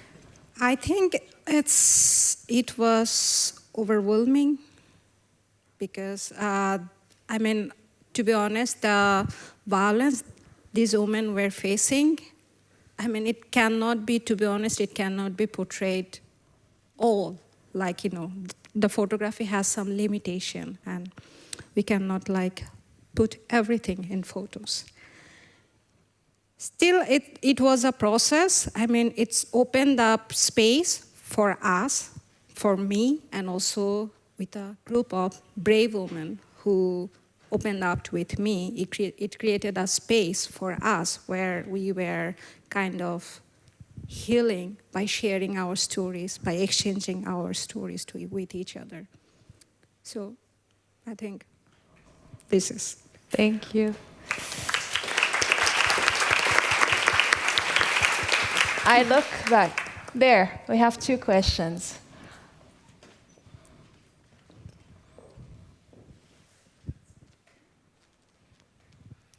Thank you very much for telling your stories. Most of your stories are very personal stories that you felt you had to express, which is wonderful that you found such diverse ways to express it. But I wonder if you also thought about the audiences that these images might eventually have, these projects might have, and what impact you thought they would have. Who'd like to answer this?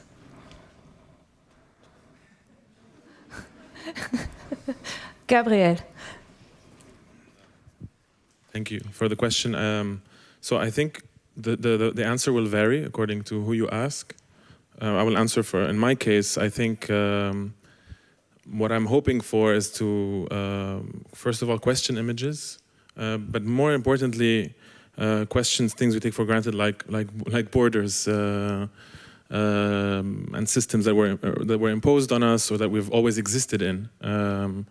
Let's go back or ask the people what they feel, and then think about, and then make your answer, shape your answer about things. That's what I hope, at least. I want to add also that pictures are there to show on, but then also to feel about it. So if you listen closely to the picture, it also gives you an answer about how deeply rooted discrimination, corruption, Western imperialism is. So everything what comes with these pictures, you also have to keep in mind that if you go out of this room today, I hope that you don't say oh, this was a nice evening, because it was not. If you listen closely, you also heard please don't go home and feel like you did something for, a change, because a change is not just made by listening and then leaving and maybe sipping on the TV and thought oh, this was a nice evening. Listen closely, and for there are pictures, for there are videos, for there are stories. Yes, so this is a picture, or this is a work We put so much effort in it, and especially our protagonists put so much effort in it. So keep that in mind. Saba, there was the lady in red over there, Saba. Yeah.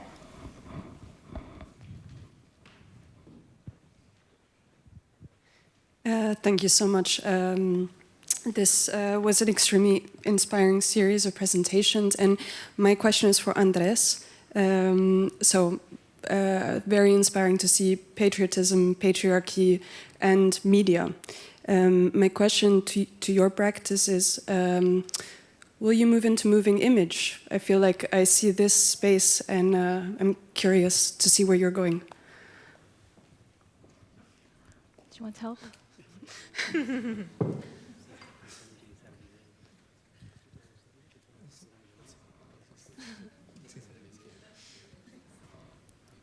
It's okay.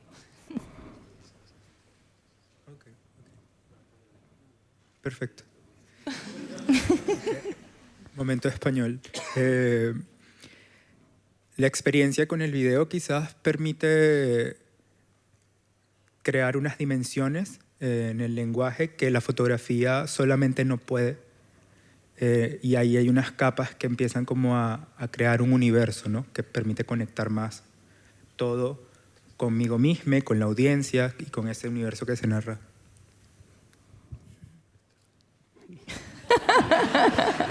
So my English is not perfect, but he said that the idea of work with video is interesting because that allow him to maybe to create more layers in his work, to go to offer more deeper understanding of the problematic that he addressed in his work. And you are already working with video, no? But not for today, but you use video in your work, yes. Thank you. Any more questions? There's one over there, Saba.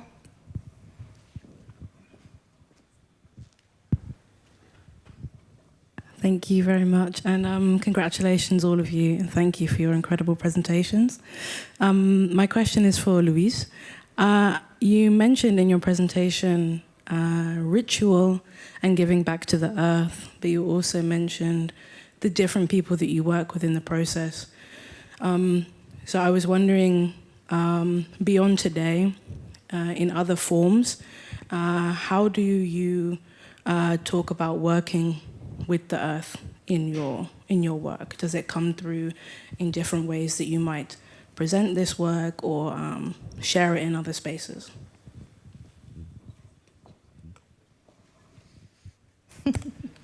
Thank you for your question, Gia.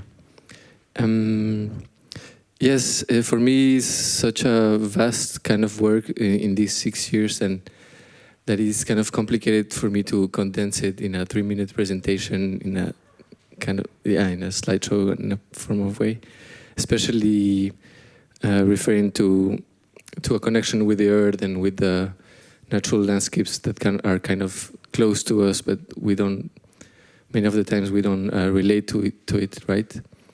And yeah, the intention with this work is find this.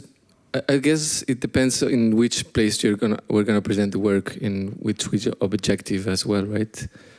But I would love to bring organic materials that sometimes are accompanied with me, but maybe they're not presented right here, right?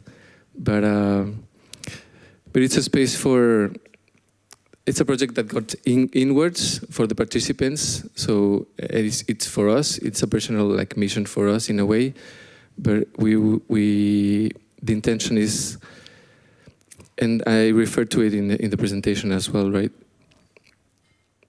I consider the project as an offering in the sense that every one of us offers its vision or whatever it wants to offer in a way of asking, like a blessing in a way, but also thanking the spaces and what it gives us. And well, in a perfect world, I would like to present this in a closer manner, when we can have a closer conversation and maybe hear your thoughts as well, no? And let the work and the materials that we are working with also like touch you hopefully in a different way. Yeah. Tough question, but thank you. Thank you. Yeah, there's one there and then one here. Thank you very much for your presentations. How would you imagine your possible future relationship with WordPress Photo for the kind of organization it is today, beyond the masterclass? Okay, and we're not here. You can say whatever you want. Who wants to answer that?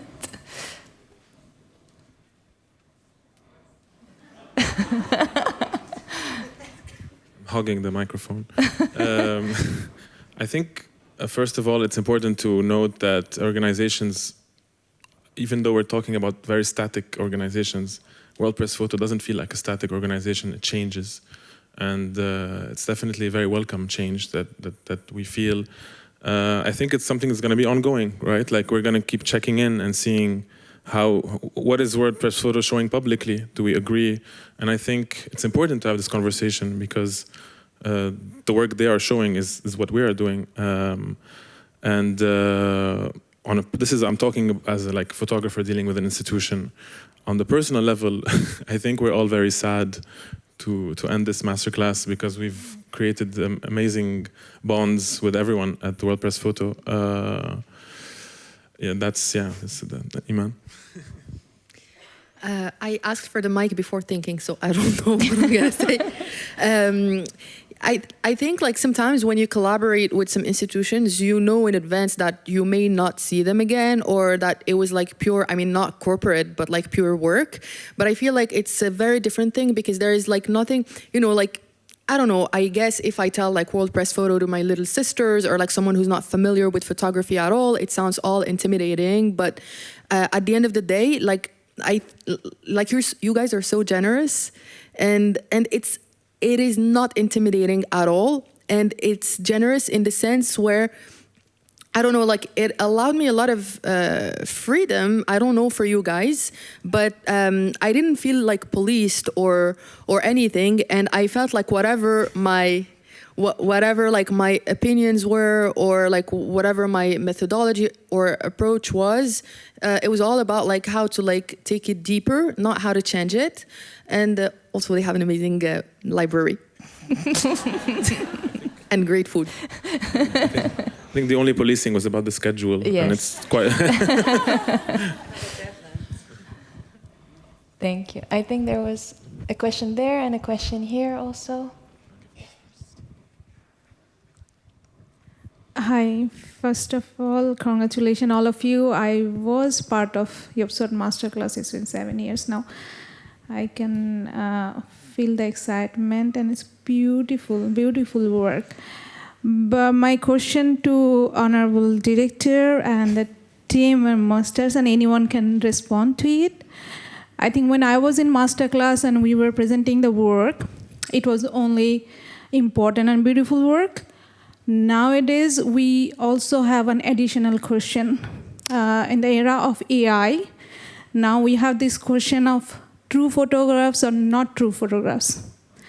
So my question to WordPress Photo, that since we are extensively dealing with photography, do we have a statistical plan for future photographers, how to deal with that? Which one is true photography, especially in journalism and documentation, where we necessarily need true documentation and necessarily need truth in photography. Are we ready for it? This question is not to be answered now, probably. We can continue that, or if anyone can just start the conversation from here. Thank you. Thank you. Well, we have a great expert here with us today, who's Richen. He had an amazing keynote speech this afternoon.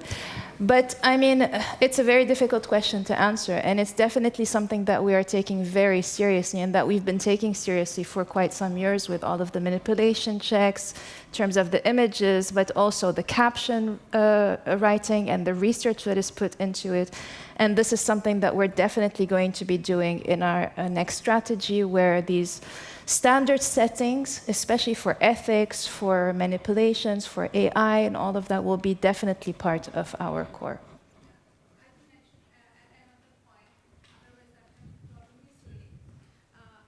Do we also have a strategy to collaborate with or use positively AI in photography, also in documentary and journalism? Because there is endless possibility in AI also. We cannot only just exclude it, but we can probably strategically use it. Are we in a process to use AI process in photography strategically, especially in documentary and press photography, where it's very crucial? Yes, so as you know, we had the open format before, where that was also, so there was Jonas Bendixen who had won, and now we have stopped all of AI, so AI-generated images cannot be entered into the contest for now, but it is definitely something that we need to see how we develop on. And we can speak later. That's why I said we can continue. Absolutely. This is not absolute answer now. It's going to be long. Yeah. Thank you. Miriam.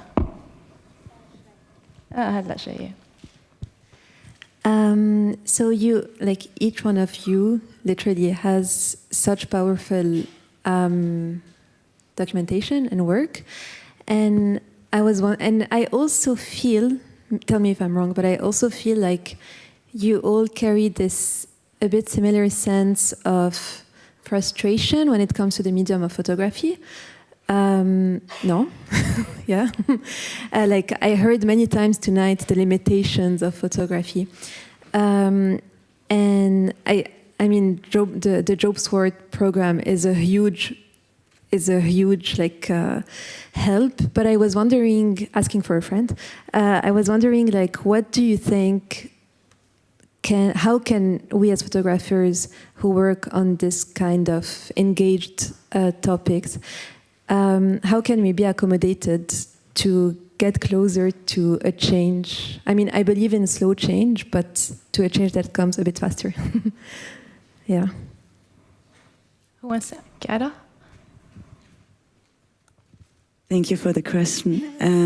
I don't know, for myself, I felt very frustrated, especially the last 2 years. And it's not frustration of photography, it's frustration of the bubble we are in, and the organizations or also news desk we are working with. So there's also, for me, example, there's a difference between documentation and journalism. So when I work on these long-term projects, the documentary projects, I still have to have fundings to pay. When I work with journalists, then I work for newspapers. But both get extremely complicated, especially in Germany. So I rely on fundings and also jobs from Germany. And the last 2 years were a pain in the ass. And this is for me where I felt at some point like I struggle so much, not because of photography, because I still love it and I still feel that it's a very, very powerful tool. But I get so desperate about the politics we're in, the photography politics. But when I'm then seeing working together with so many amazing artists, with so many amazing people who are the organizations we are talking also about, and I feel how supported we are, it gives me a glimpse of very, very much hope. And I think our new generation, like, it's a slow process, but a new generation is growing up. And also a lot of the art, the old generation is also amazing.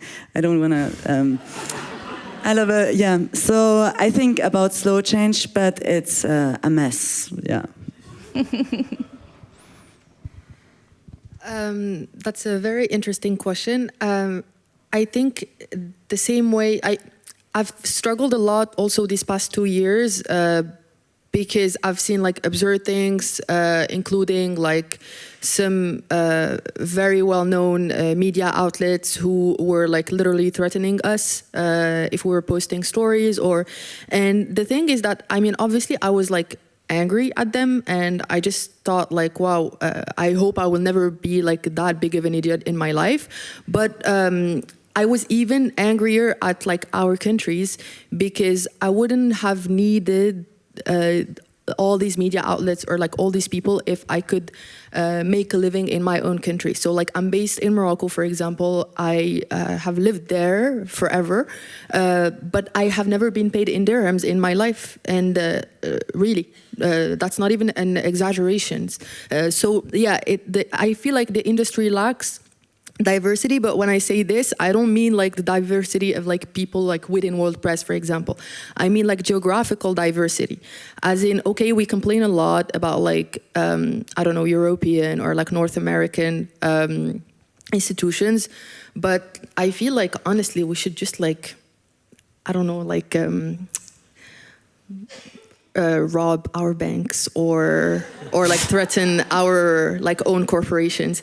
No, but like like to be more seriously, like last year I started teaching in university, and I started teaching for like many reasons. Like for example, in Morocco we don't have like a degree in photography or nothing, but I also started teaching because I wanted to open conversations with like my future colleagues who aren't like necessarily, okay, my course is like visual storytelling, but I also want to meet people who are not necessarily going to become photographers, but who are going to be interested in journalism, photography, and who are going to like do other things like, I don't know, marketing, like finance, economics, whatever, but that are perhaps going to be like the sponsors. So like just raise awareness towards like what sponsoring is, and like create new community, because well, in Morocco there are photographers, but there's no industry. So a photographer without an industry cannot work. Like we need like editors, we need curators. So the conversation needs to start, and I think a university is a great way to start a conversation. It's me again. Now you understand why my presentation was silent. I just wanted to say that change is collective always, and nothing is more powerful than being together here. And the most powerful experiences as a photographer have been when I was given that space to meet other photographers. And I think some institutions like World Press Photo, Magnum Foundation, and others have understood the power of this, and they strive to do that. I think we should be better at building this and making it happen. It's not always easy. We are taken by the fights we have locally. But this is, for me, this is a spaces to meet. Like the power of this week has had an incredible power, and I just want to do it again and meet more photographers and visit all of you. And this is it. This is change, for me at least. Thank you so much. And on this great note, ladies and gentlemen, the 2025 Joop Swart Masterclass mentees and mentors.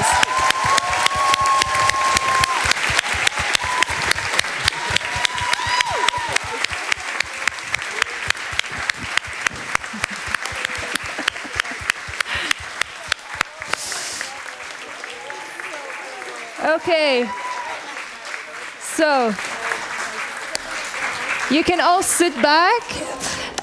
We have some drinks upstairs. I would like to, before we close this, to thank all of my colleagues, Mercedes, Anita, Noor, Zainab, Charlotte, Saba, Naomi, all of those who have been working so hard, Anna, to do this. I also just want to end by saying that there's two questions, apart from the question of what is AI for World Press Photo today, which I get asked a lot. There's another thing that people tell me a lot is, a photo is worth 1,000 words. And I really hate it because I feel that it puts so much pressure on photographers to make that photo that's going to change all of the world.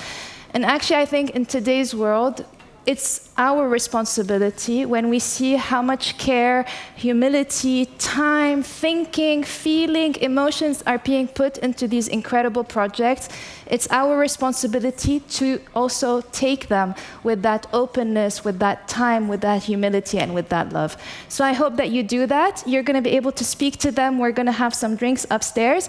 And it's our 70 years, and we will be having incredible photos that will be sold starting from next week for 1 full week, all from our archive, 10 of the best images of the 7 decades that we have gone through. So thank you so much, and thank you for being here with us.